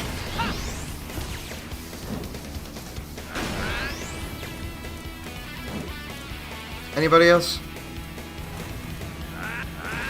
Whoa, look at all the enemies that have just appeared. Does somebody want to give me some bullets? I keep dropping everything I'm picking up. Isn't that wizard?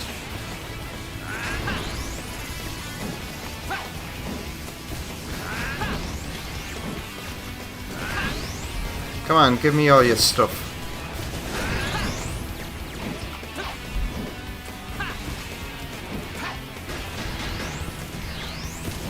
Give me bullets. I'm like Neo in the Matrix or something. I should have been voiced by Keanu Reeves. And not Chip. Some Chip sound alike. Making a call forward in the Sonic series.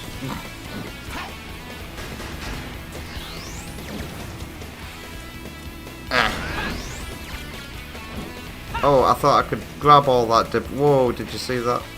The physics in this game can be very amusing. Come here, spiky balls.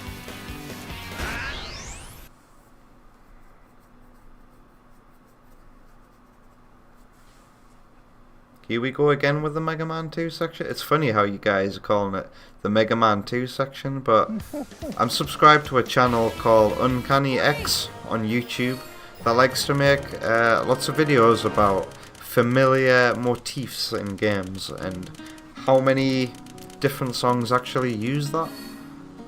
And that Mega Man 2 section that you keep calling it has actually been used in so many songs. So many. I highly recommend checking out Uncanny X's YouTube channel. Just for lots of trivia. Video game music trivia and education.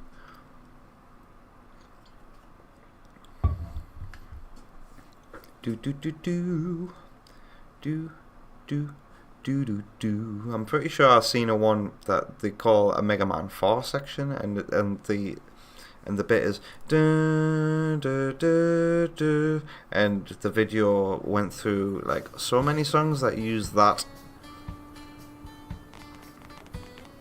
Alright, where do I go now? Do I have the pass from Lord Regis? He's gone. Does that mean I can now go to the desert? And Sonic 06 has loaded the version of this map that lets me go to the desert?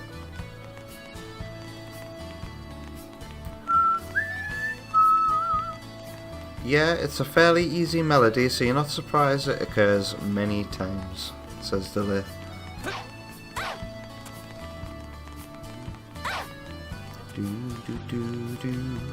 Alright, we can now go to the desert. Alright, it's time for balls. Are you ready? And we've just hit the 4-hour mark of tonight's stream. Do I go for another hour? Let's try to. I'm gonna go until I need to take another break. Call it my girlish intuition. Girlish intuition. What am I doing? The delivery of that. Sorry. As soon as I find Sonic, I'll help you find who you are. I'm guessing Silver's not a 4Kids voice actor. Or if he is, he's above his pay grade. This looks so beautiful. Because Yu-Gi-Oh would have been a 4Kids You mean voice the acted desert? show, right? Everything is so great here, isn't it? The sky is gorgeous and everyone's happy. Huh? Let's go. I'll help you find who you're looking for.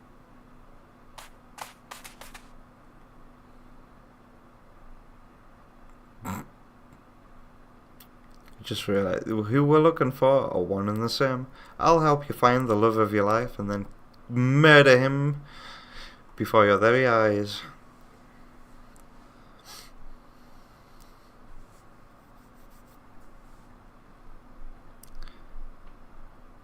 Dusty Desert. All the best Sonic games have alliteration. Iblis trigger. Oh my god, Silver. Sometimes I hear you speak and you sound so calm and collected and cool, and then other times I hear you speak and you say stuff like that.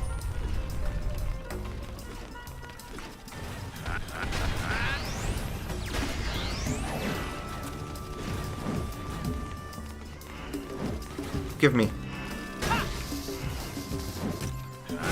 Oh, wow. Has Silver got depth that I don't know about? Wow. I can Psycho Punch, let's call it. Psycho Punch. And then that'll turn him into a ball that I can then use as a weapon. Wow, this music. Otani could compose for a Metroidvania. Axiom Verge 2 has a lot of music like this in it. Ugh. Alright, here they are. It's the Balls of Destiny. Tonight's stream is sponsored by I Casino. Oh god. Balls, 8 balls. Quidditch is easy enough to understand. Wow, they now say 7. Balls, 7 balls. That's the true line.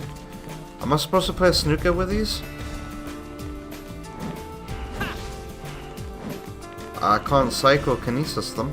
Now it says 6. Is it now going to say 5?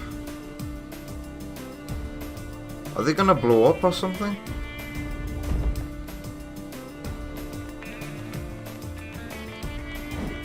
Yeah, they are ticking like a time bomb. Oh god. Omabu says run.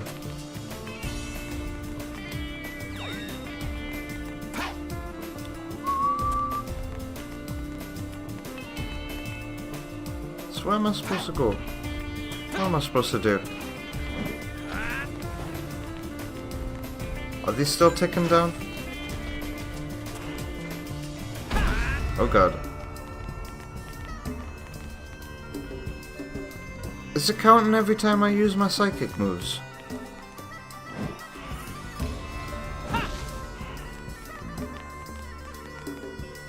No, it's just counting down on its own. Well, let's see what happens when they reach 0. You'd put them in the holes, but how do I even control the balls? 0. It's just gonna go to -1 now.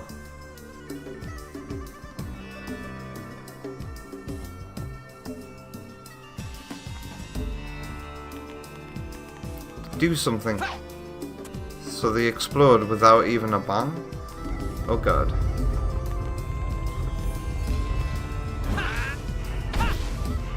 Oh, I can? Oh, I do manipulate their movement. Okay. So we're playing snooker. We're balls. Okay. I can do this. Wait. Wow, they are ticking every time I use my psycho powers on them.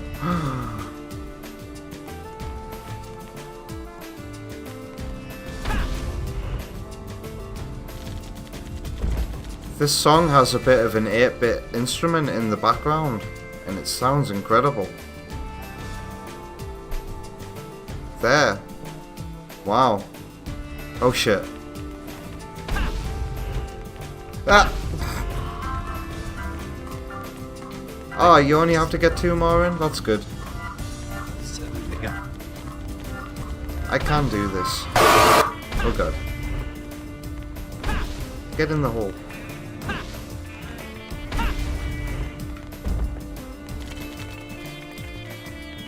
Again, this is... I'm pretty sure this is using some of the exact instruments that the Island 2 and Frontiers uses as well.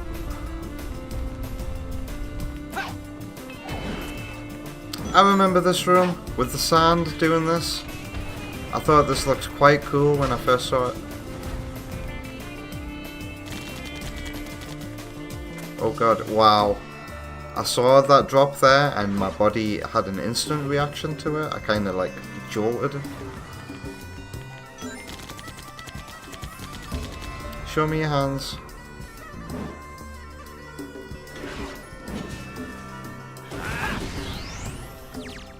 Jumping across. Ooh.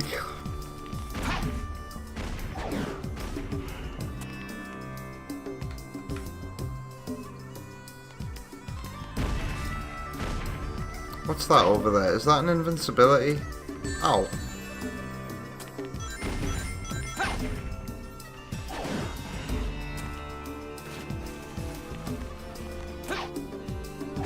There should be a switch somewhere.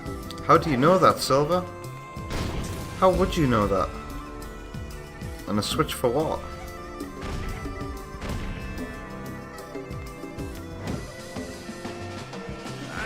I can't aim at that robot over there.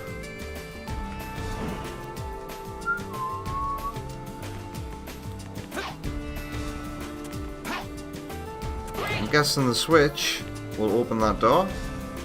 But where would the switch be? There it is. Half an hour after Silver talks about a switch. Show me your hands.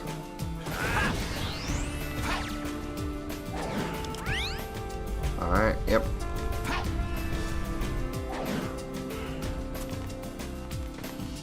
Oh, we're playing as Amy now? Have I played as Amy yet?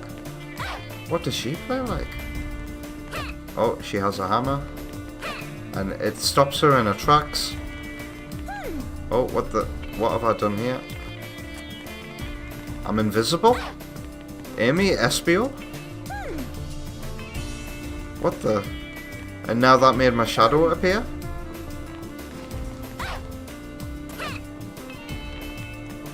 Is this real?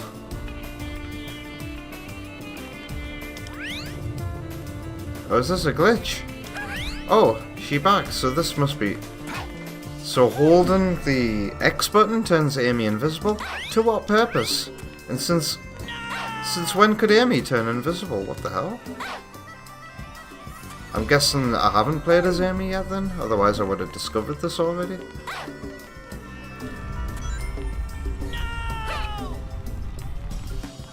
Is that the idea, Oma Bruce? She went in stealth mode to kill her target. Is the idea that Amy can sneak up on Sonic? Because she can turn invisible? Oh my god. When you don't want to be discovered, hold the X button to become invisible. When you don't want to be discussed. So Amy got stealth gameplay. How come nobody talks about this when they talk about how Amy's got different abilities these days? I think it's quite bullshit that the whole tarot card thing has led people to think that Amy has psychic powers. But now she can turn invisible. I've seen somebody make a good case for Amy actually having some kind of psychic ability, because she can always track down Sonic. Like she's got the special ability to sense him or something. But still, to say that she has psychic powers is a bit of a stretch. So what am I supposed to do here? When you don't want to be seen? But I'm presuming these enemies are required to kill to open the door. So what the hell was that gameplay hint trying to convey to me? It seems like you get hints way too early. While jumping, pressing the A button again will allow you to perform a double jump. Good to know. A worse double jump than Blazers though. Is that gonna move? Oh, an extra life. Whoa, it's quite a big double jump too. But wow, you don't get to keep any of your momentum. It's like jumping in Surge the Rabbit. Sonic was here. Your second jump, you don't get any of your momentum. It's just locked. But it goes incredibly high, so there's that. Yeah, you don't want to be using that jump.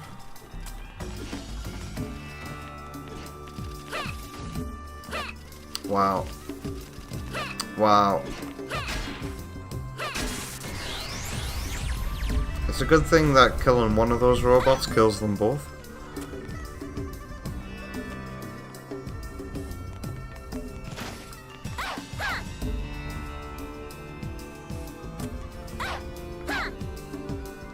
Oh, you'd think you could use that platform to stand on.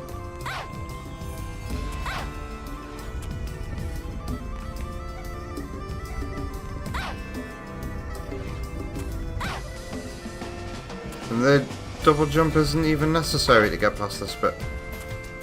Well, go away, you.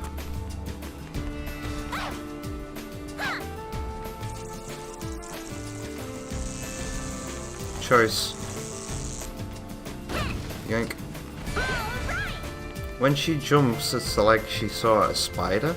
Says Oma Bruce, what do you mean by that?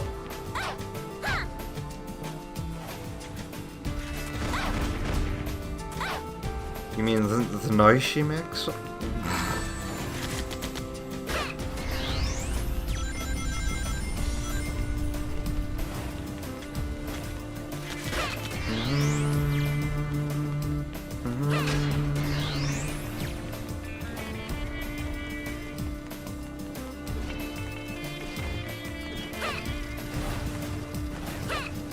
Wow, you gotta get real close to the enemy.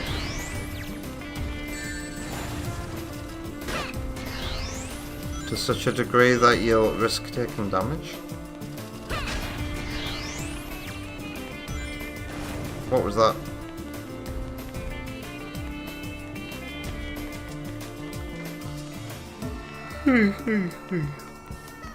Silver sure does have long levels.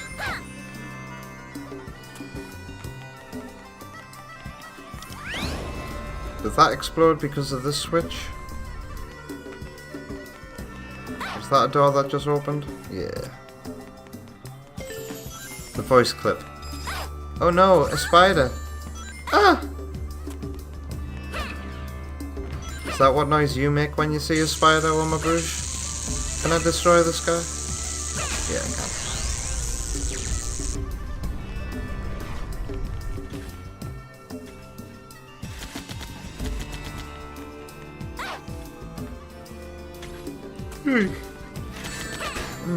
I'm yawning quite a bit now. I don't know how much Sonic 06 I've got left in me, because it's failing to keep me awake and entertained at this gameplay.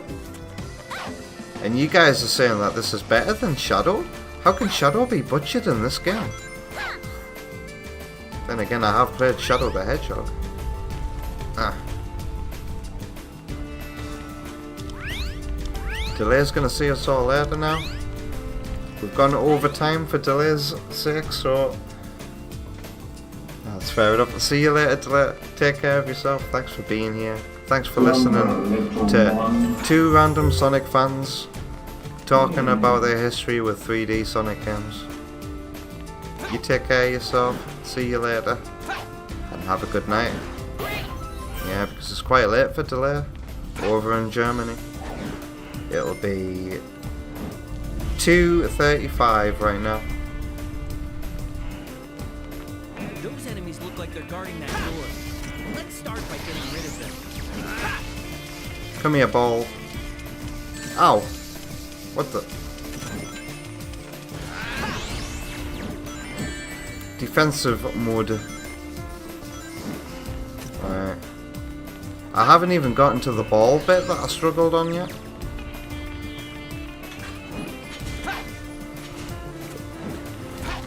Unless that was the bit, but the bit I'm remembering had long hallways. Okay, oh my god.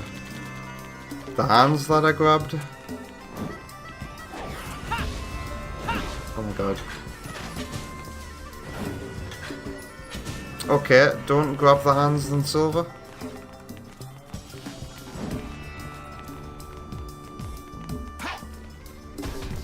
Jeez Louise, he's still not dead.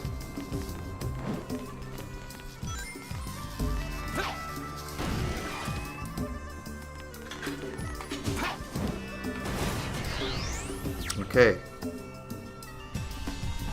Oh.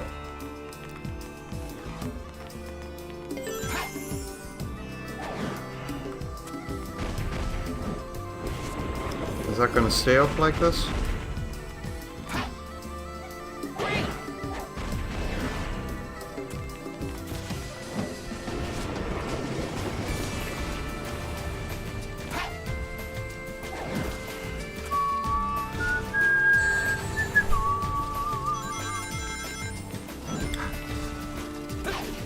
Oh. Ow. You know what? Yeah, the pace of this is making me want to retire soon as well. Because unlike Metroid Prime 3, I just don't want to... I don't feel motivated to keep on playing if this is what I'm in for.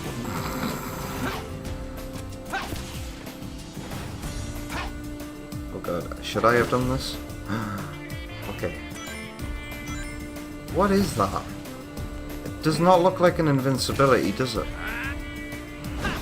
It looks like a picture of a couple of crystals. We're gonna find out. What is that?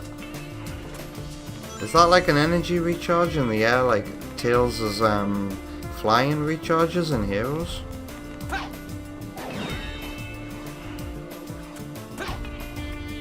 My guess. Oh. I thought, have I missed a switch? Wow, that's not fair that I got shot at while the window was open. No, the door was opening. Window. Well, that proves how tired I am. I'm calling windows, doors, windows. Oh wow, I can pick you up. So when the robot's just lying like that, and I'm waiting for it to get back up again and fire another shot, I shouldn't be doing that. I should just be picking the robot up.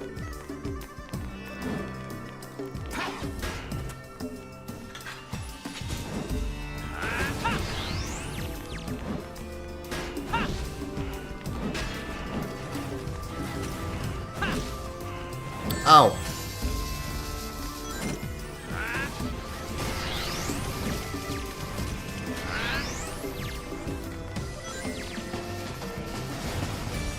Jeez, there's a lot of enemies in here. What the? Well, I guess that's done. That. Really? I haven't killed all the enemies. Whatever. Oh my god, this is it. This is the hallway of doom. Is the idea to make this ball survive and get to the end in as few hits as possible, but also remembering to consider the fact that this thing slowly counts down anyway. Like that. And every time you hit it, you make that number go down. Oh my god. This camera is so not helpful.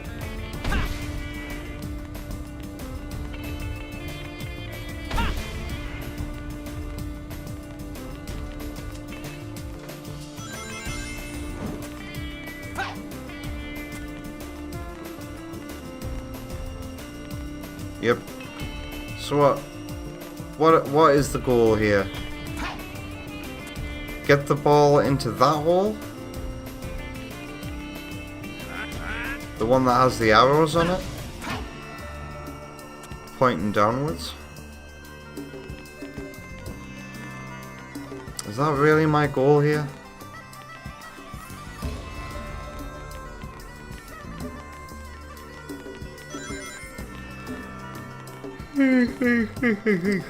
Let's check with the question mark. This is gonna take me like until the 5-hour mark. The lock will open if I put this ball in that hole over there. Put this ball in that hole over there. Is there anything else I can do? Any other buttons I can press? Nope.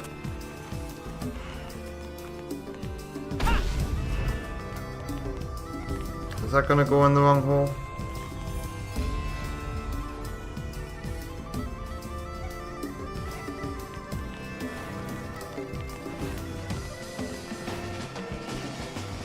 Camera?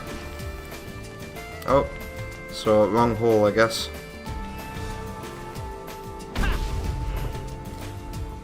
Can I charge this little swipe that I'm doing here? It's gonna go down there, isn't it?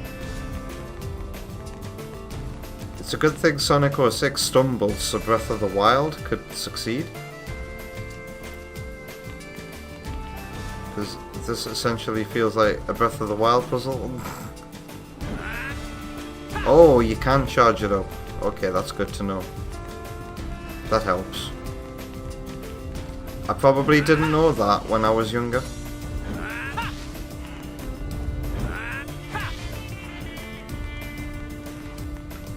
With this knowledge, this shouldn't be this hard now. We'll just RNG it to get it in the correct hole. Oh god.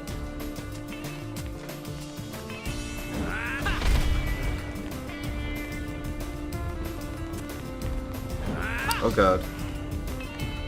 Ah, that was not a good enough hit. I can do this in one more try. Boom. Yep.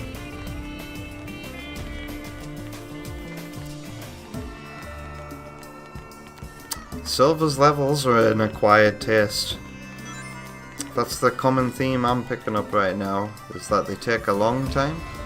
And whenever we got to play as Silver in Sonic's campaign, it also dramatically added to the level time.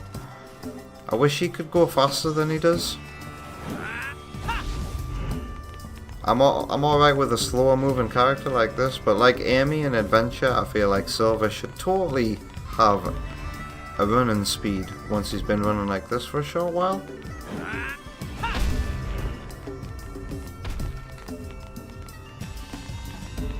Is that counting down? Oh god. Ah, this is so stupid and funny. Is that counting down though quicker for everything it hits as well?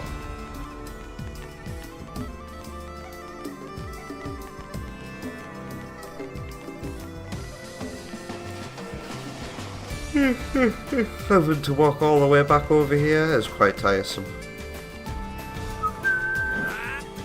It's a good thing this music is good. Yeah, that is... okay, that is losing a number for every time it crashes into something.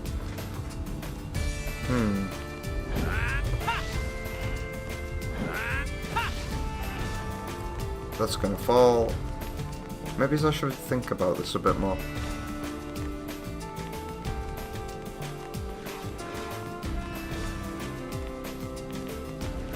So this is everybody's wall with this game, I guess. I've never been able to get past this bit. Tep's never been able to get past this bit. I wish the ball would respawn quicker. Like, come on, game. You should be able to detect that the ball has already gone down the wrong hole.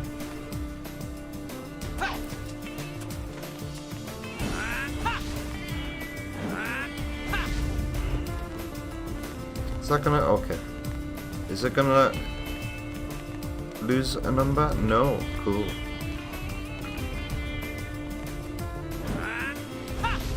Whoops.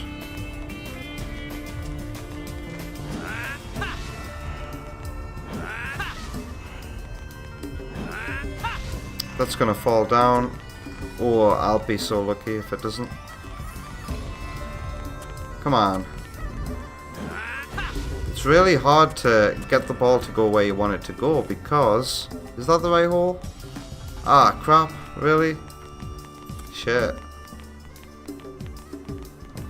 Mainly because of the camera, making it hard for me to make the ball. And when it's moving, I've got to be close enough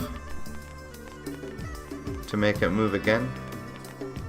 Oma Bouge would have to see the next level to see if you made it past this bit.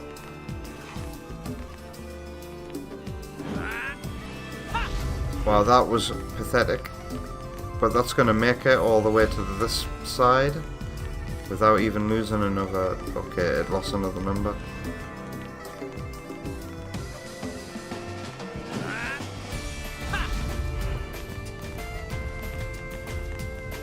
Maybe I should use these boxes as cushions?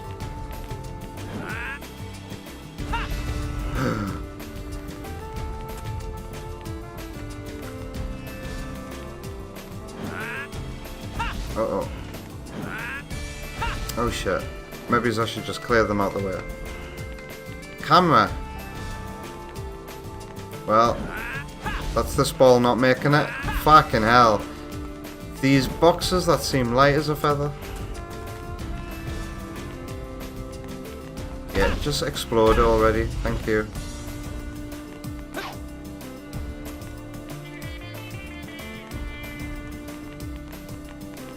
Having it at a 5-6 near the end is good. Be careful with power for the final hits. Maybe I should just get it so far. Thing is, this is already counting down by the time I get to it.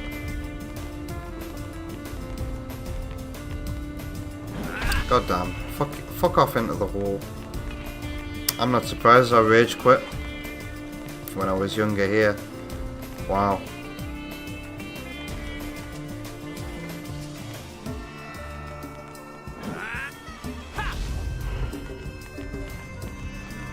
Really? Piss and hell. How come I'm not getting the power that I was before either? You almost feel like this music reminds you of the music from the Second Island and Frontiers. I've been saying that. I'm glad it's not just me.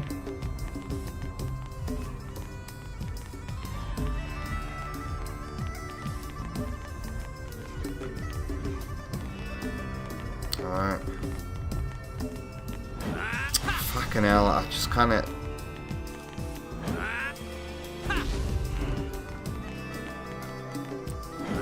Shit! Really? Ah, this is annoying. I have to finish it though. I got this far.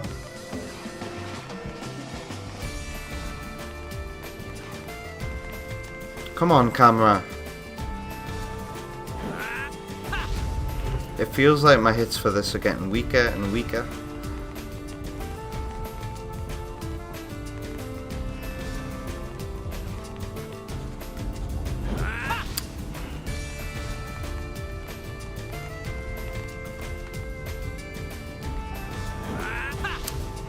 What a piece of shit. God, you just can't predict where it's gonna go. God damn.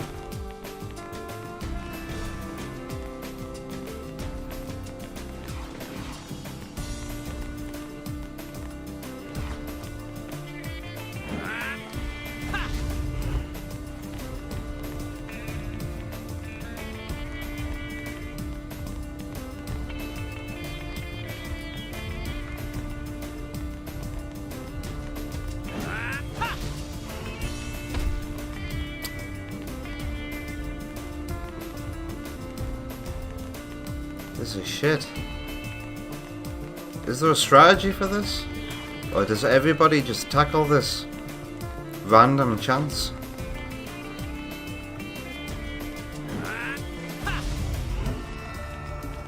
That's gonna bounce off the wall and into the fucking hole. God damn.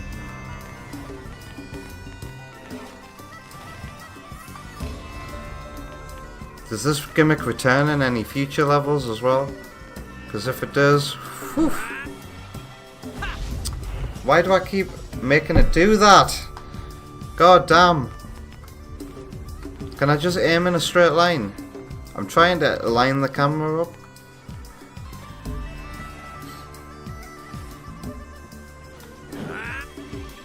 Now it's gonna go into the hole. No. Jesus. And now it's rolling backwards.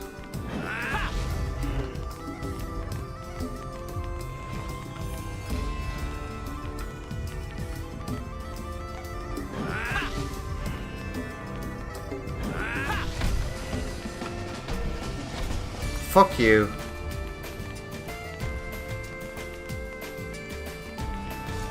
Or aim it slightly to the right so it bounces the wall before the pit. The pit? That's not very helpful because there are about 500 million pits here.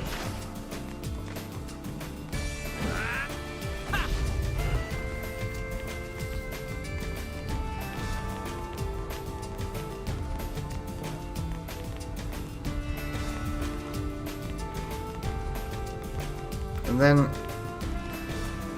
if you want any accuracy with this, oh my god, how? No, don't go into the hole. Fuck you. God damn. You just can't control the ball.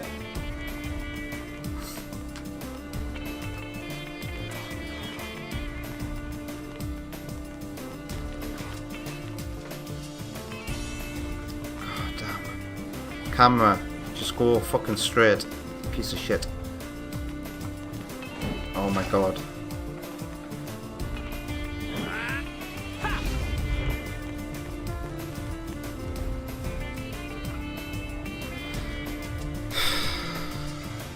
This infamous stage, piece of shit. This is why I never completed this game when I was younger. Because of this level.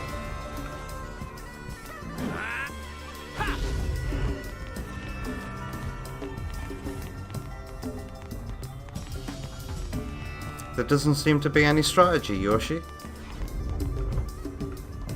The ball's got a mind of its own and you can't even get close enough sometimes to it to be able to influence its direction at all. This is the best shot I've got here because of these. No, fuck you.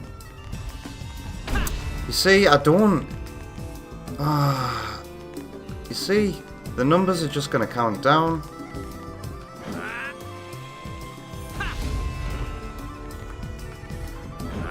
Shit. No! Fuck you! Why have the walls gotta have these little fucking bumps on them, man? If the walls were just flat, this would be a lot more manageable. And I really don't know how much longer I should keep on trying.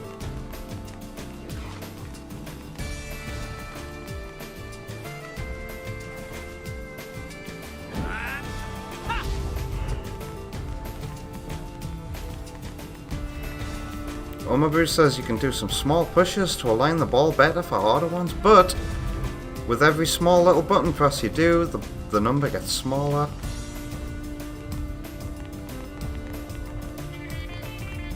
And for every little second here you wait, the number just gets smaller. Bounce off the wall like that. No! Do you see? And the ball will go faster than Silver can bloody go. You know what? I'll fucking fall down here too.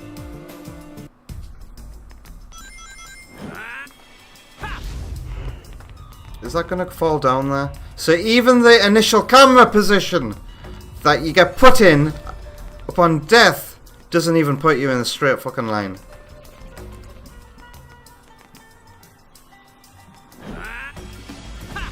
Why are you going to the right slightly?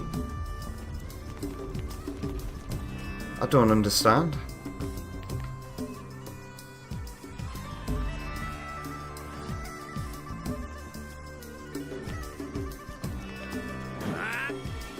Like, does it matter which way I'm facing? No, it doesn't.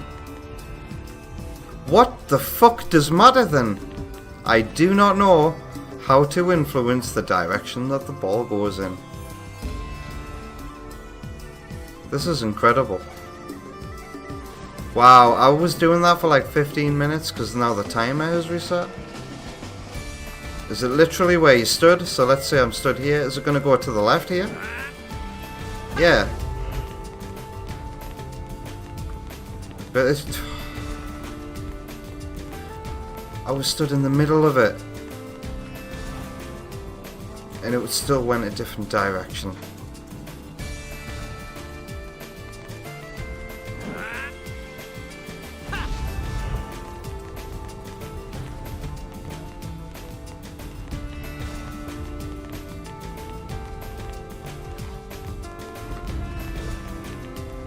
And honestly, if this makes me rage quit the entire stream, then I do not see how I can finish this fucking game if I cannot do this level.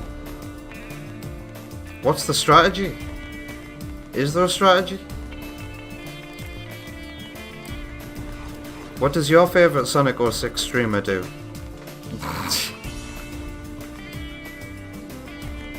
The ball is spawned slightly to the right of the middle line in the texture, you feel like? Yeah, it is.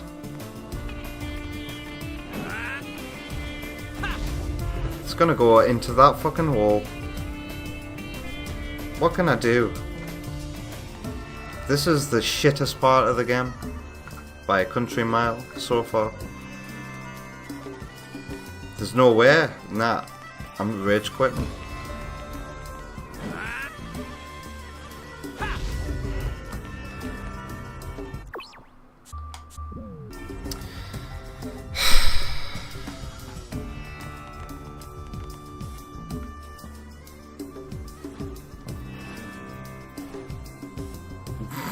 Vector's a little too distracted right now, so you gotta hop off.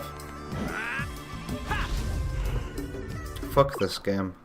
Yeah, I give up. I cannot do it. And there's no fucking way I'm coming back to this in my free time and trying to figure it out there. Literally feels like a roll of the dice. It's no use. I'm not even in a good enough mood to do the joke, Yoshi.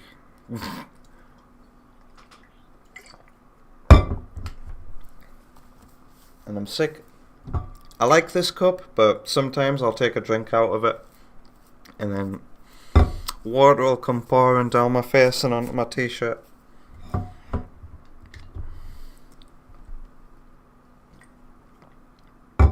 Just to piss me off a little bit more. That was Sonic the Hedgehog. My god, I didn't get far as Silver at all. The desert level with the balls is real. Dream Knight says, at this point you might be better off playing Project 06. You really think so, Dream Knight? It would be nice if I could actually experience all of Sonic 06 before playing its remake that everybody says is better. But you know, I want something to compare it to. But maybe Silver's campaign in Project 06 might be a good place to fucking start. I feel bad for having to rage quit a game and not even finish a level, but that's where we've come to tonight.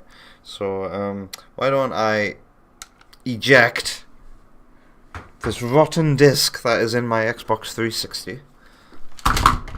Whoops. I don't know how my controller has turned off though. I think even my controller has given up.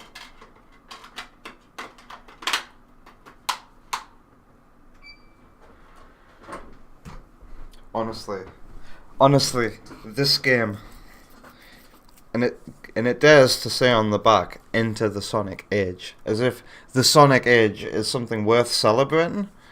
Like this game is like next gen or something. Enter the Sonic Age and be forever disappointed. What else does it say? Play as Sonic, Shadow, or New for Silver. Over 25 action-packed stages. Unique co-op adventure? Wait, what? This is a co-op game? Unique co-op adventure. What does that even mean? Can you connect another controller to this game and whenever there's a second player on screen you can play co-op? Nobody ever talks about that when they review it. Yeah, it says players 1, 2, co-op 2. Guys, tell me about the co-op of Sonic 06. That sounds intriguing.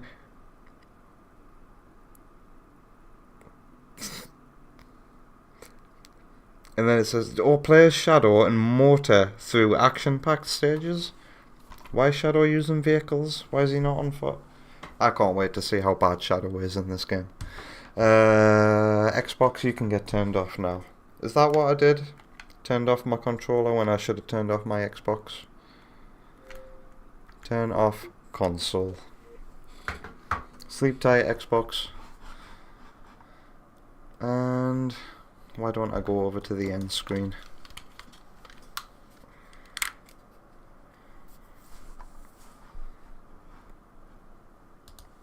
Oma Bruce says, co-op stream when? I'd have to get another... I do. I think I've got 2 Xbox controllers. I don't know if a USB... Yes or no, does a USB Xbox fake controller for a PC, pardon me, work on a real Xbox 360? I guess it'll be easy enough for me to test. Put my PC back on display 1. Thank you. I've already got the best viewers, thank you, and we're ending the stream now, so why don't I thank my best viewers very much? So that includes we'll